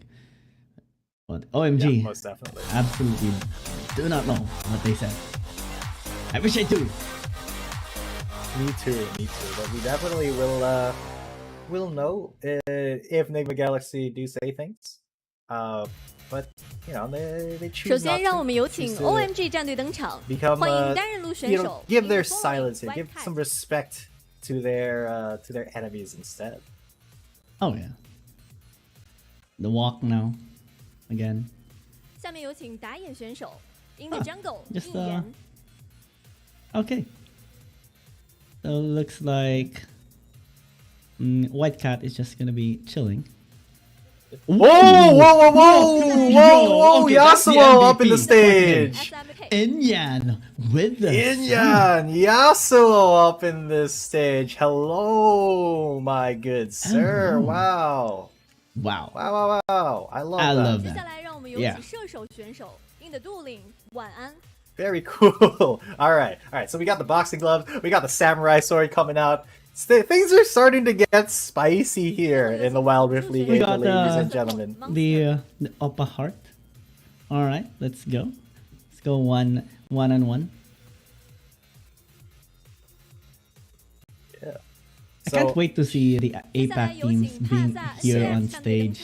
Same. Finally I wonder meeting what wacky shenanigans they'll have for their walkouts eventually once we get to the playoffs. Because, all right, here we go, Enigma 下面有 Galaxy. 请打野选手 in the jungle This is their walkout, just pointing to the Enigma logo. 接下来有请中路选手 in the another back lane Aaron。 Ezreal looking pose. 下面请射手选手 Aaron. in the dueling。 Did Aaron just wake up there? 最后有请辅助 All right, 选手 another finger and the heart support coming in from control。 Demon Kite. And draw what you got. 两支队伍 The esports pose, the 让我们 classic. And I mean, 召唤 have you 神 seen 来 those shoulders? All the players are getting Those ready. shoulders, Let's man, start in very round. wide. Oh yeah, show them delts. Let's go. Show them yeah. games. And for the matchup for our fight for side, or at least head to head first, we do see Joshi being the explosive person here on the side of the Galaxy in general, and it's really understandable why BRU actually banned him on his champions, because his influence in the map is just so massive. And to compare that to Enyan, we do see a couple of positivity on the side of OMG or on his performance, despite that game they had against EDG turned out to be a lose. Yeah, absolutely. And I mean, even with such a good performance from Enigma Galaxy, let us remind the audience though that even though they lost to BRU United, it was such a long game and they had a lot of chances to come back, but BRU just kind of held them off for a long time. So, you know, Enigma still, even though they lost that last match, they had a really good performance still. So, you know, a lot of expectations are still riding on them at the moment. I have been a fan of Demon Kite ever since like the small community tournaments here in the local scene, and I have been looking forward to seeing him use the Vayne again, though it's not the meta, but it is his favorite champion. That's why his name is Demon Kite of all names, because he's demonic in the name, demonic in kiting, and yeah, it is in his name. For our matchup here in the fight for side, it will be White Cat from OMG and Joshi from Enigma Galaxy. So that is going to be interesting because, well, just like on other teams, we do see a bit of a change in our representatives. The last time OMG played, when they matched against EDG, it was actually SMK that played in that match, and they used a Camille.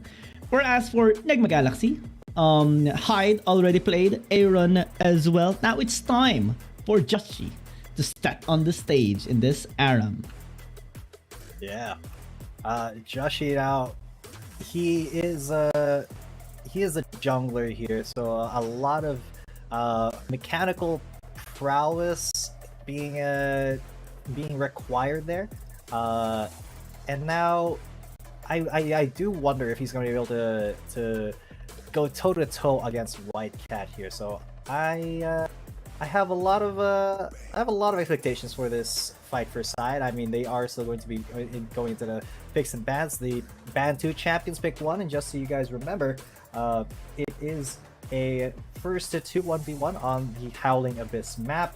and whoever wins will be giving their team the right to choose the sides in the rest of the match. So let's see what they ban and what they pick here.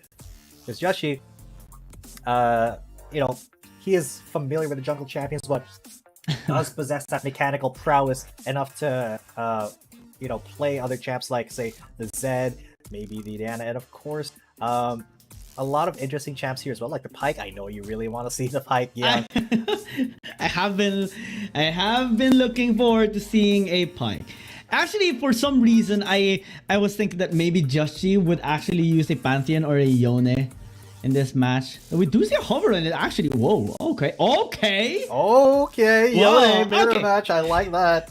Who was the one who actually brought the Samurai in the side of OMG? Was it Whitecat? No. Whitecat was the one who was just standing, like having the fierce look. It was SMK, I believe. One the Samurai. Well, SMK. It was SMK that actually brought. Yeah. But we will see the brothers Samurai. Was it not Inyan? I think it was Inyan. It was Inyan. Oh.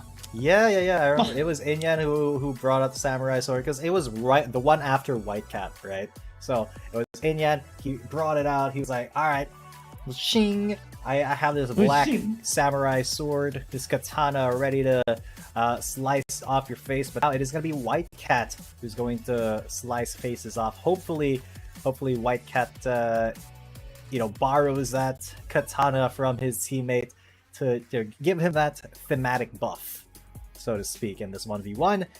But very soon, ladies and gentlemen, we're gonna be heading onto the Howling Abyss. Let's go. And yeah, it was Indian. Let's get it. Yeah. I wish we will see more of the on stage fight for side bloopers, because like earlier when we were watching the match of Thundertaw and JDG, like the opposite the members of the opposite teams were like banging on the enemy representative, just having a good time. And here, well, it's still just gonna be online for the side of Negma Galaxy, but we do see, Aaron, just and I mean, never Draw just being there, looking, pressuring down Joshi right there. Okay, a little bit of feeling out here. Whitecat and Joshi not willing to, commit too much as of yet. Joshi, though, he's got that third strike. He may go for a no, he didn't go for a little bit of a wind slash there. Just going to go for some pokes here. Whitecat, though, he's the one who has the onus now. Joshi being a little bit more reserved here with his own Yone. Oh yeah, I mean, it is kind of difficult to deal with the pokes coming in, since it is a mirror match. So whoever gets the first proc on that Mortal Steel will have the pressure established. And so far, it is actually Whitecat establishing control here against Joshi. Now this is the time for him to actually equalize the damage. So it might be a battle of wits here, but a battle of accuracy on that enchanted Mortal Steel for the time being, before they actually reach level 5. Because we know when they reach level 5, it's gonna be a bloodfest, and whoever makes the mistake of missing the Fate Shield will be just taken out of the game. Yep. A very big fight changing ability here in the Fate Shield once they hit level 5, and as you said, whoever misses it or whoever dodges it will have a significant change in the momentum of the fight. So Whitecat already getting a little bit froggy there, a little bit spicy against Joshi, but Joshi not one to be intimidated there. He will go back to pick up the same items as his lane opponent there, but Whitecat, he's going to deny that health font there for Joshi coming back into the lane. So it's going to be an honest fight here coming into level 5. Not much aggression, but actually Whitecat putting Whitecat a lot of aggression. Oh yeah, that is a lot towards Joshi. This time Justy does have the soul and bound, so maybe he can just try this time doing some damage. He is quite low. First blood almost there for Whitecat as Justy is able to stay alive. Almost. Interesting. Almost getting that kill. Of course, level 4 on both sides. Not yet hitting that level 5 power spike. So Joshi going to go back, get more combat efficiency, but Whitecat choosing to stay before backing, wants to get that level 5, wants to get that face shield first before committing to buying more items here.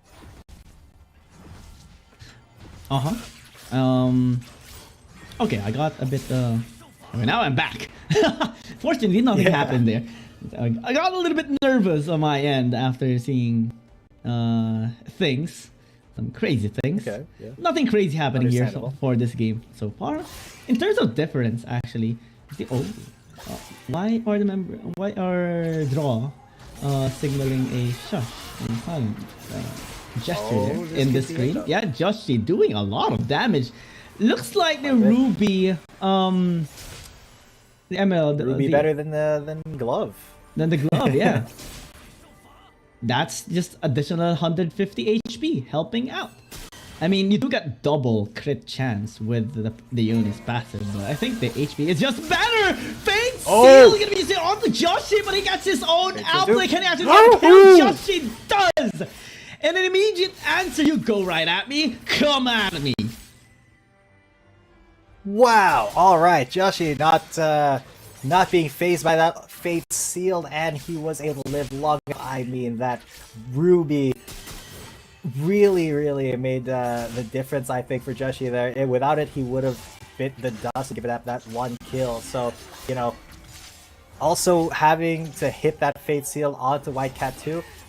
Very skilled play there coming from Joshi, so he will be able to go back, get an additional couple of items for himself. Oh, he got his own cloak, as well as another health item here. Will definitely be helping him out in this 1v1. Oh yeah, the Jarum's Fist definitely for the additional AD, additional HP as well.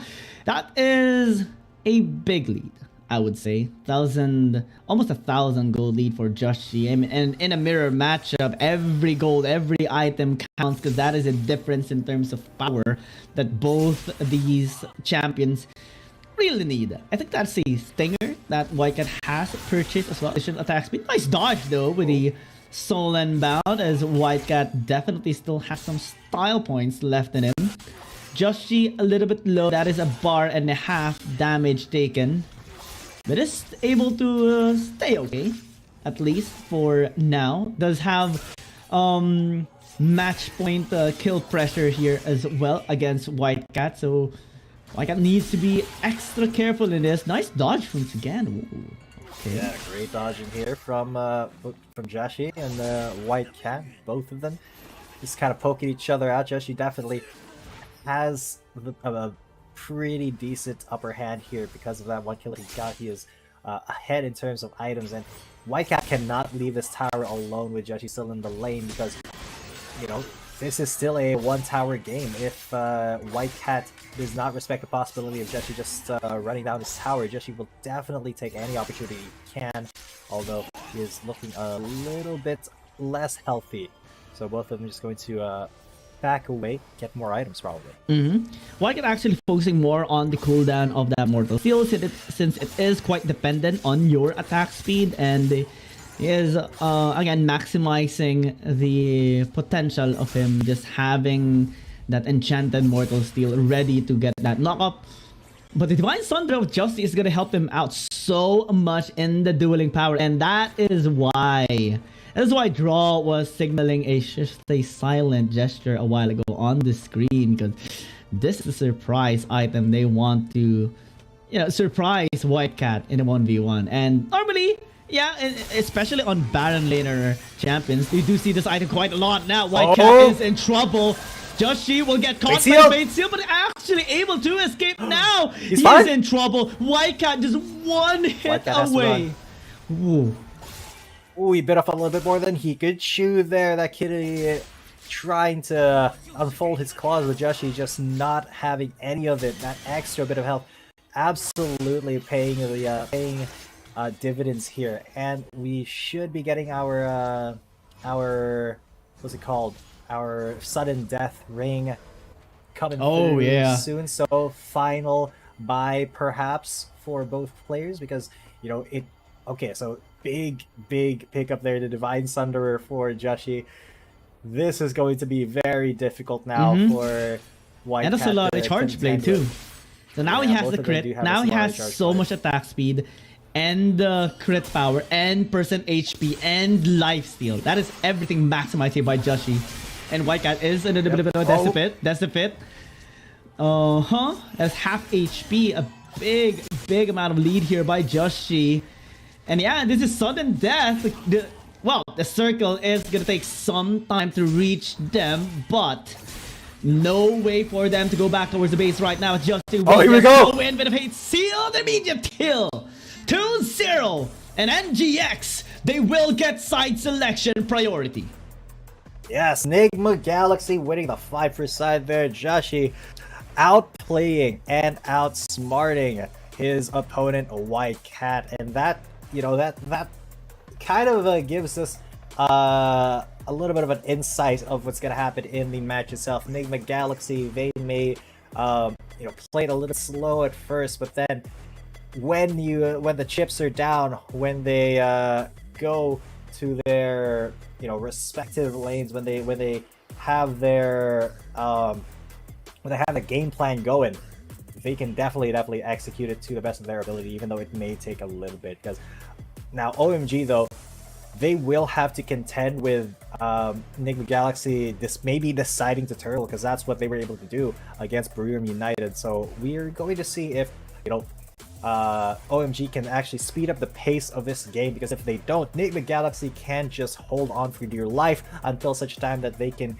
take an opportunity to stamp on the pedal themselves. Nigma Galaxy also chose to be on the red side, so they maybe are open to giving away the Jace towards OMG and focus on picking up something like a Renekton, maybe the Nautilus of Draw, maybe the Galio of him as well. It is not going to be banned away, because most of the time we do see the respect towards his champion now, especially because of how he's just able to set up that quick draw ability by Draw. Just an innate aggression of this amazing player. But let's see as well if OMG are going to be trying out how BRU was able to pressure down Nigma Galaxy by banning the champions of Joshi. Yeah, so let's I think that OMG may actually go for that. They may try to focus ban on Joshi, just because he's shown quite a lot of prowess here in their games, and has been kind of the key sometimes for Nigma Galaxy's takeover in the games that they won. And he's also been a very big part of keeping Nigma Galaxy alive even if they're on the losing side. So a very difficult proposition here maybe for OMG to try to deal with. So I do see some target bans going that side. It is going to be a bit challenging for OMG probably to try and set up here against Nigma Galaxy, knowing their huge and vast champion pool, especially for their key carries. We even see Demon Kite attempting an Ashe in their game against BRU, their game number 1. And let's see OMG actually taking notes from BRU. They are taking away the champions here of Joshi, focusing on banning his champions here early in the first banning phase, taking the Lee Sin, taking the Zed as well. This is technically just BRU on blue side in game number 1. The bans are just very similar. Yeah, and I mean, Aatrox still not gonna come out. He's really proving And I love that this as well. 100% ban pick rate on Aatrox, man. He's keeping that. I quite like as well, OMG respecting the threat of Joshi on the Lee Sin, but as well Aaron, they have a lot of respect for this guy, banning out his Zed, banning out the Jace as well. But Enigma Galaxy, they're banning some very high priority champions as well. Senna and Shen too. Shen, a really big champion here for the Chinese conference. But this does mean that there are some really key champions that are still up, like Camille, like Gwen, like even Zoe, and Camille is probably going to be the first pick. Yeah, absolutely. If this champion gets open, it is 100% pick by any team, especially on the CN conference teams. And they are targeting Joshi a lot. But I do like the ban on the Aatrox, because that champion was really high potent on the side of BRU the last time they have met, and now while they are hovering the Veigar a while ago, all fun and games, but they are gonna go with a serious pick here. Definitely the Zoe, as it is available for the taking. Galio as well for draw here, so again with his name, he's gonna be looking for those plays. Yeah, definitely a faker playmaker looking guy. But yeah, the Zoe coming out will be a nuisance for OMG to deal with, so they need to pick a champion that can either have really good backline access, like an Olaf perhaps for the jungle, or maybe they'll a Gwen I think is a pretty good choice here as well, but they may also look for maybe a champion that can also fight front to back and start melting the front line that NGX is definitely gonna have.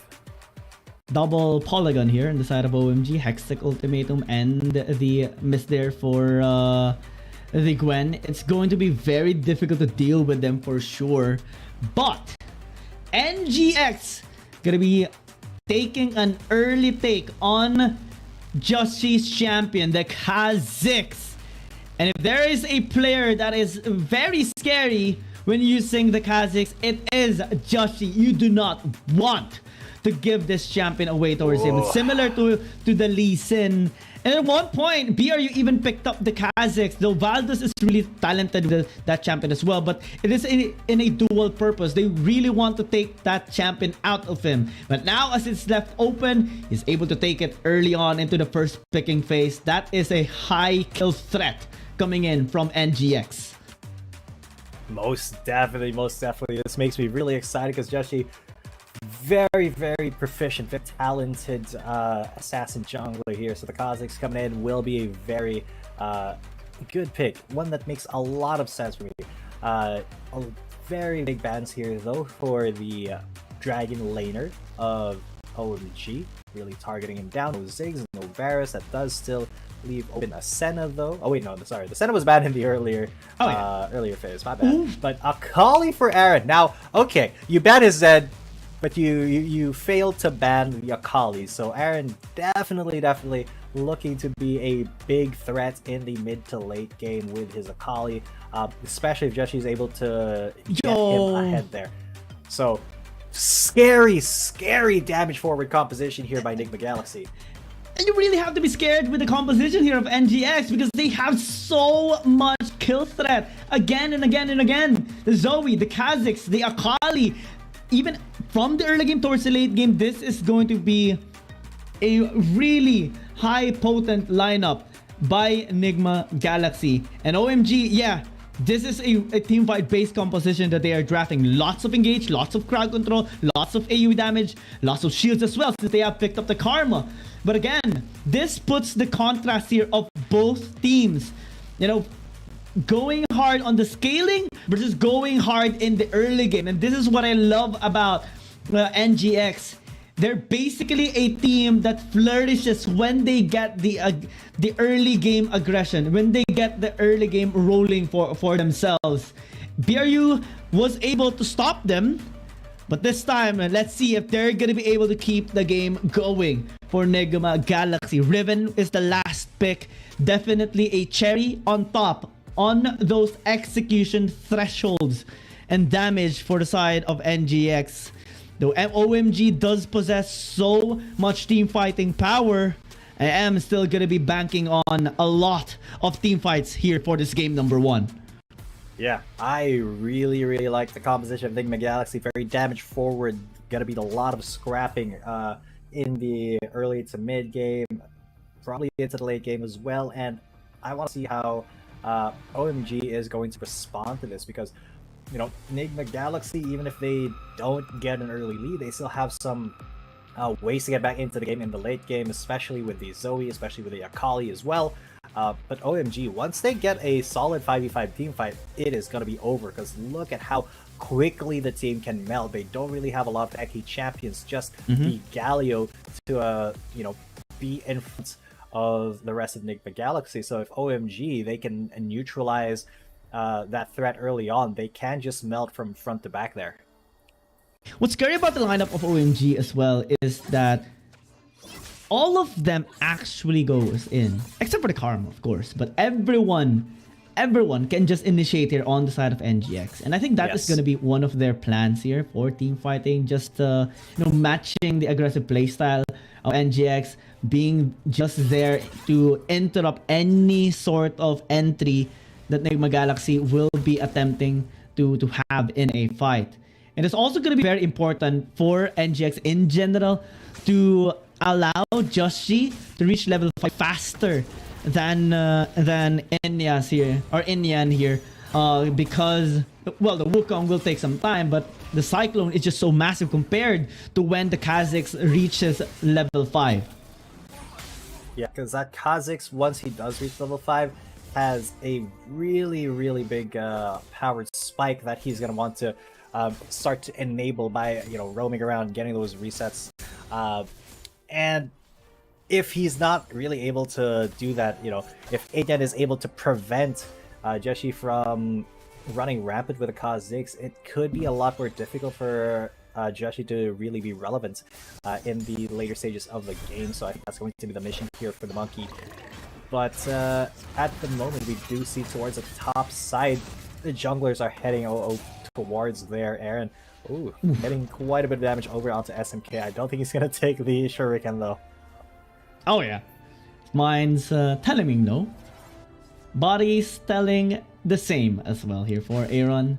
He just wants to play it safe here in this early game. Not much of a threat in all our laners, just a protection here, support from our supports towards our mid laners. And it does make sense, you know, a melee matchup can be quite threatening in a way, especially that OMG does want to try to prevent Aaron as well from scaling. Hardy's actually doing a really good job going up against a Camille, because normally when we see a Camille, we see an aggressive play, we see the waves being pushed out towards the tower, and overall the trade's winning, especially because of the adaptive defenses and the tactical sweep. Now, oh, okay, mid lane, just a bit of an aggression here, double taunt towards Monster, but now as the needles comes through, NGX just skedaddles out.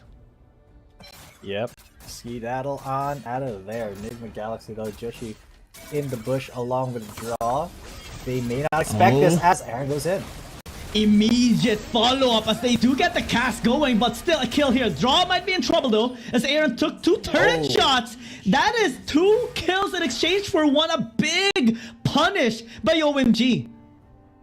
Yeah, that was pretty huge from OMG. A little bit of an overcommitment there from Enigma Galaxy. They did not calculate where that cast was going to be coming from, and getting knocked back into tower was really bad for Aaron. Taking 2 tower shots kind of sealed his fate there. Very unfortunate that that was the outcome, but OMG, they are now leveraging that into a ganker in the top lane. Even a flash after that body slam, and Hyde will be bidding goodbye as Monster tanks the tower up. Now 3-1 NGX. After that big mistake in the mid lane, this time we're starting to see OMG making the plays around the map. Yeah, OMG has really stepped on the gas pedal here. Well played to them so far. Enigma Galaxy needs a little bit more work, I think, to to really get back into the game. Man, Monster 100% kill participation so far. Big ganks coming in. And even though, that was 2 kills ahead, that is OMG, they are just about 1,000 gold ahead. SMK taking quite a lot of damage. Aaron, though, he is going to get ganked here. Yeah, Aaron in trouble. Kaz gonna be helping him escape though. Nice use of the flash to get out, but still pressure being done by OMG. Yeah, well played there. The pressure really coming in huge here for OMG. They are constantly applying it, and Enigma Galaxy, where can they really turn to here? They have just been routed in pretty much every direction. I think Joshi needs to step up quite a bit more, either that or keep Demon Kite ahead, because that Zoe may be the only way that they can be coming back into this, unless, of course, Aaron on that Akali makes some big plays here. Maybe a big play coming in here, but Inya's the one who engages onto him. Yeah, he is a bit in trouble, and as that is happening, Joshi actually is securing this RH for NGX through a sneaky move. Actually, he came from the RH pit and ditched away the ward there, or the vision coming in from OMG. Now they're still committing onto this Infernal Drake. Aaron might actually go in, but given the numbers, actually NGX is just too far away. Now OMG gets the dragon. Here comes Joshi, draw as well, just serving in the front line. But now as OMG escapes, a little bit too late here for NGX, though they do spawn this RH in the mid lane. They're gonna get a couple of plays at the very least. Yep, couple of plates. Good headbutt there by Shelly, but whoa, that is some big karma damage coming in. Ouch. 1-on-1 starting to hurt quite a bit, especially when the members of Enigma Galaxy are bunched up, so they have to be careful not to do that against Karma. Now though, Aaron and SMK dealing a little bit. Yeah, SMK this time going to be winning against Aaron, which is a little bit problematic here for the Akali. That's a tower damage. Almost there. Almost a commitment by Aaron, but with the lack of flash, I think he just needs to let him be for now. Yeah, should just respect the tower, because you don't want to go too hard on one thing and then have to give up a kill when you're chasing one of yourself. Now Enigma Galaxy though really good at keeping the pressure in the side lanes, keeping that tower hit while White Cat is not in the lane. So I mean, Enigma Galaxy, even though they are behind in terms of kills, they are really farming it up and keeping the macro plays clean, so that they're really not hurting all too much compared to OMG in terms of gold. Oh yeah, and if we do compare the lineup here of both teams, yeah, OMG does have a very linear and scary lineup. But NGX has their angles into the fight as well. Draw gonna be committing here with a flash, but no follow-up from Aaron. And now SMK is just being on fire. 1-on-1 is here as well. Hero's entrance almost got taken down, but a flash here by one and into the queue will secure the kill. Demon Kite as well. It's just so low. NGX is in trouble. It's now actually Aaron commits into a fight. Perfect execution to get that kill onto SMK. Just a little bit late, but will be able to escape. Though they have to give this tower away. OMG just gets more of here in this fight. Yeah, OMG got everything that they wanted and more there. Enigma Galaxy a little bit too late on the draw there, pun fully intended, but Hyde is going to be going for a fight there as we watch that replay. Let's see. Because Draw and Aaron, man, they did not... oh my god, just so much damage onto Draw. They did not respect the damage that SMK could do. So Draw definitely could have been saved by Aaron, just moving towards the end there and tanking that Karma Mantra Q to the face, but unfortunately that was not to be. Still great on Aaron for actually still getting a kill there and keeping himself relevant, but that does mean that OMG have a pretty decently sized lead now at 3,000 gold. Justy having a bit of a hard time in the rotations right now. I think in terms of efficiency, he hasn't been on point, and just in his peak conditions, most of the time we do see him a little bit late into the fight, and that causes so much impact positively towards OMG, because him being late means numbers advantage here for OMG in general, and have been building quite a bit of a gold lead, 3.5k to be exact. as now they also have bashed up the mid lane, all tier 1 towers except the top lane. So in terms of rotation, it's going to be much more difficult now for NGX. The map is getting smaller, pressure building up, prio here for OMG towards this RH. Yeah, and this could be a pretty big fight breaking out because Enigma Galaxy, look at this, they are coming in as a 5-man. They want to contest this RH so bad. Oh, the Monster just says, I'm going to cast you up. Yeah, Indian is here as well, high just serving in the front line. But here comes the flag from Whitecat, right on the behind. Aaron is in trouble, stuck in the Hextech ultimatum. Here comes Whitecat again with Enchanted Q, just chasing him down without the Akali. The whole NGX just collapsed, and now they're stuck under the tower. That is a disaster. 9-10 minutes into the game, OMG gets their first ace. A clean ace to boot. Absolutely nobody died there. They got the Rift Herald too, and now it's pushing up the top lane. Let's take a look at that once again. But Enigma Galaxy, they were so late here, and they did not respect that explosive cast. It just blew that fight wide open, and then that flank by Whitecat, and then into the Hextech ultimatum onto Aaron. And as they were running, man, they weren't fighting back. They were just trying to run for their lives. If they tried to fight back there and re-engage, they might have gotten something. But no, Enigma Galaxy, they tried to, you know, position themselves to fight, but they didn't actually pull the trigger, unfortunately. And they just kind of face tanked that entire explosive cast by Monster. So huge play coming in from the Gragas. They really need to respect that next time. But Aaron, once again, in trouble. Yeah, he is going to be trying to escape, but Hextech ultimatum again just keeps him in place, similar to how the fight ended earlier, or the initiated cast. It's just so amazing coming from Monster. Now there's an attempt still here by NGX, but they're still in trouble. Now they're funneling on to Demon Kite, which tried to flash away, but another flash in from Monster, and Whitecat just cemented that kill. Justy, you may be a stealthy champion, but when you're alone, everyone will just set their flashlights at you. And suddenly everything has fallen apart for Enigma Galaxy. Look at how little they can actually do against the members of OMG. It almost feels like, you know, they do no damage whatsoever. I can't see them really fighting anybody on the side of OMG because, man, this is such a tragic game. Just after, you know, that one bad fight, Enigma Galaxy has been rendered completely helpless. That Camille is such a huge threat, and then you have to deal with a Gwen melting you down as well. I don't see a way that Enigma Galaxy can get back into this game, if I'm being honest. 12,000, man. 12,000.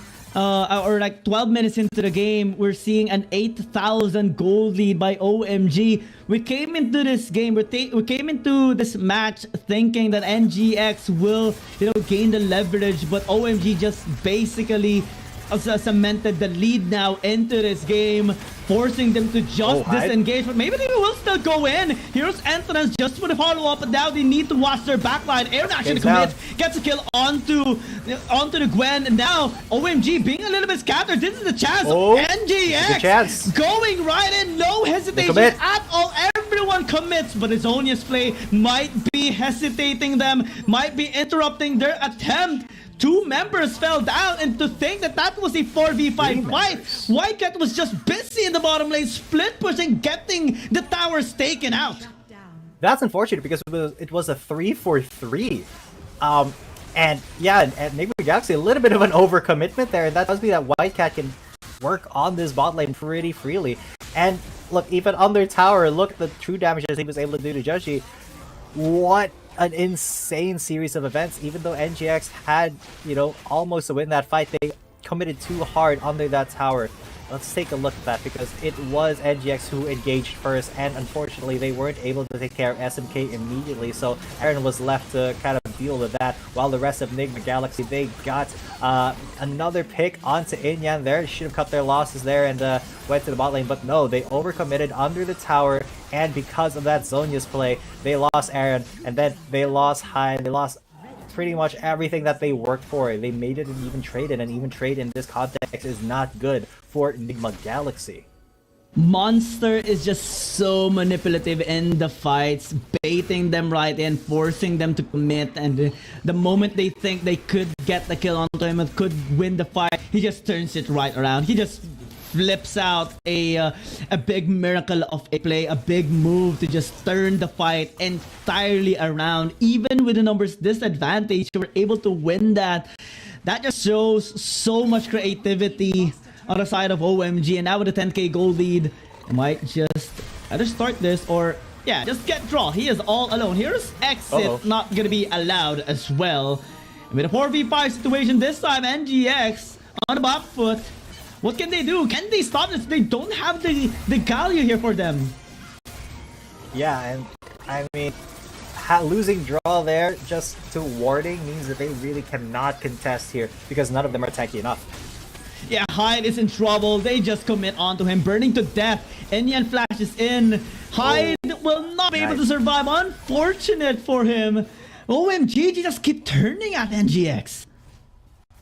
Yeah, Enigma Galaxy, what can they really do in this situation? None of them are really tanky enough to stand up to the barrage of damage that OMG is offering, except for Draw, and even then, when you pile onto that Galio, he's not going to be tanky for much longer. So, how does NGX actually find a route back into this? They need to find a perfect fight where they pick off the members of OMG one by one, and the Dragon could be the next avenue for that. It's up in 15 seconds. Can they set up for it in a significant way that denies OMG the fight that they want?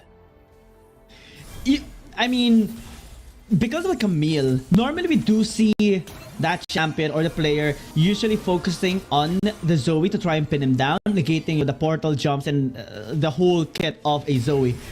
But Wildcat actually makes a bigger play in the fights, focusing on Aaron, completely negating his impact in any fight.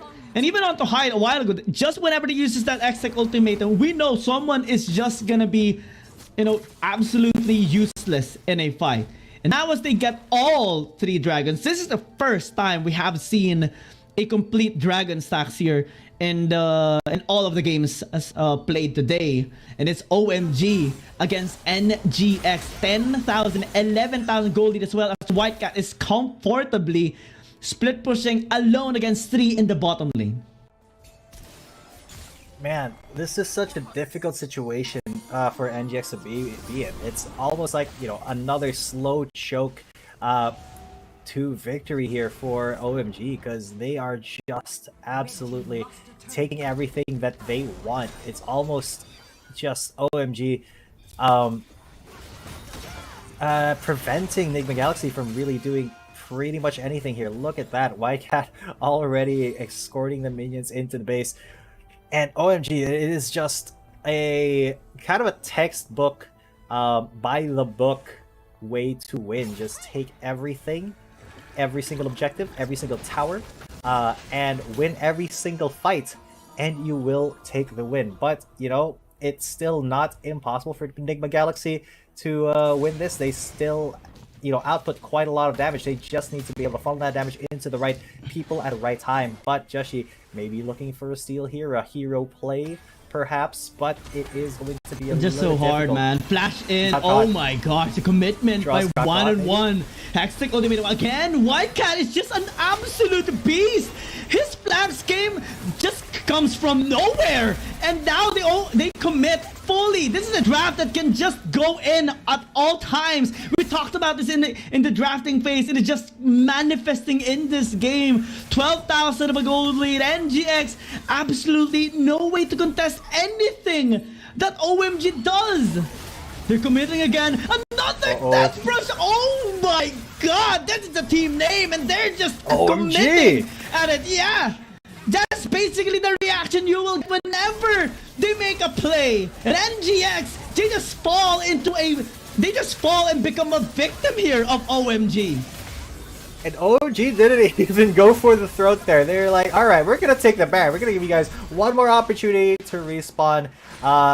And then we're going to take it all. We're gonna take the game. So with Baron Ashen secure, that does mean that OMG, they have a lot of siege power. They're going to go up to the mid lane. You're going to go up to the top lane as well. They're going to start pushing down towers while the Camille is in the bottom lane, or maybe the Gwen in the bottom lane, escorting minions into the base itself. So, man, what can NGX actually do here? 19 minutes in, 13,000 gold deficit, 23-5. OMG indeed. If I'm Enigma Galaxy, that is all that is on my tongue. Oh my god, oh my god, oh my god, what the heck? Oh my god, oh my god, oh my god, oh my god.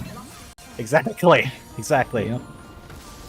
And that's the only reaction we can actually say here in this game right now. OMG just basically one more tower dominate. This is a one-sided beat. I'm just gonna be saying it right off the bat. Here comes White Cat in the back line, and there's nothing that the Cockroach can do to escape. Pops in the saves him now. OMG just commits fully. They know exactly they can just either force a fight or end the game. They have two choices. They decide to go with the latter, take this game win. 19 minutes, a massive victory by OMG. Huge 1-0 already for OMG. What a dominant game, even though it did last quite a long time. At no point was Enigma Galaxy under any illusion that they were going to have an easy time getting back into it, because they were just not allowed. OMG did not allow them to get back into the game. There were very, very few mistakes committed by OMG there against Enigma Galaxy. So, I mean, after that loss, you have to, if you're Enigma Galaxy, you just have to, kind of forget it ever happened and keep your mind sharp for the next one. But they've got to be feeling that, man. After, being one of the more feared teams in the APAC region, especially in the Philippine local scene, getting your gut checked like that by OMG definitely will have some repercussions for Enigma Galaxy going into the series and going probably into the rest of the league. Oh, absolutely. OMG, we see the discipline. We see how they were able to just throw in the punches, makers here and there, counter the intentions here of NGX. Draft-wise, it was actually really interesting here because we discussed the potential of both compositions. NGX does go with their colors, the ultimate aggressive lineup in the early game to set the tempo for the game, but they attempted in the mid-side fight. It actually, everything fell apart after that fight in the mid lane, wherein Monster just had a really nice answer towards them, where OMG managed to get 2 kills in exchange for just 1. It was because of Monster. Then he suddenly went to gank topside and get the 3-1 scoreline for OMG against NGX. It was just basically everywhere. I'm not even gonna be surprised if he gets that MVP, because the influence of this player, that champion, is just really massive heading down towards this game. Basically helped OMG solidify their standing all throughout the game, having consistent goal lead and having consistent wins all throughout game. And even on the top side fight where NGX could have won the fight, they overcommitted simply because of Monster. That Zonius play definitely caught NGX off guard. And to think that was a 4v5 fight. While that fight was happening, White Cat was taking two towers, or a tower away from NGX. It's just a brilliant performance here by OMG. Even in the Baron dance, OMG executed a double death brush play against NGX, and that just doesn't happen. But OMG does it here so flawlessly, and that just shows how strong this team is, and basically any team on the side of CN Confidence. Yeah, and well, that is a huge call out by OMG towards all of the teams here in the Wild Rift League Asia. They're like, you know what? We may have lost to EDG, but we are ready to take anybody else on. We are not going to go quietly into the night. We are as strong as ever. And man, if Enigma Galaxy managed to bring us to game 3, managed to maybe get a reverse sweep here, that would be the feat of, I would say, the feat of the week already, because OMG is just looking all too strong, all too clean. And I'm not even sure if it's possible for Enigma Galaxy to outdraft them, because it does seem like OMG, no matter what they draft, they have a really good time executing their game plans, and you know they don't really commit a lot of mistakes, unlike Enigma Galaxy that we've seen. So, well, this is going to be a tough one for the Philippines if they want to, you know, perhaps get this reverse sweep. I don't know. I don't know if it's possible. Yeah. I'm thinking right now, if NGX, since they did win the fight for side, are they going to be staying on the red side or are they going to be on the blue side? I think it's going to be much better for them to be on the blue side, so maybe they can force that first pick, or something.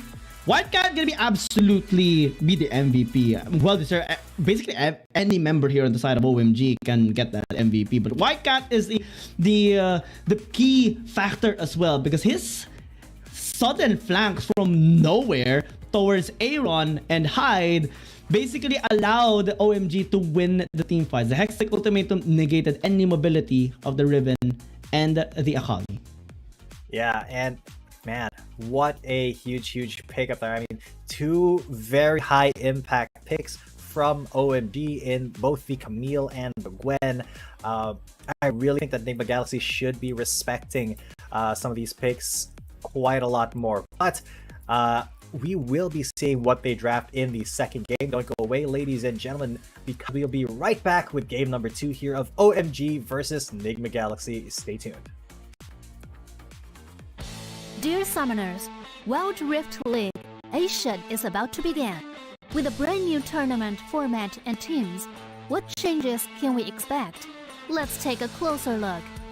WRL consists of 2 conferences, WRL CN and WRL APEC.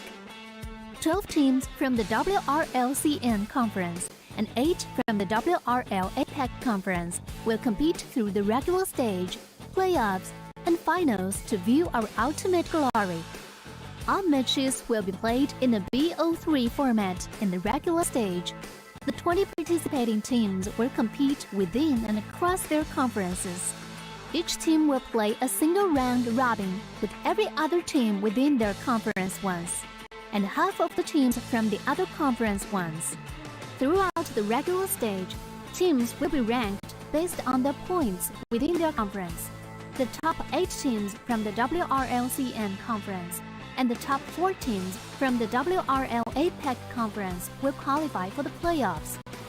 The playoffs will also be held separately for each conference, adopting a BO7 double elimination format. Only the top 2 teams from each conference's playoffs will advance to the finals, vying for the championship. Of course, a new tournament brings unique challenges.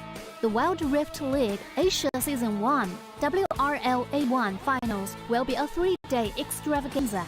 On the first day of the finals, the 4 qualifying teams will play a single round robin in BO1 format. The top-ranked team will advance directly to the grand finals, while the remaining 3 teams will battle it out in a single elimination bracket on the second day to secure a spot in the grand finals on the third day. The 2 teams that make it to grand finals will face off in the BO7 showdown to claim the championship.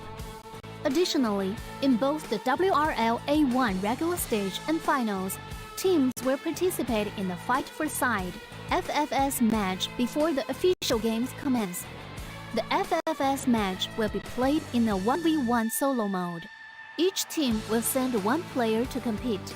They will ban 2 champions each from the official weekly rotating champions pool, and then select 1 champion each for 1v1 competition. The winning team of the FFS match will earn the right to choose their side first. Wild Rift League Asia Season 1 regular stage will officially kick off on April 8th, with 20 top-tier teams assembled and ready for action. Who will climb to the summit and seize the crown? Let's wait and see.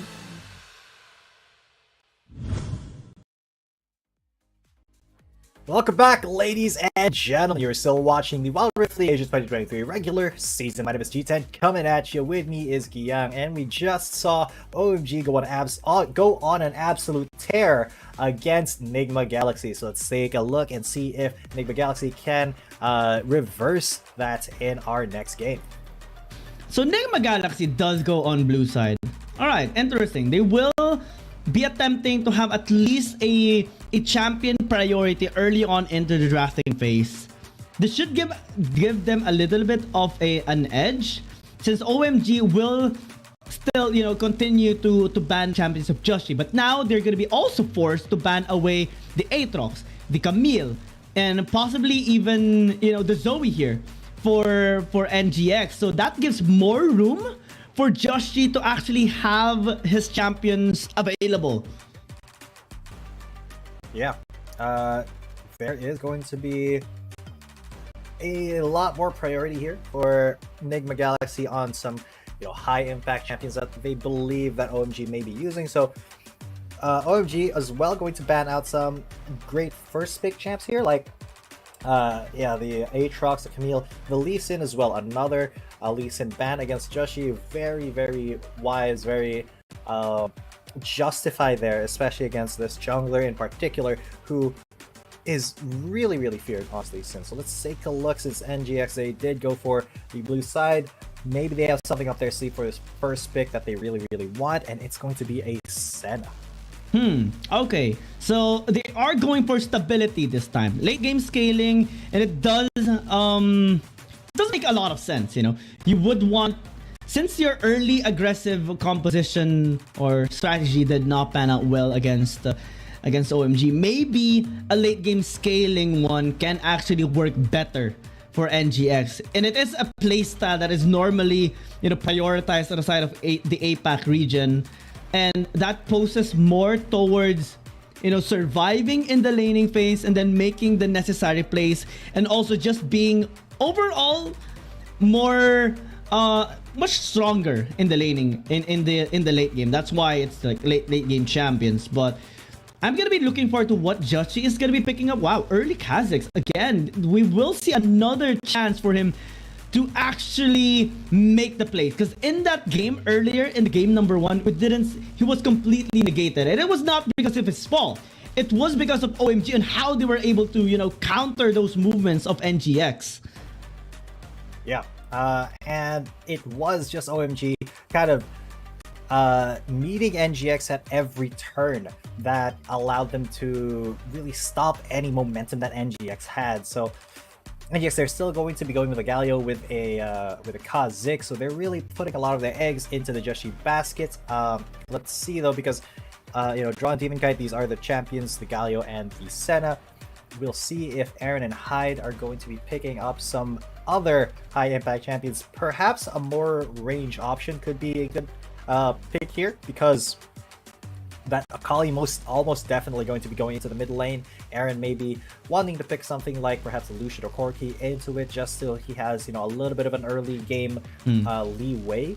But OMG, they will take away his Zed though, so he won't be able to play that assassin into the Akali, which is, you know, a pretty decent skill matchup, all things considered, that they don't want to face Aaron into. The Olaf though will be banned out here. Inyan not going to be taking that, but there are still a couple of options available. I mean, he can just go on the Jace. The Wukong will be banned out as well, so a lot of focus onto Inyan here, kind of pinching his champion pool. But OMG can just pick a tanky jungler as well. A Riven though for the okay, so a Riven at the top lane, really, or maybe in the jungle. It's either Jace jungle or Riven jungle here for Inyan. OMG, really? Please do it! No way! Okay, we cool. Let's chill. G10, let's chill, G10. Okay. Yeah. Back to this is the one of my you don't understand. Okay. Hang on. Let me just freak out for a little bit more, because I love this matchup. Okay, I have been playing Kha'Zix into Rengar ever since Season 4 of League of Legends, and this is one of the storyline, man. This is a lore battle! I cannot help but get hyped, because not only are the players representing themselves, they're representing the characters in the fight! And, you know, Kha'Zix versus Rengar, the two hunters in the jungle, the assassins. You have the Void, you have, you know, wherever the hell Rengar is from. I think he's from Ionia or somewhere.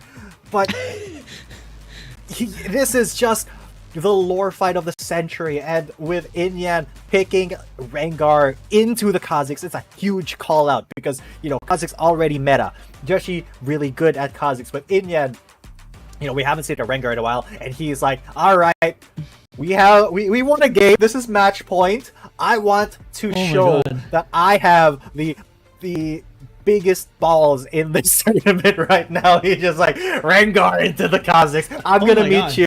We're gonna have the same kind of playstyle. We're gonna hunt for each other. And man, I am getting really hyped here, yeah. Oh my god! Oh my god, Rengar into the game. Okay, I just want to point something out here. I actually thought the Akali would go towards SMK because he had such a brilliant performance in their match against EDG when he was using the Akali. But he is going to be equally as comfortable as using the Jace. He did use it in their second match against EDG as well. Let's see if it's going to be panning out well for OMG. Akali's big burst damage in general here for OMG. And they're going to be trying to dim the lights here of NGX. Let's see if Nigma Galaxy can actually resist the forces here. I mean, this is a strong statement here by OMG. Having the Rengar. Oh, this is a first time. It's a statement and a half, man. That is the first time we've seen a Rengar, and against the Kha'Zix too. I mean, this has got to be bringing a smile to even Nigma Galaxy, even though they are going to be on the receiving end of that. But Aaron taking quite a bit of damage there. Oh my god! No! Whoa. No way! Solo kill First Blood there. 30 seconds into the game. 30 seconds, man. 30 seconds. Strong start here by OMG. That just left us speechless. Okay. We got stats here. All right. Whitecap picked Camille and got 954 gold per minute in that last. I mean, he was an absolute beast in that last game. He was just a god in that last game. An absolute menace against NGX. Yes. But man, 30 seconds. What is happening to NGX right now? What is happening to OMG? They're like having if we were in like a DBZ right now, this is basically getting ultra instinct with Kaioken unlocked times 20 right now against NGX. Yeah, and SMK after that kill, he didn't go back. He will get hit up by that little slash from Aaron, but he still definitely is ahead in terms of CS. He's ahead in terms of damage, but man, a draw getting a little bit bullied here by 1-1 and Monster. The tower is so low as well. Oh my god. What? The tower is down to its last couple of plates, man. Nigma Galaxy have just pretty much given away this early game somehow. But they are on to Whitecat now. I mean, well, he's alone on the top side, but still able to stay alive and also protect his tower a bit. That's the Justice Punch. Nice last embrace there by Demon Kite actually. His Monster is quite low. Flash in and flash in as well here by Demon Kite to secure that kill. But now he actually has to escape. Will be able to do so, but Inyan again. This is a Rengar. Hello Kitty. You see that? You see that icon on top of you? You see that? You need to respect that. Can't really back out. Yeah. Yeah. That prevented him from ever escaping, but still able to stay alive. That is the important part here for NGX. But yeah, I mean, it's that Rengar is gonna be so scary when I play my game. And there's like a really fed Rengar. When you see his ult, when you see that icon on top of you, you know, you can just leave your phone and not touch it anymore because you know you're gonna be dead. Yep, you're out. But that is so unfortunate. Honestly, that's okay. This is gonna be a big play as well. Nice play. Aaron down. Oh no. Okay, shield's gonna be used. Aaron still gonna be surviving. That's a nice play actually here by NGX as they are able to help out Aaron. Just miraculously escape. Look at how many resources they use to commit onto their. Oh no, they don't want go in? here. I don't think they actually need to do so. Mega Inferno Bomb gonna be doing a lot of damage now. Draw is stuck in here. Will get taken out as Monster is helping Inyan escape. But actually, he is tempted a bit to go in. Might actually do so as he is just attacking the ward for the meantime, stacking up the Q. Still able to survive. Monster as well. What just happened there, man? Okay. Nigma Galaxy, your jungle is not safe. First of all, in the mid lane, they committed so many resources to keeping their mid laner alive, right? They're at the end of the clash, there were 4 people against 2 there in the mid lane, and whoa!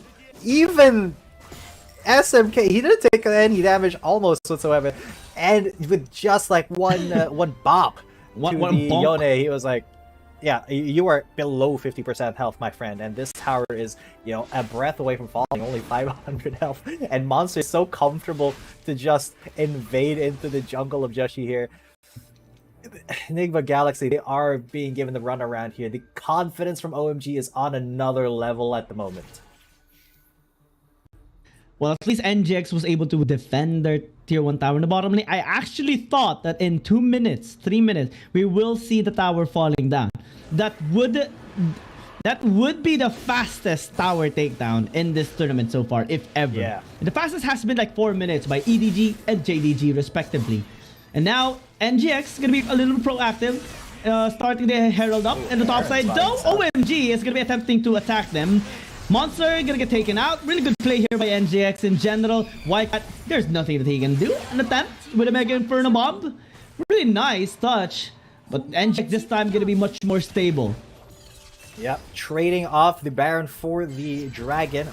Pretty much standard here for both NGX and OMG, but because their forces were spread out, OMG did have to sacrifice a life out there in the top lane. Didn't really have to, but Monster got a little bit too confident, a little bit too big for his britches, if I might say so. So he is still going to be, you know, invading the jungle, putting down vision, getting a lot of information for his team here. While Enigma Galaxy, they are just trying to keep themselves from making any mistakes. I mean, look at the gold lead already, 2,000 at 6 minutes. It's not humongously big, but there is still a significant gold lead here for OMG. And if I'm being honest, man, the presence of that Rengar and the presence of hang on, the White Cat. Okay. Yeah, White Cat is trying to be a little smexy here in the bottom lane, still able to escape, flashes away, but here goes the quick draw just to get them taken down with the RH. Well, NGX making some plays, but on the mid side, OMG do get their own tower as well. So they're able to equalize the pressure being established here by NGX, and now top side, oh no. Oh, they didn't do the same thing here. The only choice is to run because you cannot hide anymore. And though NGX still get another turret, OMG just gonna be stepping on the gas pedal. Oh, yeah. Okay, oh my god, the gas pedal. Against 3 people. That is a little bit too ambitious. Arrow flashes in. Can he actually get the kill? One more auto time might be able to do so. They can burn the bomb. Gets it. Oh, okay. Wow. Still get a kill on to White Cat. Yeah, but now with 2 towers down for Enigma Galaxy, they did get a lot of value there. But on the other part of the map, OMG was able to match that. Look at the towers. They've gotten all the outers, while Enigma Galaxy has focused their attention towards the bot lane, carved a path all the way to the inhibitor turret there.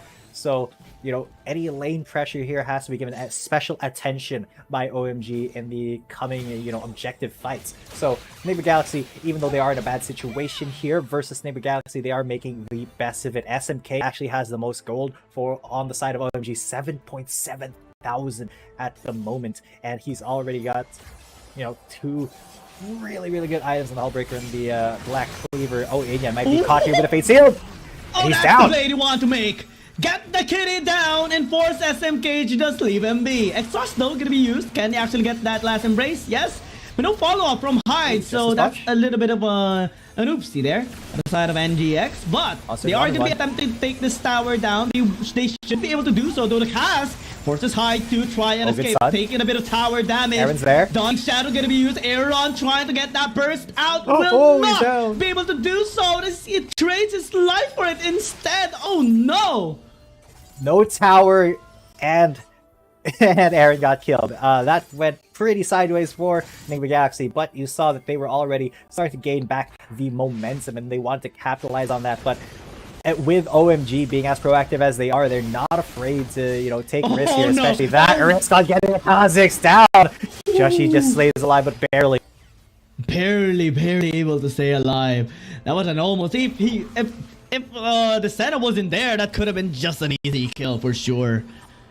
But, well, NGX still keeping up the pace. I mean, this is, again, a scaling composition. Let's go back towards basics. Scaling lineup versus, well, a scaling lineup as well here on the side of OMG. But we do see more potential on the Senna. Now NGX stepping on the gas pedal. That's flanked here by Draw. SMK is in trouble. They do get the kill on the Jace. And that should give them the prio on this R8. But they actually commit onto the fight. Monster is taking a lot of damage there. No flank this time coming up on the side of OMG, but White Cat might actually attempt to do so. But a fight engaged again. Oh my god. NGX, they will get that kill, but the Herald is taken here by 1-on-1. So now NGX, they don't get what they initially wanted and just have to escape now. Yeah, even though that was a 4v5, they still got a 1-for-1 there. And OMG, you know, they are definitely not afraid, even if somebody gets cut out.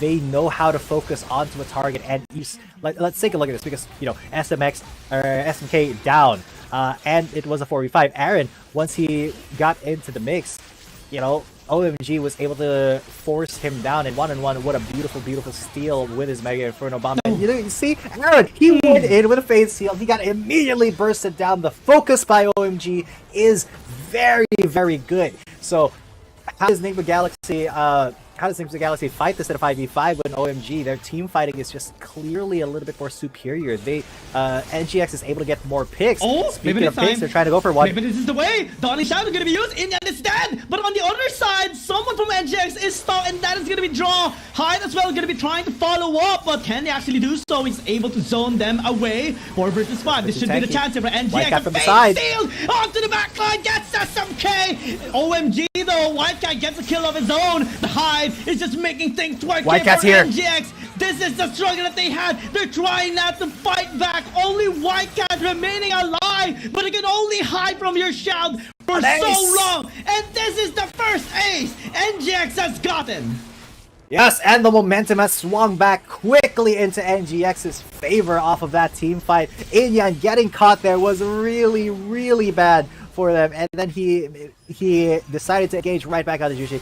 Draw a little bit too tanky for OMG to trade him out 1-for-1, and I think this was just a huge mistake by OMG trying to re-engage their SMK, you know, risking his life there and with the 2 disguise instead of just knocking them back. And then that was a signal for NGX to go hard on this team fight. White Cat, though, he knew that he had a lot of damage potential, but his focus was a little bit spread out because Aaron, Jushi, and Hyde were all there. I think if he tried to just focus on taking Hyde down quickly, he may have been able to turn that around on the other 2. But you can see the goal lead has quickly swung into NGX's favor after that fight. Now you start to question the Rengar pick. Now you start to feel the pressure of the scaling lineup of NGX, and this is why we had to. I mean, OMG had to pay respect towards this lineup from the very beginning. Because again, this is a scaling way. You have a Yone, you have a Senna, you have a Riven that can just do so well in the late game. Now SMK is just gonna be in trouble. Oh no! Oh no! Why would you back there? Another mistake committed by OMG, and that wasn't even Inyan, that was just SMK. You know, his back timing was wrong and in the wrong place. Sure, they used the Shelly charge to take that turret down and at least get something for themselves, but OMG, They are quickly losing control of this game as Nigma Galaxy finds more confidence, finds better engages, and, you know, finds these picks that they do need. And OMG, they need to find a good 5v5 right now, because otherwise Nigma Galaxy is just going to start picking them off left, right, and center. Oh yeah, I mean, yo, G10. I mean, this is a Rengar pick. It's going to be hard for them to actually engage now when NGX is clumped up. Because if they do, I mean, the Rengar is just gonna be easily obliterated to pieces. And we have seen that in the bottom lane fight. The moment he engaged, Dawning Shadow in, and everyone just throw in their damage. And the Rengar, the Kitty is the Tiger is gonna be a Kitty. Ooh, okay, there's no one there. Okay, let's have to just chill for the meantime. But I love this coming in from the side of NGX. This time, they're the ones setting up the play, but the Rengar ult actually spots them out.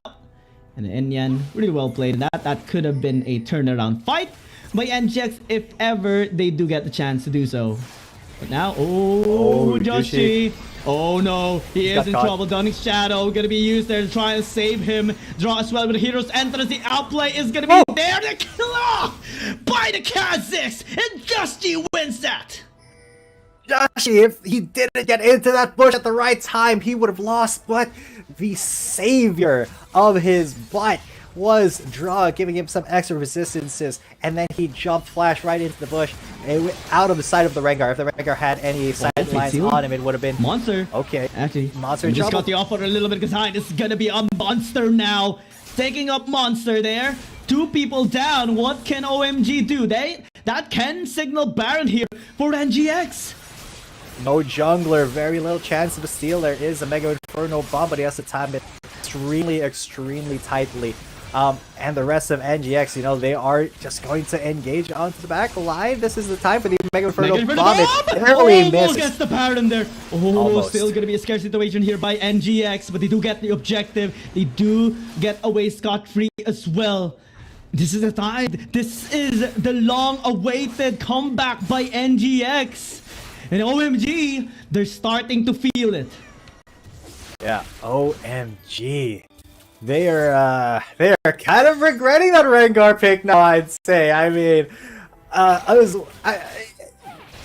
they were really confident picking that into Kazakhs, but look at how Joshi on this signature champion just, oh my god, Aaron gets jumped again. Oh, that is going to be a little bit of a blunder, but if he actually does a lot of damage, he actually goes oh my god! Oh my god! OMG! Oh my god, this time we're saying it to NGX! Yeah, Draw! What a Giga Chad Hero's Entrance time and time again. He has just been the savior of the team. Whenever somebody gets engaged on, he doesn't allow OMG to get that pick in. He's like, nope, I am the hero. I will enter this fight and you will respect my tankiness. And now NGX, they are on the inhib turrets. They've gotten one. A kill now as well. Now Hyde is even happily getting this 2 versus 1 against Whitecat. Joshi is here. The base is cracked wide open on the side of OMG. Oh my god. NGX, Nigma Galaxy, they're doing it. 16 minutes in, they're opening the base here of OMG. They're gonna go for the one final fight. And they will not let lovers, they will not let their supporters just get upsetted. They will push to a game number 3. Game number 3 for Nigma Galaxy. What a game, turning things around and stealing the momentum away from OMG. They gotta be feeling good after that. I mean, that Rengar pick was a huge call out to NGX, and they were like, you know what? I will accept that pick, and we will make you pay for that. Nobody picks Rengar against Josh's Kazakhs. Man. Oh my god, that game was that game was insane. That game was insane, and I love it. I love a game number 3, and this time we are going to be seeing it. NGX pulling through at the very end. We started to be a little nervous for them, especially with the aggressive playstyle of OMG, and then we saw them just landing the strikes, landing the bloser, and getting the outplays. Suddenly we see the saves coming in from Draw. And suddenly we saw Aaron also initiating the fight. The Fate Seals just doing massive impact into this game.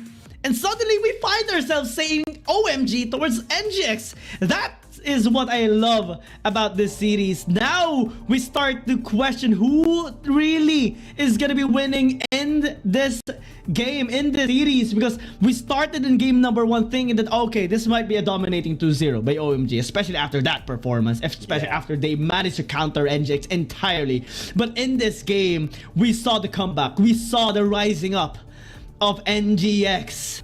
You might see them now really looking forward towards the next game. And did you see the faces of them, of the NGX squad? They were dead serious. They were not celebrating just yet. They were like, okay, back to the drawing board. No time for celebration. We have to be serious here. Exactly, and serious they are. Serious as is KDA from Joshi. 6-0-7, a perfect game for the Bug versus Inyen's Rengar. I mean, OMG, this is 6-0-7. Oh my god. And he got that outplay. So Inyen was trying to his, aside from getting that nice pick up, but also trying to scratch his scoreline there. But with the help of Draw, with the help of everyone, Demon Kite as well, the Dawning Shadow, he got that outplay. Especially, you know, MVP Brush, you know, just helping out there. Yeah, that was definitely a big Kha'Zix win, man. What a game. I mean, I'm kind of speechless, but that is kind of the Enigma Galaxy that we know and love. They are incredibly aggressive with lead whenever they get, you know, any sort of lead. They take that and say they run with that momentum. So big kudos to them for not letting OMG just roll over them, even though OMG for the longest time had the lead. But man, this keeps us from ending the day with 3-2-0s. And Enigma Galaxy, though, can they seal this deal? Because they do need to still win it. Aaron is going to be the MVP, actually, 4-3-11 with 71% kill participation, and he did quite a lot of damage, 27% of his team's damage. So now, can Aaron, can Joshi, and the rest of the squad take this and run with it and bring that momentum over to that game number 3 and win this reverse sweep? I mean, this is the best possible time to actually say that maybe NGX can push a reverse sweep against OMG. It will be a big story to tell, because we came from this game, we came from this series with a banger of a performance by OMG. That is like 12,000 gold lead at the very end, 20 minutes, but suddenly NGX won with 17 minutes, much dominating right now. Let's see what will actually happen. We'll just go into a very short break, but when we come back, it's game number 3. Dear Summoners, Wild Rift League Asia is about to begin. With a brand new tournament format and teams, what changes can we expect? Let's take a closer look. WRL consists of 2 conferences, WRL CN and WRL APEC. 12 teams from the WRL CN conference and 8 from the WRL APEC conference will compete through the regular stage, playoffs, and finals to view our ultimate glory. All matches will be played in the BO3 format in the regular stage. The 20 participating teams will compete within and across their conferences. Each team will play a single round robin with every other team within their conference once, and half of the teams from the other conference once.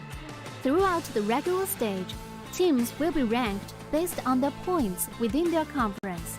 The top 8 teams from the WRLCN conference and the top 4 teams from the WRL APEC conference will qualify for the playoffs.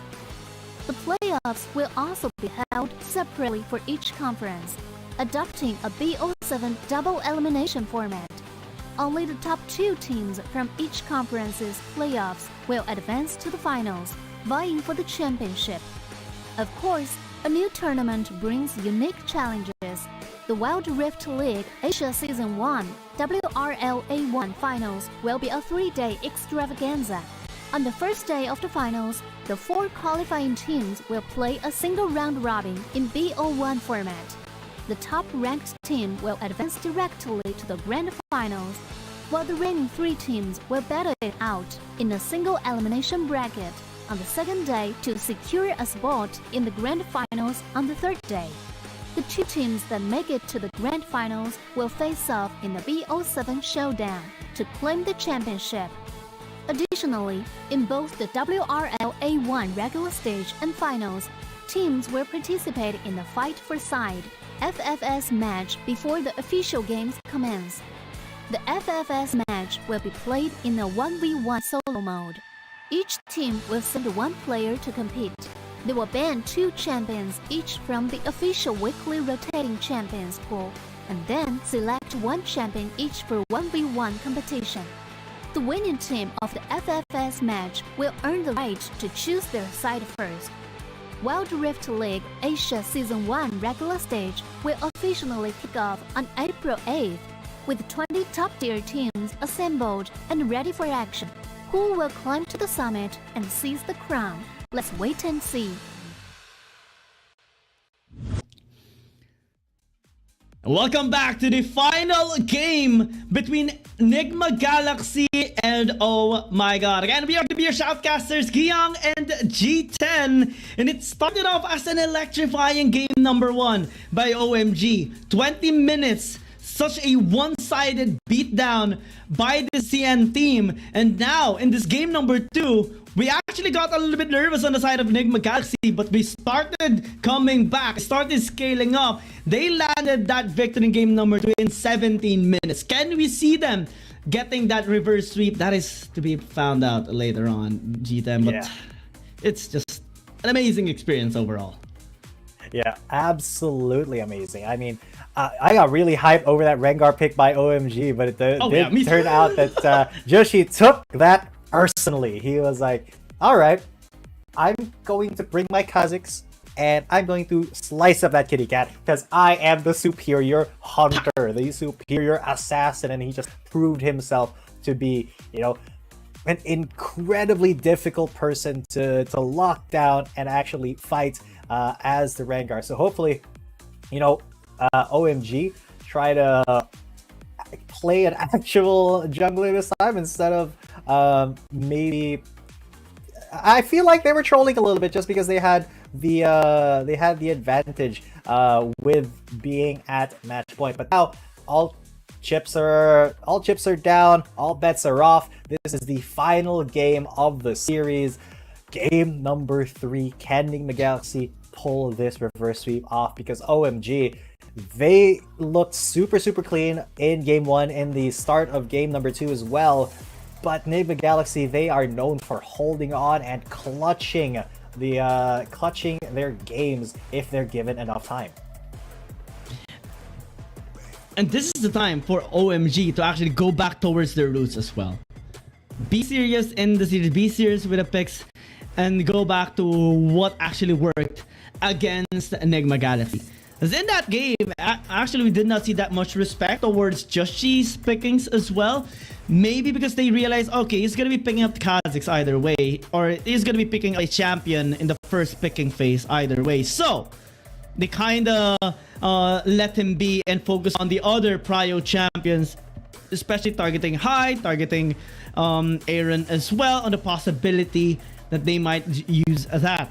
And it's also interesting to note that NGX picked blue side for a reason, to force OMG to ban the Aatrox.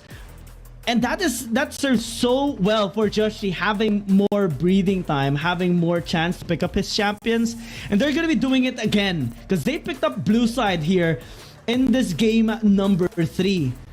So I'd love to hear your thoughts about that as well, G10. Yeah, I mean, blue side really gave NGX the advantage. And, you know, interestingly enough, blue side is 100% win rate right now in this particular series. I mean, OMG won the first game on blue side, then we Galaxy won the second game on blue side. So, you know, that first champion pick coming in pretty clutch, but that doesn't mean that it's this pattern is set in stone. So coming into the picks and ban phase of the game, we are having OMG once again respect banning Lee Sin away from Joshi. That does mean that he may most likely be in Kha'Zix once again. It did work out pretty well for him game number 2. Enigma Galaxy going to choose to ban out the Gwen and the Senna, 2 really big impact picks, meaning that they also won't be having that Senna on their own lineup. But I do think they also need to ban out the Camille. White Cat on Camille, it's just a little bit too much to deal with. It was a lot easier when he was on that Akali. So, I mean, OMG now, what can they ban next? Because they are going to face the double champion prio here for Enigma Galaxy. I want to see what they got, because Enigma Galaxy, I think that they can possibly outdraft OMG here if they don't go for a wacky draft. But don't see what the ban is. Hopefully we get that fixed. But Shen going to get banned out here for Enigma Galaxy. I wonder if that ban is Aatrox, and if it's not, then I wonder which team will be picking Aatrox. Yeah, Camille is open if ever as well. Camille's open too. So what will... will okay. White Cat on the Camille again? Man, again. This is going to be scary. Yeah, this is kind of what led to NGX's downfall earlier. And yeah, Aatrox is going to be left open. NGX going to pick up Aatrox. But keep in mind, there are quite a few teams that already know how to play against an Aatrox. But Inyan going to be picking up that Kha'Zix. That bug coming through. Like, Galio will be on side of Enigma Galaxy. Draw really likes that champion, but that Gragas will be coming in for Monster. And Gragas was one of the ways actually that we saw in the last game, or sorry, the last match that we saw before this, Thunder Talk versus JDG, that JDG was able to, just bait Thunder Talk into picking Aatrox and then control it with the Gragas really well. Oh yeah, that can be the intention here of OMG too. If we get the isolation done, then Inyan can just pop off as the Kha'Zix. The cask is available here for the side of OMG. They have the Hextech Ultimatum too. So in terms of getting that single target pick-offs, it's very potent here on the side of OMG. NGX is going to be responding this time with a virus ban, which is really important because earlier as well, right in that the same game, we did see a virus just really popping off.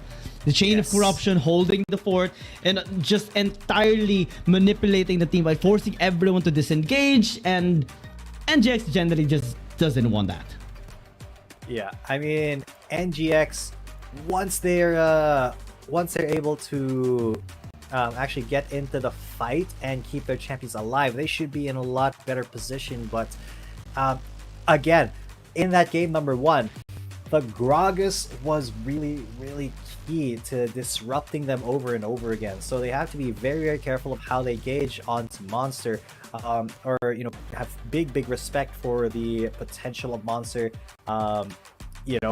Disrupting those team fights. Akali probably gonna be the next ban here for Enigma Galaxy. They know that SMK is a pretty decent Akali there. Riven going to be the ban here for OMG this time.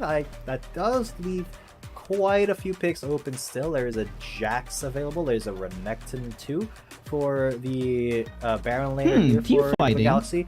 But they are choosing the Wukong. Yeah, a little bit more focus on the team fight here. Yeah, they have the Hero's Entrance, they have the Mega Inferno Bomb, they have double Cyclones.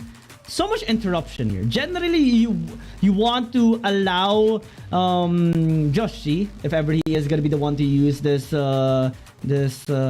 Aatrox, or will it be Aaron? Because Aaron is equally as really potent with this Aatrox in the mid lane. And generally, you want to lay down the environment for the Aatrox to just wreak havoc. And I love the Renekton as a last touch here on the side of NGX, because now we see the aggression again on NGX. Now we see them really wanting to set tempo heading down towards this game. And they will need to do that here, because OMG, if if they're given a chance to do so, they will bully out the members of NGX. Yeah, man, that Zoe and Zed. This is going to be a very explosive game for OMG. And yeah, the Renekton going to be coming in there as, you know, sort of a counter for White Cat. This is looking like a really, really explosive high damage game here, at least on the side of OMG. Is Enigma Galaxy going to be able to cope with that and deny them their late game fantasies here? Because it's going to be very difficult to be proactive against a composition like OMG's, but I think that is exactly what Enigma Galaxy has to do. So let's see how they shake out in this final game of the day, the third game of the third series. Ladies and gentlemen, this is once again the Wild Rift League Asia 2023 season, regular season, Enigma Galaxy versus OMG. Can the Filipino team take down these Chinese stars? Let's find out as we load into Summoner's Rift. Such aggression here on the side of OMG in general. We do see the Zed. We do see the Kha'Zix, Camille, the Zoe. They're going to be looking for picks. They're going to be looking for fights. They're going to be looking to try and cripple down the members of NGX for sure. As we head down towards the game, big responsibility for sure here on Draw for the hero's entrance. He has to be there on the side of his members to save them, just like in the previous game. Yeah, and you know, this could be a pretty good start for Hyde. Oh, he tactical sweep start from White Cat, though, denying Hyde of, you know, getting even close enough to go for his empowered Qs. So a little bit difficult for Enigma Galaxy to come in the early game, but I do think that OMG, oh my god, Monster already coming up to the top lane, showing some presence here. Yeah, just it always fascinates me when I see the Unite taking up, just, you know, removing that healing on the Honeyproof. Hyde is very low actually. Monster might, and White Cat might actually just go in to get the body slam going, flashes away as Hyde is extremely low. But now that gives an opportunity for maybe Monster and White Cat to just wait on their cooldown and go in with their own flash.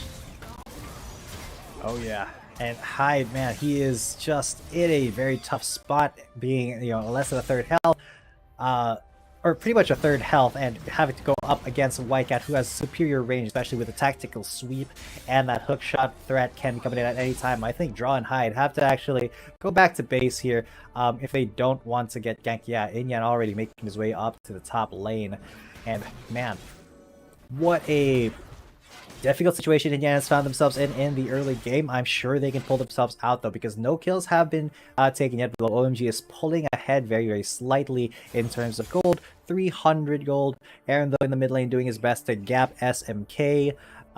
It is a Zed, so he can CS from distance, but, you know, a Wukong constantly in your face whenever you try to CS is going to be a pretty decent threat, a good reason for SMK to just, you know, keep himself safe from all that harass.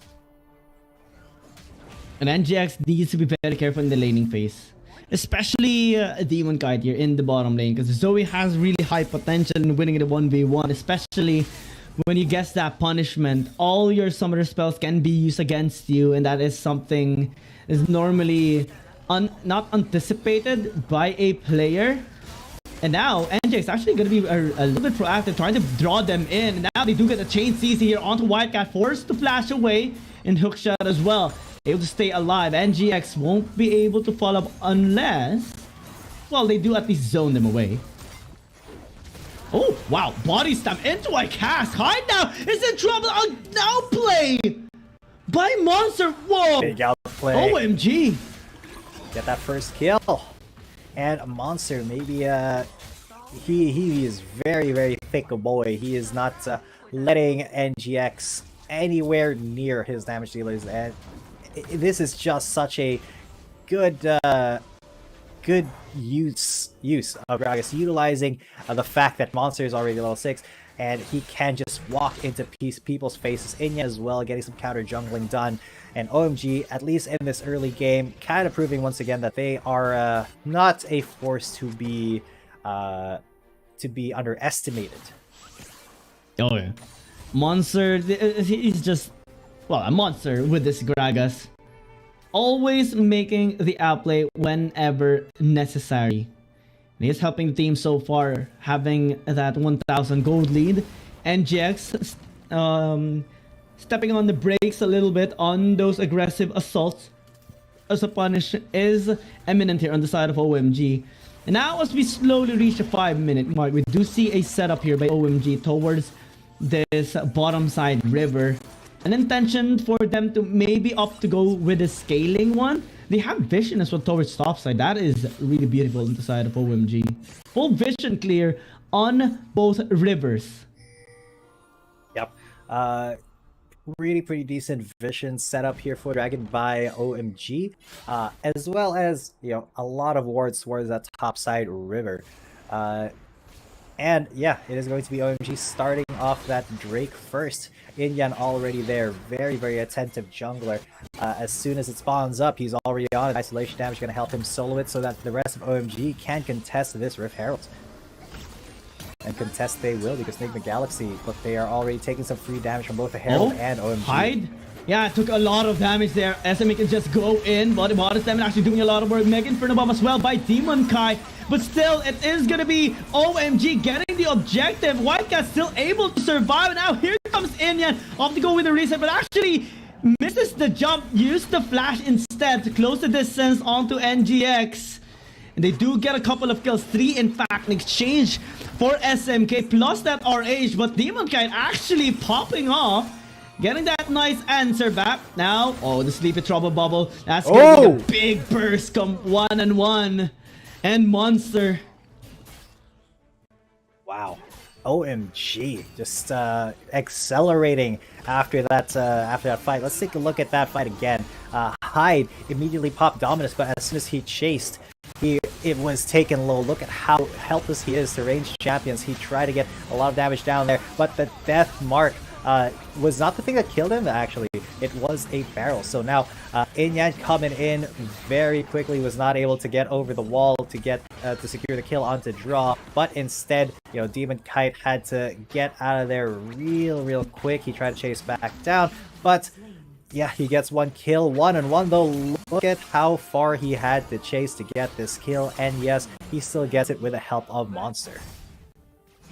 Such good synergy on the side of OMG, and suddenly we see them having a 4,000 gold lead, even able to pick up the dragon along the way. Plus the RH was massive, because now they do get tower in the mid lane. Now they're forcing a fight once again. Cassie a little bit off there by Monster, but still A-okay for OMG, because they know they can just commit onto the fight. They know the Paddle Stars are just going to be coming through from 1-1, and that forces NGX to just fall back completely. Yep, NGX, they unfortunately are kind of behind here, but they do want to go for this engage on the Monster, and White Cat draw's going to be coming in though. Yeah, Eros Entrance, Mega Inferno Bomb as well, everything thrown at Monster there just to take him down. But the top side, it might be high, well, it's still okay. That was a nervous situation for sure. Yeah, at least, you know, NGX was... Oh my god, look at that damage on this Demon Cat with the isolation. Inyan! Gotta be scared of this bug. My lord. Wow, wow. Okay, White Cat is ult here. Is he gonna be going in with Hexic Ultimate? He does! But now he exits as Draw is still here, Demon Cat as well. Take note, they don't have mana, and they are being stalled for so long. Inyan can just slow one down, gets a hit onto Draw, forces him to just a sponge away. That is like 30 seconds of stalling by OMG, and they will get some damage done in this tower. And the bottom might actually be able to take it up for OMG as well. Yeah, and White Cat does get that. Aaron is not able to save it at all. And this is looking like another slow choke for for Enigma Galaxy, Whitecat, Inyan, and SMK topping the boards in terms of gold. And it is so incredibly difficult for Enigma Galaxy to actually find a favorable fight here. Just because that Camille has been so obnoxious, man. And Whitecat really showing that once he's on that Camille, you have to pay a lot of respect to him as he, just touches Aaron and his health bar pretty much almost disappears. So much pressure being established here by OMG all throughout the game so far. NGX, they're trying to answer back, but it's still not enough, especially it's not their time just yet. Hyde constantly being shoved away towards his tower, especially with the burst capability here of the members of OMG. Now with the RH, OMG can just try again what they did earlier. The RH taking, the Dragon taking afterwards, forcing a team fight, maybe a burst here. Monster gonna be engaging onto them. The cast gonna separate everyone from draw. But here comes Inyan as well for a flank. Humankind is in trouble, but actually Inyan becomes the victim now. NGX going with a counterplay. Joshi is online. Here comes Aaron as well in the front line. Second Cyclone gets the kill, and now Draw still able to actually buy enough time, stall SMK, and that gives NGX now the prior for this RH. SMK still gonna be committing though with the death mark, but gets bursted out. Whitecat a little bit late with a Hexic ultimatum, and now he puts himself in a tough spot. NGX able to recover a bit. Yeah, quite a lot of miscommunication going on there with OMG. If Whitecat engaged at the same time as SMK, they probably would have wiped the floor with the rest of Enigma Galaxy. But unfortunately, Whitecat was backing, and let's take a look at how that fight started, because that was a lot coming in from both teams. I think it was a really good cast from Monster, and Inyan, really great distraction from the side, from the flank. He just was not able to regroup with the team and did not actually have an impact in that fight otherwise. Another fight actually here in the bottom lane, and NGX did use a lot of their resources just to win that team fight. Also, OMG was a little bit scattered there in that previous fight, and that allowed NGX to actually get leverage down. They actually going to be committing big burst onto one-on-one. That's a big kill as they do get the Zoe down. So now 4 versus 5. Can OMG still commit? Actually, NGX punished through. They go in onto Monster. They know he is a big threat, but now Whitecat actually having a flank onto Demonkite, able to still stay alive for so long as Inyan picks up the kill at the very end. But now Whitecat might actually be in trouble, forces to flash away. NGX only 3 now as OMG just continues to actually catch them off guard whenever they go in. When whoever is left out open, they just take it down. My god, just a back and forth, 2 for 2 so far. But Enigma Galaxy has been forced off of that Dragon. That Infernal Mix will be going to the side of OMG.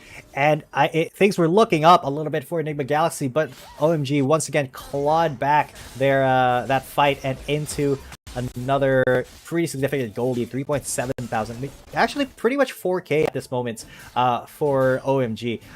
Enigma Galaxy, they did have some shining lights in that fight, but they need to kind of rethink their strategy and try to find another way to fight, because they are getting these really good engages. They're responding much better to the Gragas explosive cast, but they're in looking for that explosive cast, they are not really considering the flank angles here that one-on-one Inyan and SMK can access.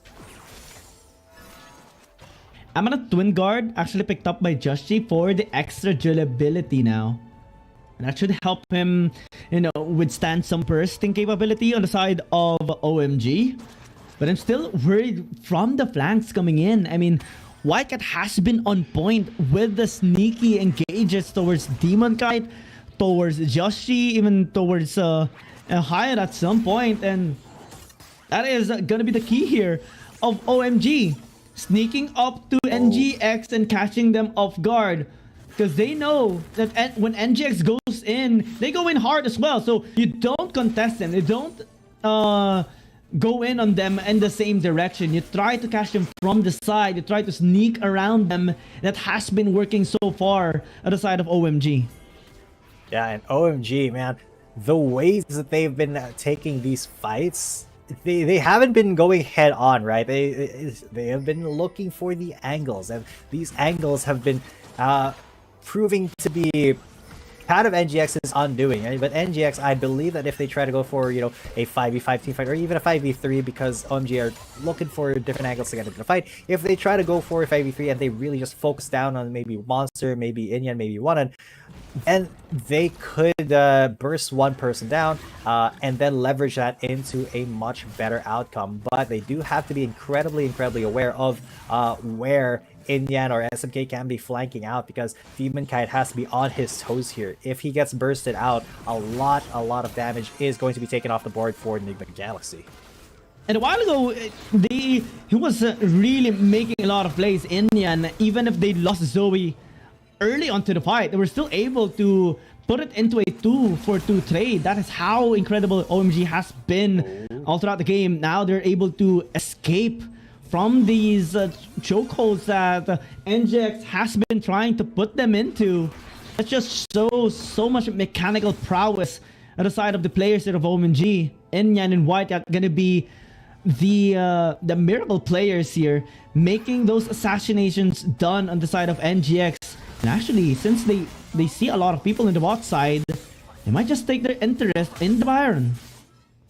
I don't think they're going to fully start it. I think they're just going to try to bait it so that the members of Enigma Galaxy like put a lot more attention towards the top side of the map, because the threat is there. So that should leave White Cat with quite a bit of time and space to go into the spot lane. But look at how efficient Inyan is just farming up. Oh, that is a pretty good tower take though for Demon Kite.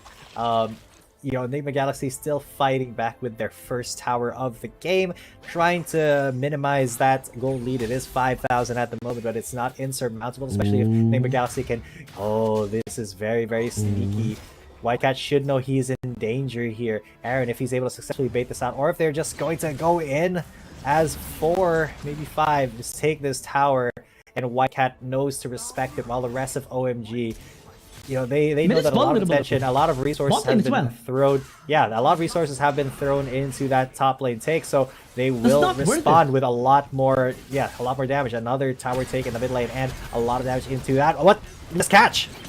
Oh yeah, big cask as well by Monster to try and separate the members here of NGX. Inyan is in trouble, and that should give a big leader by NGX to set tempo maybe into an objective, a dragon, or potentially even a baron here. But OMG is stalling him out. Look at top side. Whitecat is just pressuring down in the top lane, forcing High to actually respond to him. SMK as well in the bottom side, making sure they do have an angle into this fight, and that has been one of their key winning conditions here. The flanks, the side controls, the pressure into the top lane as well as Whitecat actually going to be completing there in the top. Death Mark going to be used here in this fight as a big stall actually by SMK. Big burst as well towards the back line. How long does he take to actually fall down? So long as now Whitecat is just ending this game right now. Just can't go back to the base. Stop the points! But what can he do? That is gonna be the serious win by OMG. What a win! They distracted Enigma Galaxy. They stopped the ports into the base, just like Trick2G told them to. Stop the ports. They're taking the Nexus. Whitecat did die, but the teleport coming in makes it so that, unfortunately, Enigma Galaxy will not be taking this reverse sweep. OMG, what a way to win the series. Oh my god. Wow. Incredible performance by OMG, cementing them the victory in this series, denying Enigma Galaxy from their attempted comeback into the series. Attempted reverse sweep denied. And we will have to wait until NGX gets their chance again on a game. So now we see them now just bowing down towards OMG after this incredible performance. I mean, SMK, Inyan, Whitecat, everyone was making outplays here all throughout the game, all throughout the series. And even if we saw NGX do such incredible work in game number 2, OMG, as they go back towards blue side, Whitecat getting the Camille, he's just a massive problem here. That split restores the top side after killing Hyde.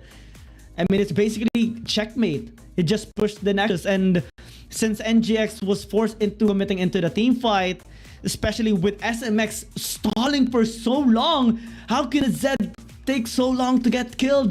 That was like 10 seconds he bought there for Whitecat to just continue pushing, and that allowed them to just win the game. That was it. I mean, Whitecat, what an unstoppable force of nature here. Jeez Louise. He got on that Camille, and I think that was the biggest mistake there in the drafting phase, not banning out the Camille. Because, I mean, Whitecat was just so good there. Look at that, 18,000 damage.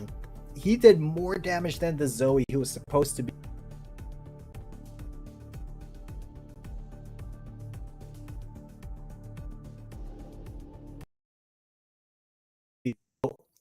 SMK and Whitecat both doing incredible in securing that game, and it did come down to the distraction play from OMG inside the Dragon Pit to let Whitecat go to Enigma Galaxy's base, take their Nexus down.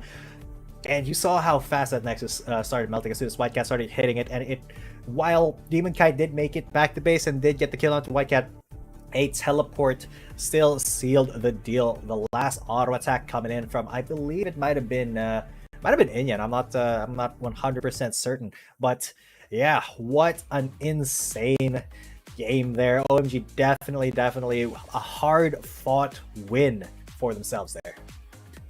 And finally, they do get their series win after their loss against EDG. And they really prepared for the series as well. So much respect thrown out there onto Joshi, coming down from game number 1. The ban onto him, onto his champions, and also in this series, the adjustment that they have made is just so incredible. They recognize that if they set tempo in the early game, if they allow Whitecat to be online, if they deny some of the picks here of Joshi as well, because they did take the Kazakhs for themselves, it's just going to be a difficult time for NGX.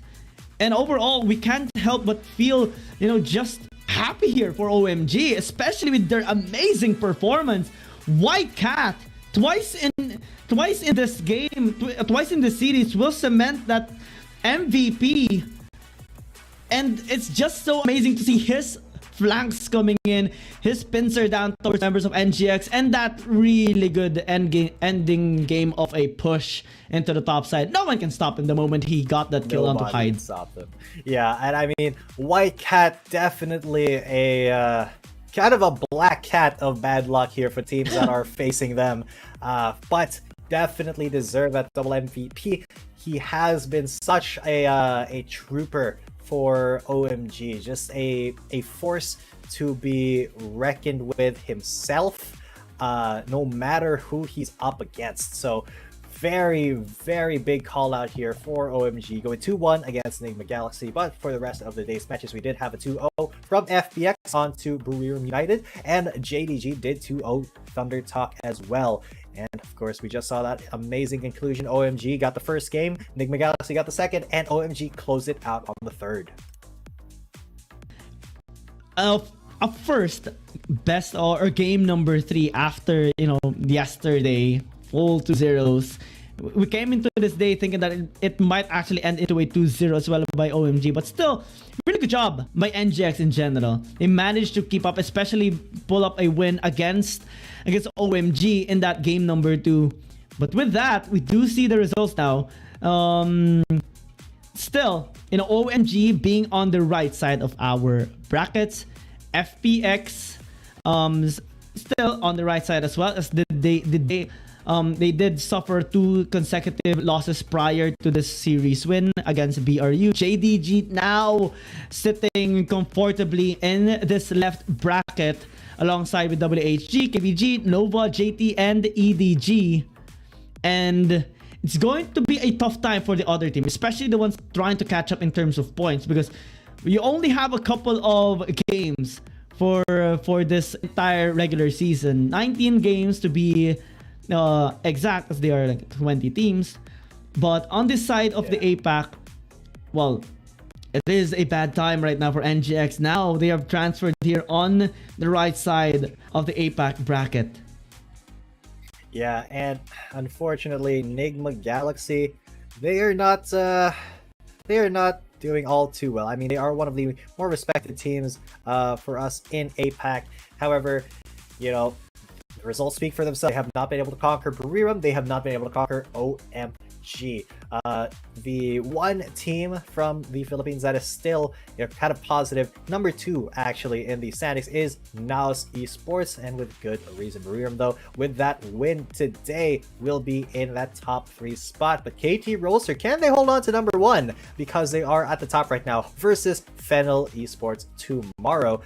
We also have Woohoo Gaming versus Edward Gaming for our second match. And finally, yeah, Naos Esports versus J Team, which will be a banger. The top 2 of the APAC scene versus the top 2 of the Chinese scene so far. Yeah, this should be an interesting series of games again. KT Rosa versus Fennel, WHG against EDG. Well, EDG is gonna be looking forward to having, you know, still a consistent performance after still remaining at the very top for so long. 3-0. WHG should have a bit of a fighting chance. I mean, this is a really strong team. 2 PH games tomorrow, Fennel and Naos. Let's see how they are gonna be, you know, performing this time against KT and J Team respectively, especially after their struggle in week number 2. Absolutely. So if you are a Filipino fan watching the Wild Rift League Asia, definitely tomorrow is going to be a banger for you. We got Fennel and we got Naos for you. But for the rest of you guys, hopefully you had a lot of fun watching the games today, because definitely me and Gian did. We got so hyped at some points. So with all that being said and done, we are going to be signing off for the night. It has been a very big pleasure casting for you guys, and we will be seeing you tomorrow for day number 3 of this week's Wild Rift League Asia 2023 regular season. See you then.